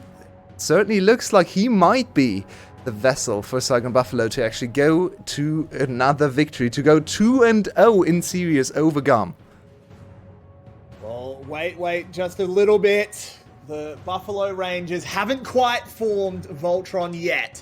It is only back to an even game. In fact, GAM is still that little bit ahead, and they still have this man on your screen right now, this absolute monster of Kiaya. He has been much more effective, despite the same score being shown. I think he's been much more effective so far than Husband Zakali.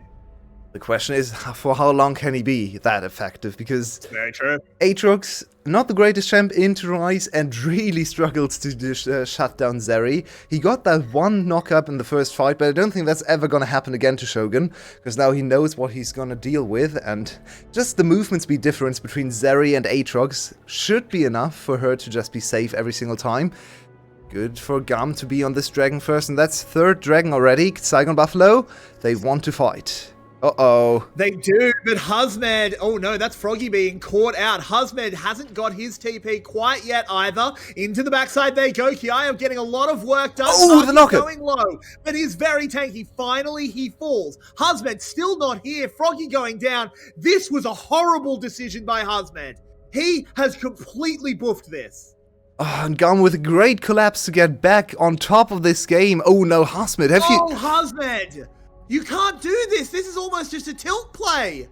Husmed, shocking! He dies for free, and that's 3rd dragon over to GAM, plus so many kills for free, now back to a great advantage. And Saigon Buffalo, that was chance number 1. Only one more chance remaining before GAM will have that soul underneath.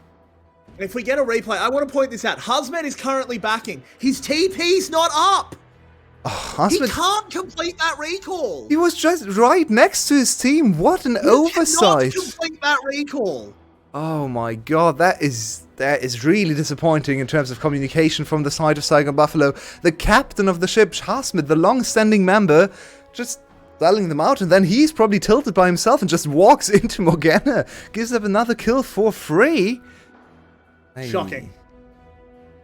That's not the Husmed Akali we expected.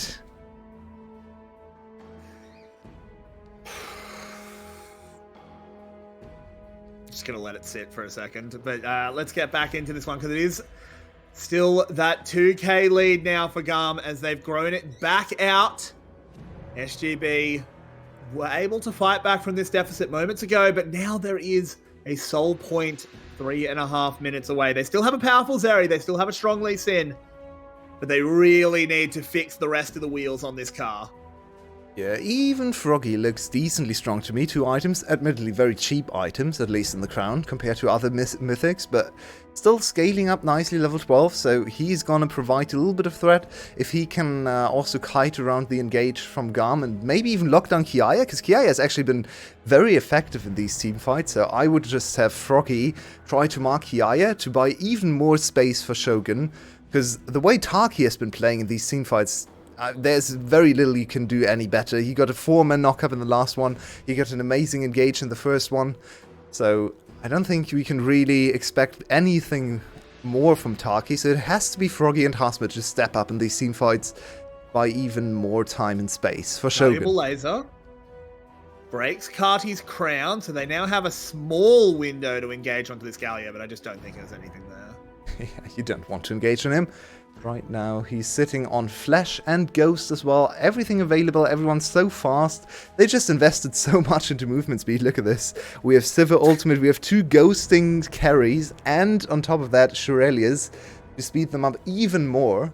And I think Aatrox Ultimate gives us movement speed as well, if I remember correctly. Sure does. Yep. Yeah, well then, it sure does. So, yeah, this is a very fast team. You can't ever step out of line, because they are going to chase you down mercilessly. That they are, as Kiaya just broke down the bot lane tower. What was a 2k gold lead is now closer to 3.5 as GAM continue to assert their dominance on the Rift. They want to be able to be called the best team in the league once again. It's been too long for them. We know their coach Hanke is hungry for a win. He keeps telling us over and over, and I'm sure the players feel it just as much.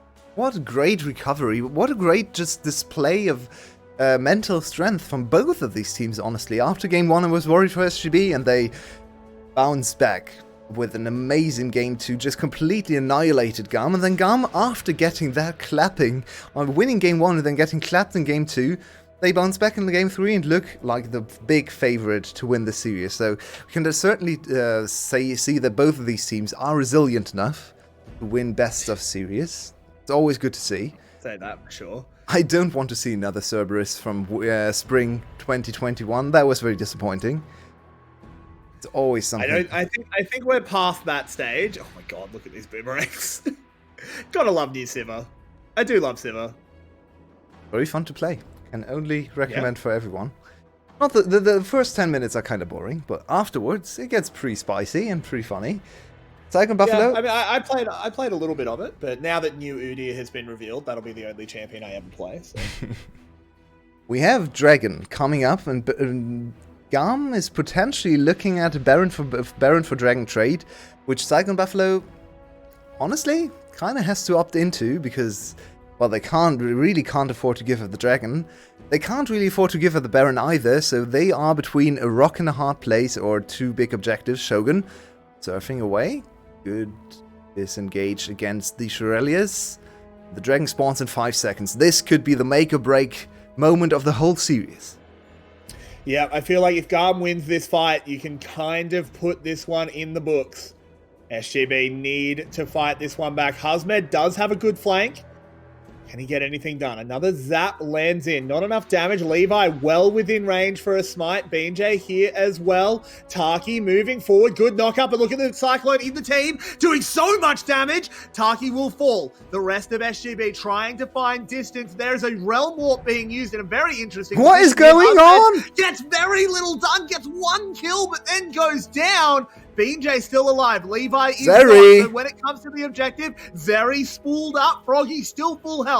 Froggy, MVP of this fight right now, as he is gatekeeping 3 members of the enemy team. They pick themselves up the dragon. They deny the soul for now. Shogun hunting onto Takati. Needs to be a little bit careful, but does Daka him down. B, next one up, has a Shurelius for move speed, lovely Dark Binding onto BJ as well, but oh my word, did Froggy just keep SGB alive? Eric, it's not over yet, we can't. No, it's not. Yeah, we have to wait to see the conclusion of this match. GAM had the first match point, basically, but what a defense from Saigon Buffalo. Let's keep our eyes on Hasmid and on Froggy. The 2 solo lanes, really lovely disengage as well from Taki at the start of the fight. Hasmid, marked by B, still gets his way into the back line, which is quite remarkable, as GAM engages and Kati is neutered immediately by Taki, just flipping him away. Same goes for Kiaya as he gets shut down by Binje's ultimate, and Hasmed buys so much time. Hasmed just occupying everyone's mind on GAM's side and just gives Shogun time to stack up his ultimate passive, I should say. And Kiaya, he tried so hard to get on top of Zeri, but as we pointed out earlier, Aatrox against Zeri in terms of movement speed is just not even close. Zeri gets another kill for free on Kati. Shogun getting scarier and scarier, and if everyone supports him this well, just buys enough time for him, then Zeri is certainly enough to carry a game. Yeah, that it is. Now has 3 items complete, the same as Style, a crit cloak behind, in fact. This game, he's suddenly feeling close. Even though the gold is still fairly firmly in GAM's favor, they will, of course, get another bite at that Dragon Apple in 3 minutes. But SGB have shown that they're not down and out yet. SGB needs to somehow make the game state more even, though. Zeri scaling up is a good start. Hasmed getting a little bit stronger is good as well, but the objective difference is still means that GAM is constantly on game point. If they win any of these engages, they get Soul, they probably get Baron, and the game is almost unrecoverable for Saigon Buffalo. So in the next team fight, they not only need to win, they also need to smash them to actually get one of those objectives themselves. And honestly, it has to be the Baron, because the next Dragon, it's only Dragon number 2 for Saigon Buffalo, so it's nice to have. It stops GAM's snowball, it stops the Soul, but it's not enough to get back into an even game state. GAM currently controlling this red jungle quadrant of SGB. Setting themselves up, they can threaten a Baron whenever they like. Oh, Taki, you have gone on a very strange walk. Trying to get away. I think all he can do is buy time. Its teleports are being called. This is a kickoff of a fight. He instantly dies. Taki with a huge knock up, but I don't think they can really do anything with it. No, they can't. SGB are just forced out. Oh no, Taki!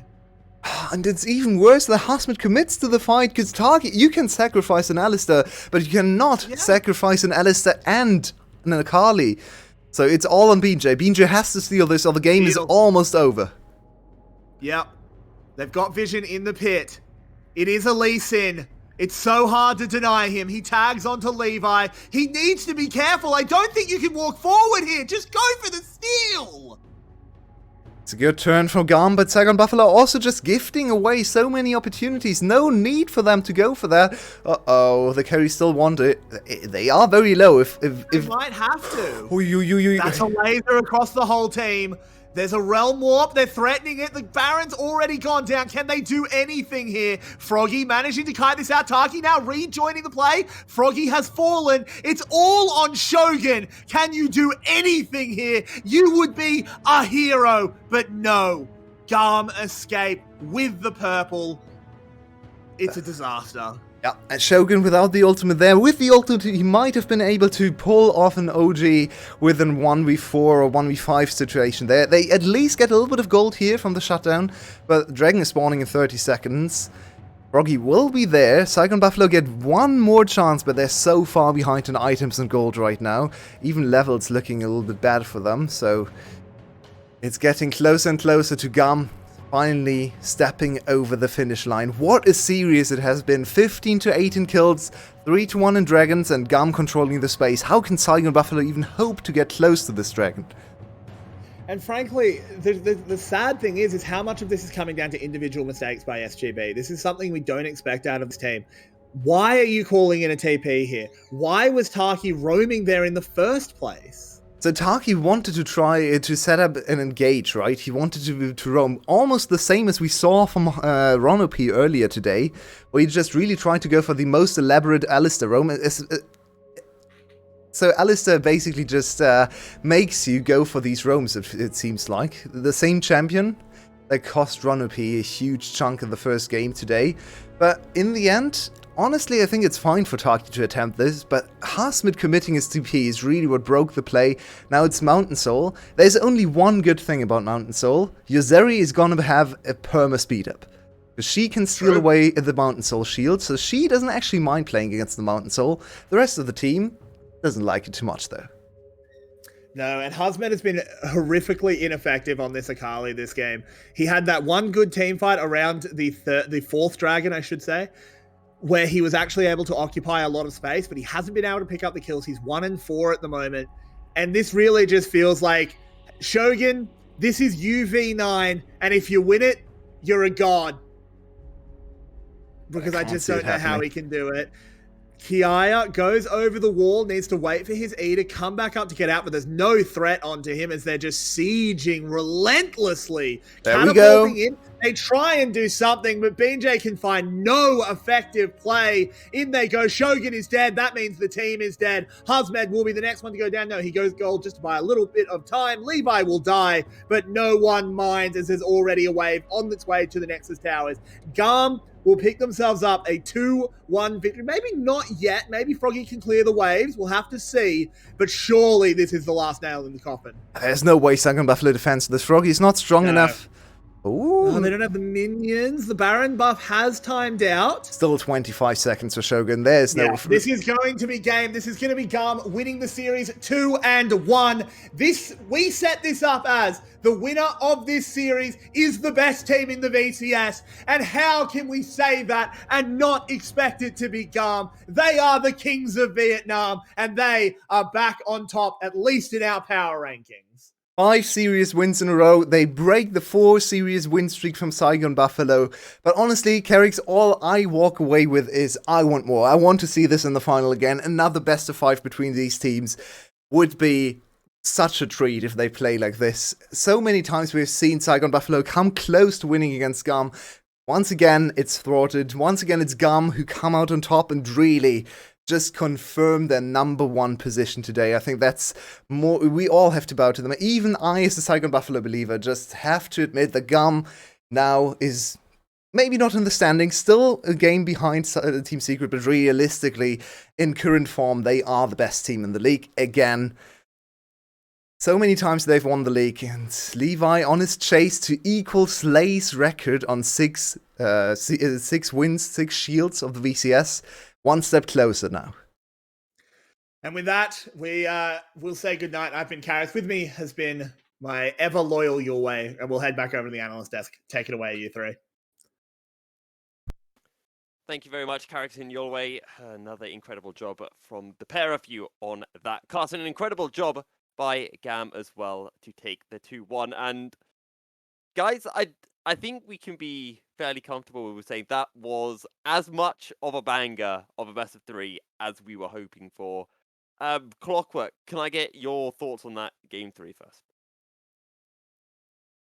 Look, I had fun. That's the greatest analysis that I can put out. I'm impressed with both teams. Definitely, it showed that GAM can still answer to the heavy tempo that Buffalo are bringing into the game, and definitely both teams. We were discussing in some previous episode of the podcast, like which teams are going to Worlds, like Buffalo, GAM, or Secret. And this game, I think this series actually shows that whatever Secret does, it's GAM and Buffalo always head to head. This rivalry keeps delivering, and I want to see both of them at Worlds. A bit of a shame that Buffalo eventually slipped a couple times too many, and there are still individual mistakes that eventually doomed the series. But I believe that when it comes to the best of 5, these will not happen. And Beast, with that, GAM put themselves temporarily ahead of SBTC. SBTC still have their series against AS Esports, but they put 2 series between them and Saigon Buffalo, which is so important to be able to not only get themselves back even with Saigon Buffalo in the head-to-head, although they had a 2-0 loss to Saigon Buffalo, and this is just a 2-1, but it kind of just makes that playoff space spot a little bit more secure. Yeah. Today was massive for GAM.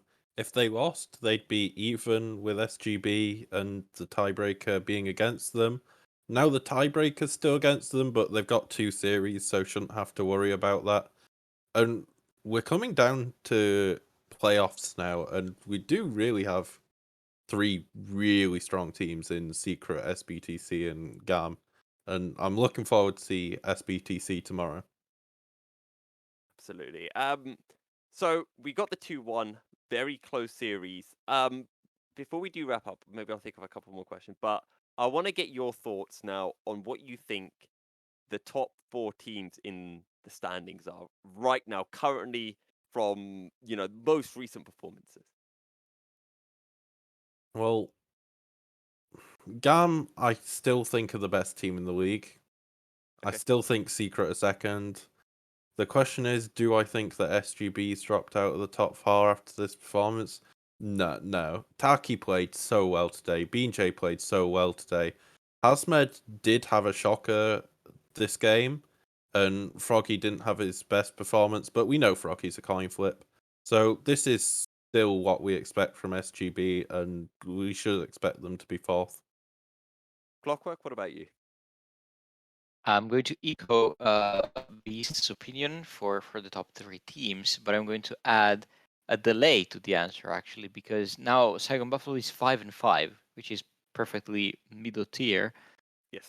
However, Team Wales is on 4-5, and tomorrow they play against Genius, so they can be at 5-5. And then, yes, we talk a lot of Buffalo that have been resurgent and they beat Secret, they are improving back in form, yada yada. It's still 5-5, so they need to overcome the Wales and show that they're the 4th best, right? So it's not so clear cut. I would love for Buffalo to make it. But if Team Wales gets to playoff, it's going to be wild. I feel like this is all setting up to that final week when Team Wales play against Saigon Buffalo in their Yes. penultimate series of the split. I see the big smile, the evil smile, Clockwork. Final thing from both of you. I want to know who was your MVP of the series, and who do you think is the better support currently, B or Taki? Beast, I'll go to you first on this one. You had to go to me. The MVP I of can the go to Clockwork first if you want more time to think about it. I won't throw Clock under the bus. The better support is the harder of those questions. I think the MVP of this series was BJ. Even in Oh, the okay. games, even in the games that they lost, he was the better jungler. He actually out jungled Levi all 3 games, and nobody else in the league can say that really that often. So when it happens, you've got to praise it. Reasonable. Clockwork, your MVP of the series, and then we can go back to the better support. I'm going to answer both questions at the same time, and I'm going to say Okay. B. I will never state enough times how much of a difference he makes and he's making for GAM. I agree. BJ has had a very great series, and he absolutely needs to replicate that if they want to beat GAM in a best of 5. However, with B back in, it's just spring GAM all over again, and the bot lane and the team as a whole looks rejuvenated and on point again. They still dropped 1 game, but that they've always done, so I'm not worried. Now, Beast, I'm seeing a cheeky little smile, and that to me looks like the smile of I'm about to disagree with Clockwork. Yeah, I just remembered that at the start of this series, or maybe even this day, I said that if GAM come back after B's illness and he improves them this much, B should be the MVP of the entire league. So I'm forcing myself to go to B to agree with myself, but note that I'm very unhappy putting Taki anything other than first. Okay, well, I think Saigon Buffalo will be unhappy to take a 2-1 loss. I think we're all unhappy that we don't have any more of those games to be able to cast. But either way, I'm sure we'll be getting many more of those players. We'll have many more banking series coming your way for the remainder of the split.